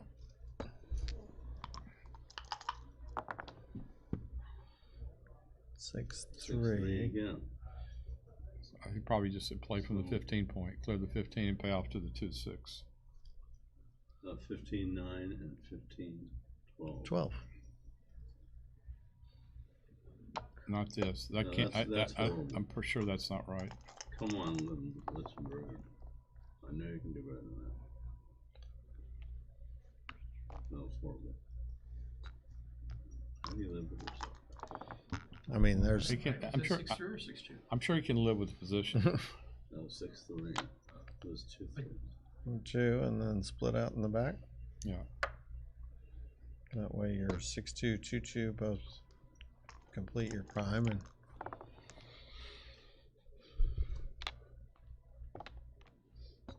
No, it's a prime versus prime, but blue's timing is pretty bad.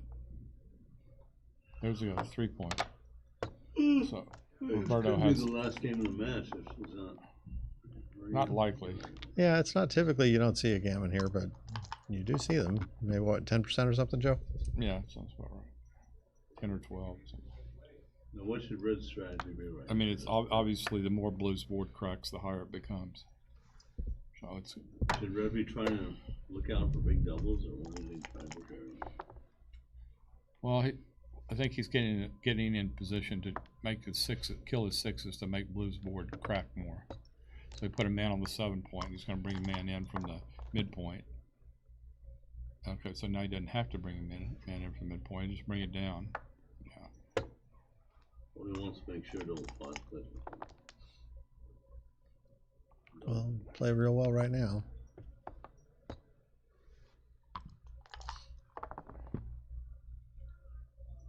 All right, so it's time to abandon that. Just put men on the 4 and 5. Yeah.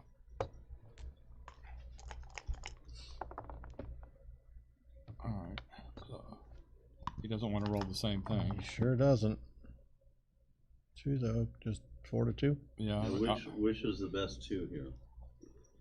Well, he's going for the mount position, but I don't think that's right because now his 6-4, 6-5. I think 4-2 is the best 2. I think 4-2 also. You want to just preserve your timing here. Let the other side crack more. This protects against 6-4, and it's not a shot on double 5. This is reasonable. This actually could be the right play. You really don't want to put a man on the 2 point against the 24 point either. This might be the right play. So the other choice would just be 6-4. I don't think 6-4 is an option. Okay, so you don't like 6-4 and you don't like 4-2. That leaves you 5-3. Well, I didn't mind 4-2, but I definitely didn't like 6-4. I preferred. I think he found the best play.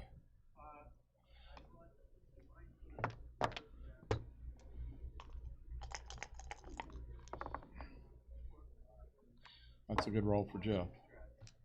Keeps his board. He's got a phantom ace point game. And guess what? Shot. A shot rang out. So he's going to hit and bear a man off. Most numbers will cover that blot if he dances. And if he hits, he's still got to get out with a 6. And he hits. It's never easy. It's And never easy. It lifts. Because he's going to use the 6 to come out. The lifting was right. And he could get gamut also if Roberto rolls a 6. Now it's a 6 rolling contest here. And Roberto gets it, he should hit. Successfully rolled a 6. And Roberto doesn't want to see return of the same roll. Ooh, Nope. It was a 1 and spun off when it hit that Yeah, checker. it hit the checker, bounced out. It looked like it was going to be an ace. 3-1, so 3 ace. come out with the 3, Yeah. and that's your ace, Yeah, right? that's it.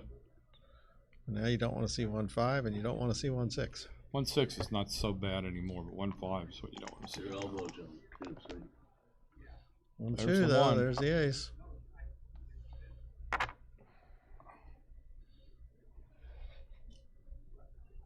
I think he just plays 3-1, keep maximum. That way. When should blue think about redoubling? I would Soon, you know. Not yet. Soon red stays on the bar. If he escapes, it's going to be a drop. If he escapes, it's most definitely going to lose. I don't think that's the right play. For various reasons.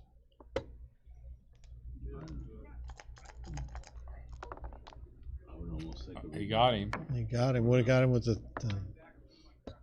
that would be really Okay, now he's going to have a question. Now is the time to think.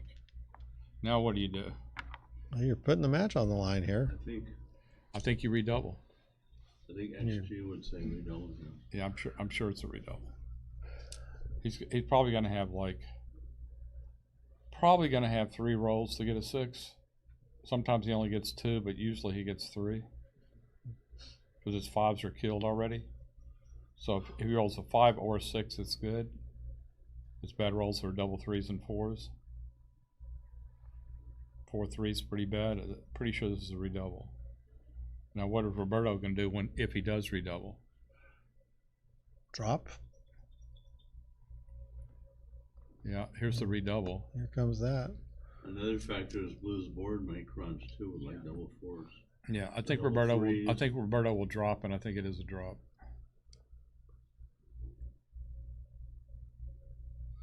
I mean, you need 2 6s before you can do anything if you're Roberto. Well, I mean, if Geoff doesn't roll a 6 and 3 rolls, there's a good chance he cracks, and Roberto Sure. becomes the Can- favorite. But But he could even crack, and Roberto could miss, and he can get a 6. What So the- I think it's a pass. The average number of rolls is what, 2.6 if I.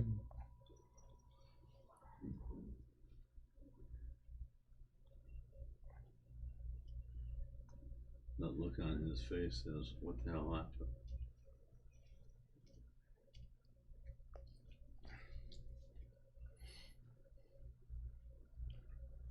Not that many gammons in it for Geoff, but 4 points puts him at 10-7.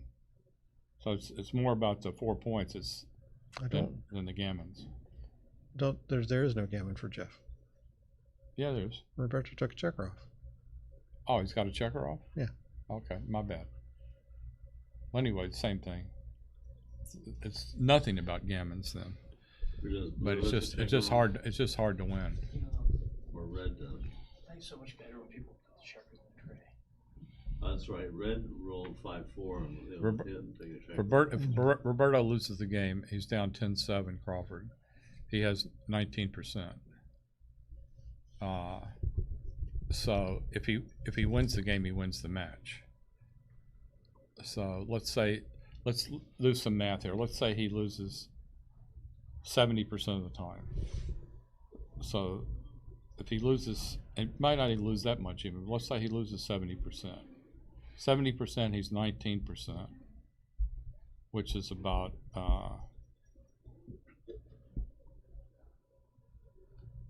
3.8 or so. Sure. And sorry, 70% he's 19%. That's like 14% he's got there. And the other 30, so he's probably 40% To win the match. in the neighborhood of 40%. To win the match if he takes. If he takes, and if he passes, he's in the neighborhood of 40%. So it's a pretty tough call, right? He's down 8-7, 3 away, 4 away, which is like 59%, or so he's like 41%. So it's probably really close. Tough play, good double, and a tough decision on the take. And he might be more than 70% to take, to win. So it may be a take.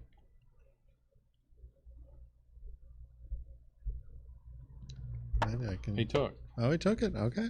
Well, I'm not going to spend time trying to plug it in then. But this is 3-1. That's one roll. He got it a 6.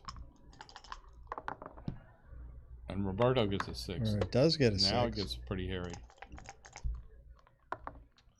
Nope.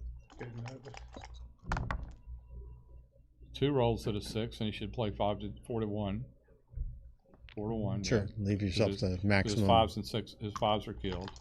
So you don't want to have your 4s be bad. Okay. Here comes the third roll of 6. And now something like 4-3 or.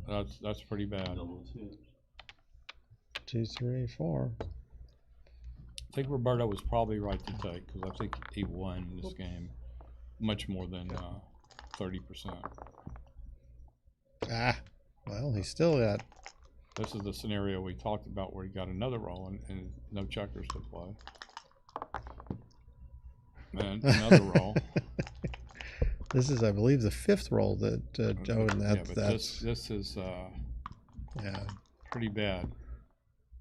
He gets a 6th roll. 2 doesn't come in. But the 6th roll may not lift the blind. There you go. Roberto's a pretty nice favorite, though. I'm sure he wanted an ace or a 2 to come with that, but Should 5, come out. just Come keep out coming from out. the 19 to Oh, yeah. 16. Yeah. Yeah, in case he rolls an 8, he gets a direct shot. Man, that's. Now you hit. Now Well, watch him. He's going to roll a 6 for sure this time. You know it. No. He played some backgammon before, huh? All right. Bring it into covering range. Just 13 to 6 here, right? You Yeah. want as many.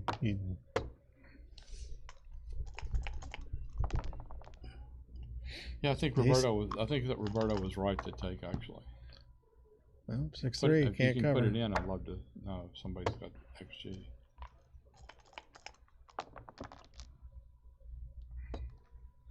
Don't have that many people watching. Let's see. Scott Killen says it was a 063 pass. Okay. Thank you, Scott. Appreciate it. Well, I talked myself into it being a take. I probably would have made the same arrow.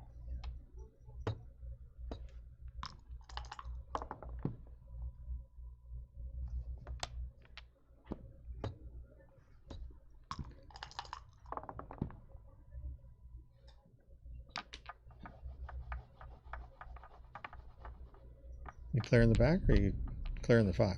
So he's got 2 checkers off. I think I clear the back, but I'm not sure. It's toughy. I think I'll clear the back. He rolls boxes.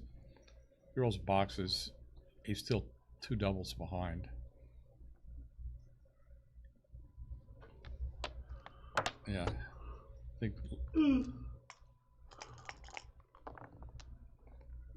I mean, he was due for some 6s. He didn't get 2 of them at once, though, which is what he really would have preferred. Oh, that's going to do it.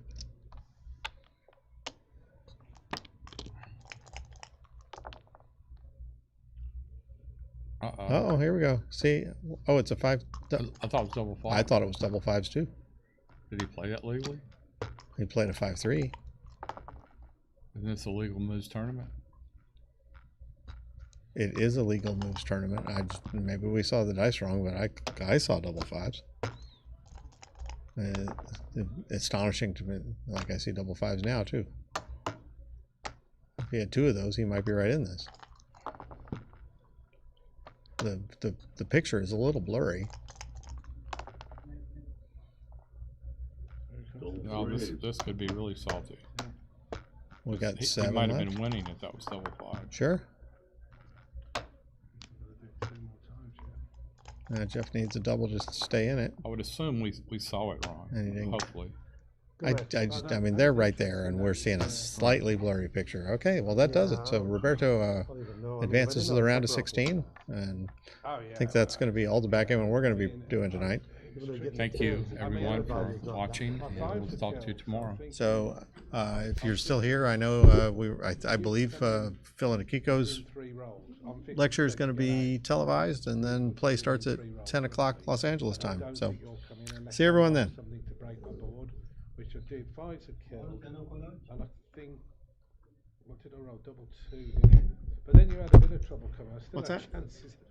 I'm not sure. I just thought. Phil and Akiko are doing their lecture at 9, and then play starts at 10. I mean, a normal score, I think it's a big take. I think it's a take. Yeah, I mean, Here I it was agree. all score based. Yeah. Well, they're playing, and Well, we're I mean, just if you talking pass, about the matches that I'm 3 away, 4 some away. people are watching and That was listening an on the internet. interesting pass. Yeah, I thought it might be a pass. 102. 06. How long was it 2, I Bob? was Figured out, I think I was taken too. Well, so basically, if I pass, I'm 43%. Yeah. Okay, if I take, I win. If I, if I take and lose, I'm like 18.5. Let's say 19%. Yeah, yeah. So I'm risking. What was it? 24. 24 to gain about 20. Well, no, because I win. Oh, to gain 70, 53. or something. 53. Okay. No, 57. I thought it was So tricky. I was 24, In the last 24, game, 81. We probably saw it wrong. We were watching the commentary room. Everybody, I was doing the commentary. You rolled a 5-5. It looked. You rolled. I'm sure you rolled a 5-3, but to us, it all looked like a 5-5. I played it like a 5-5. You played it like a 5-3. And it looked like to us you rolled 5-5. It's kind of a blurry camera, maybe. Yeah, I didn't see I anything. didn't see anything that was I didn't see too. anything like that. I think it as well. must be a blurry camera. Yeah, they can't get it focused right or something, so it might be that. Yeah, we would have noticed that when we. Yeah. Yeah, it was a tricky one because I thought, well, with my 5s being killed as well, that's good. I'm not going to break my board so easy. And I think, Yeah, I was figuring. You did figure I had one off, right? You saw I had one Yeah. off. Yeah. Because I was passing, I didn't have one off. Like I was passing, I didn't have one. I don't think that made that much difference. It makes a tiny bit. But that's. I mean, I knew it was close. That was Yeah, what I was going to just push thought I'd me. throw the problem over to Yeah, it you. doesn't make a big difference. It's a 14. Yeah. So it's gammon but value in the it's 14 also, for one. you're not just getting gammon, it's also if it ends up in a race of some sort. Yeah, I already have one off. It's a little bit Yeah, more, but I don't yeah. It ended up in a race. Yeah, it did a little bit actually. In fairness, it sort of. Because I wondered that. I thought if I come out and then you do come in and you somehow get your checkers around, I've got a pretty good race. You ended up getting like 5 shots at a 6. Yeah, yeah. You broke your board. On the 4th shot, you broke your board, but he danced. That's right. And Yeah, then I that was danced my for a last while. I chance. danced really. even when That's you why I had said you had trouble coming in, a even when I went fourth down to I had a 3-point 3-point board. board, you had a blot on the And you had floor, trouble and I coming. danced But there.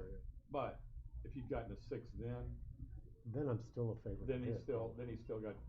You might get a 6 that doesn't lift that blot. Yes, that's right. Yeah, yeah. And yeah. even if you can get a 6 that lifts the blot, he comes in and covers the outfield. I mean, the idea was obviously I thought 6 is.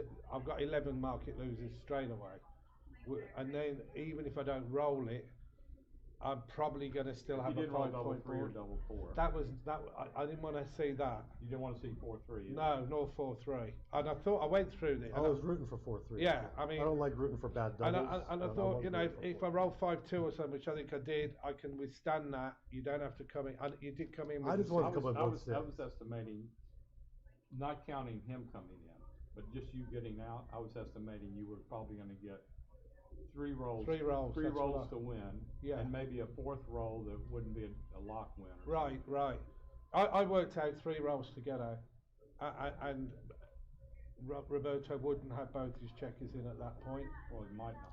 Or might not. That's what I was, you know, But see, sort of, I also yeah. saw that, but in 3 rolls, you know, it's you also saw that there's probably like at least a third of a chance your board's already down. Lower A little too. bit, but I'm not going to kill it that much unless I roll 4. I think that's about right. 5-2, and then you down, and then some like, obviously. I figured you had the bust because remember that other game where you didn't bust at all. Like you kept getting 6-6 Oh, yeah, that's right. and Yeah, 5-5, yeah, and you kept me in like a 5-point board and a 4-point board for like 20 rolls. Ended up hitting me and I had to pass. So I figured this time you couldn't pass. I had this ethical question. Dice are supposed to be random. Now let's say I can control the dice with my mind. Yeah. Okay, that's illegal. I'm not allowed to do it, even if I could do it. So there's people that try to do that all the time. So you should tell them to stop trying to control them with their mind because it's Believe me, illegal. I want to be playing these players left, right, and centre if there's players like that. His board so long. I was gonna take also, but I'm not. On this one? Yeah, just because of the score. Well, the And that's score leans towards pass. Yeah, I mean, that's what leaning the towards chat pass. said, but I just thought your board would break faster if you didn't get a 6, but it was. This is what kind of what I went through. What's it take? 32 or 33? Was it? I said, suppose he wins. Suppose Roberto wins 30%. What's happening? Okay, so 30% he wins the match right off the bat. Okay, right? yeah. And the other time he's 70%, he's 19%, right? Okay. Yeah. Okay, so that's almost another 15. That's another 4. no, a little less than 14.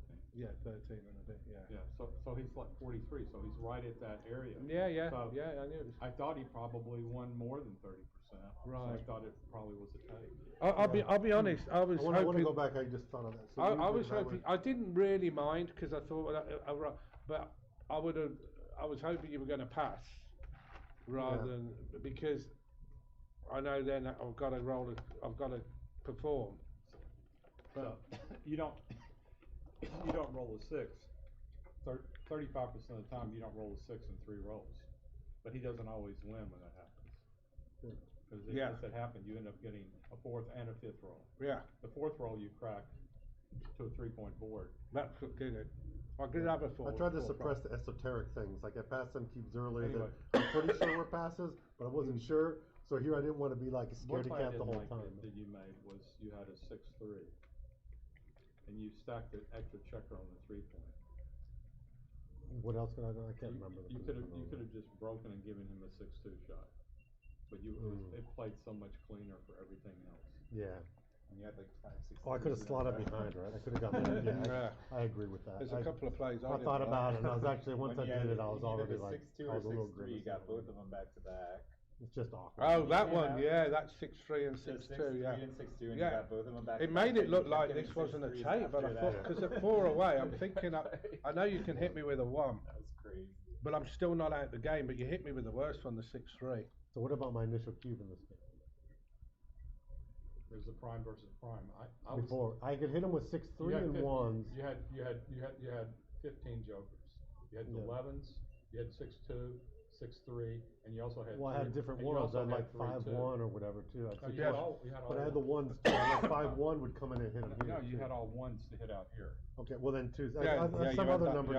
I had the block. You had all 1s. I could hit him inside. You had 6-2. You had 6-3. That's 15 numbers. Yeah. But you also had 3-2 to make that was yeah.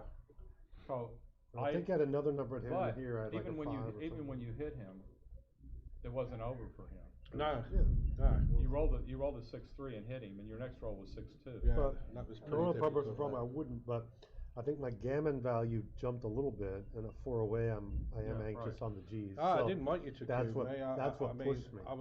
I don't think I'd even do it at a normal I would score. have definitely taken. Yeah, I don't like taking gammonish positions when my opponent's 4 away like that. But I'm thinking I've got enough game. But it's not that gammonish because prime versus primes aren't, and I do have the other hit, and that's going to make. It was looking at it when you came out. I mean, I did have the 1 point. I think it was enough just to cube, but I think my gammons are probably 15. I think they're less than 20%. There's a good chance that 4 away it was a cube. Yeah. Yeah. But then once you got it, you didn't play it for it. Once I hit it, yeah. That 6-3, you stacked up. That could have. Well, there's other times I could hit him loose here, but his board was still enough. I was paranoid to get stuck behind it again. and that could have also been. Oh yeah, you could have hit me. Yours could have hit you there, but you were still like forging a prime. And they're tricky play. I mean, there was one game that I You had a thought I 2-1 wasn't sure also about. one time where you could. Yeah, I could have split them both. You could have done that. I considered it. I don't think I would have done it either because he had such an he had attack. he had a good I attack. think I remember that. I was kind of hoping Yeah. for something like that because it's like That's pound town, yeah. you know. It was at the score. I did consider it, and then I changed my mind. I thought, yeah, he's looking. Thanks, Joe. Well, I'd be interested. You sent me. You've got my email, haven't you? Well, Yeah, well, this will get done already. If you transcribe before, let me know because I normally just. I'll have to do it here though on my laptop. I'm not sure whether I'll get time in between. But yeah. Thank you. I'll upload and Thanks give for you the a chocolate coffee I'll as give well. you a match file or whatever. I'll give you the video. Okay. Okay. Yeah. Sometimes it's easier. Well, than I the can. stream. Yeah. Some people don't like transcribing. Yeah, I don't mind. I mean, when I'm at home, I can do it because I've got a wide screen, quite a wide screen, so I can load up YouTube. Well, home's a long time. I'll probably XG. get it done before that, but I wouldn't Yeah. expect it this weekend. If I do any of this weekend, I might had do a it couple of Sunday. matches that were Might do it I Sunday. lost 11-0 and then I won 11-0. Oh wow. Okay. So I'm going to transcribe those first. It should Okay. take me a short amount of time. Well, I guess I'm still in the fighters anyway, so I'm still around. Hello, and thank you for joining us at the 2025 California State Backgammon Championships. I hope you're enjoying the action. My name is Alex Eshaghian. I'm running the stream, commentary, and social media. Please subscribe to my channel with hundreds of backgammon videos via the link in the description. If you love backgammon, you can become a member of the channel, giving you exclusive access to the most popular videos. You can also purchase my backgammon books by following the link in the description. Our stream sponsor is Legacy Boards Backgammon. Bill Shea created the board that we're playing on called Back to Cali. I did an interview with him for the Los Angeles Open 2025, going through the beautiful Legacy Boards Backgammon tables and tabletop boards for you to enjoy during the breaks. And I have the owner of Legacy Boards Backgammon, Bill Shea, joining me. Welcome, Bill. Thanks, Alex. Thanks for having us, and we're thrilled to be sponsoring the LA Open this year. We're delighted to have been invited. My pleasure. How are you doing today? Doing great. We're full on spring, it looks like. Yeah. So for the viewers, these are some of the most beautiful high-end luxury boards, and we're going to talk through them, but I wanted to show some pictures of some of your boards. A lot of them are on the website, but we'll start by showing the viewers some of those, and maybe you can go through and give us about like a one-sentence overview of each one. Absolutely delighted to. Yeah, this is All Hands. It's a beautiful poplar piece with really striking playing field, blue and white, and then dark blue. It stands out. It's absolutely beautiful. Great little piece. Blush was my wife actually made blush. Got a little bit of crocodile in there, and again playing pieces and dice and doublers that beautifully accent the leather and the playing field. Canyon. Canyon is a sycamore. It's a pretty unusual piece of wood, but just amazing. The wood's the star of that show. Citron is another heartfelt piece. Just really beautiful colors. It'll stand out in any room. It's a great little piece to play. Clean Slate's another one. Very sort of regal colors, burgundy set against that gray. Really nice little piece to play. This looks almost similar to the board on the stream. Very similar. Not quite as dark a playing field as Clean Slate. Will be a little bit lighter, but very similar. And yeah, we'll have photos. Well, you'll be able to see it during the streaming. Yes. And Crush. Crush is a favorite. That's a table, and just it's obviously Orange Crush for those of us that remember the beverage. The colors just told us that's what we needed to name it. A really neat piece with great natural accents to the wood. One of my favorites. We actually made that for a New York interior designer, and just a really dramatic piece of wood set on a beautiful table base. Really fun piece. We still have that piece. It's still available on the website.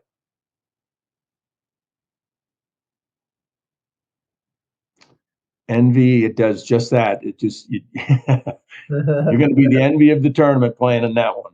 Really neat little piece. Again, we throw some crock in there that just accents really nicely. And Frank is another favorite, where when we bought this piece of wood, we didn't quite know how we'd do it, but we literally had to stitch it together due to the natural checks, they're called, but the cracks in the wood. But what would result in is just a striking, also a table, coffee table, really striking accent to any room, a neat little piece to play. Yeah, we were talking about that on social media. It looks like almost the shape of a football or something like that. And it's, I guess it's not an ideal for one person to sit in one direction and the other to sit, but this is more of a piece of art for me.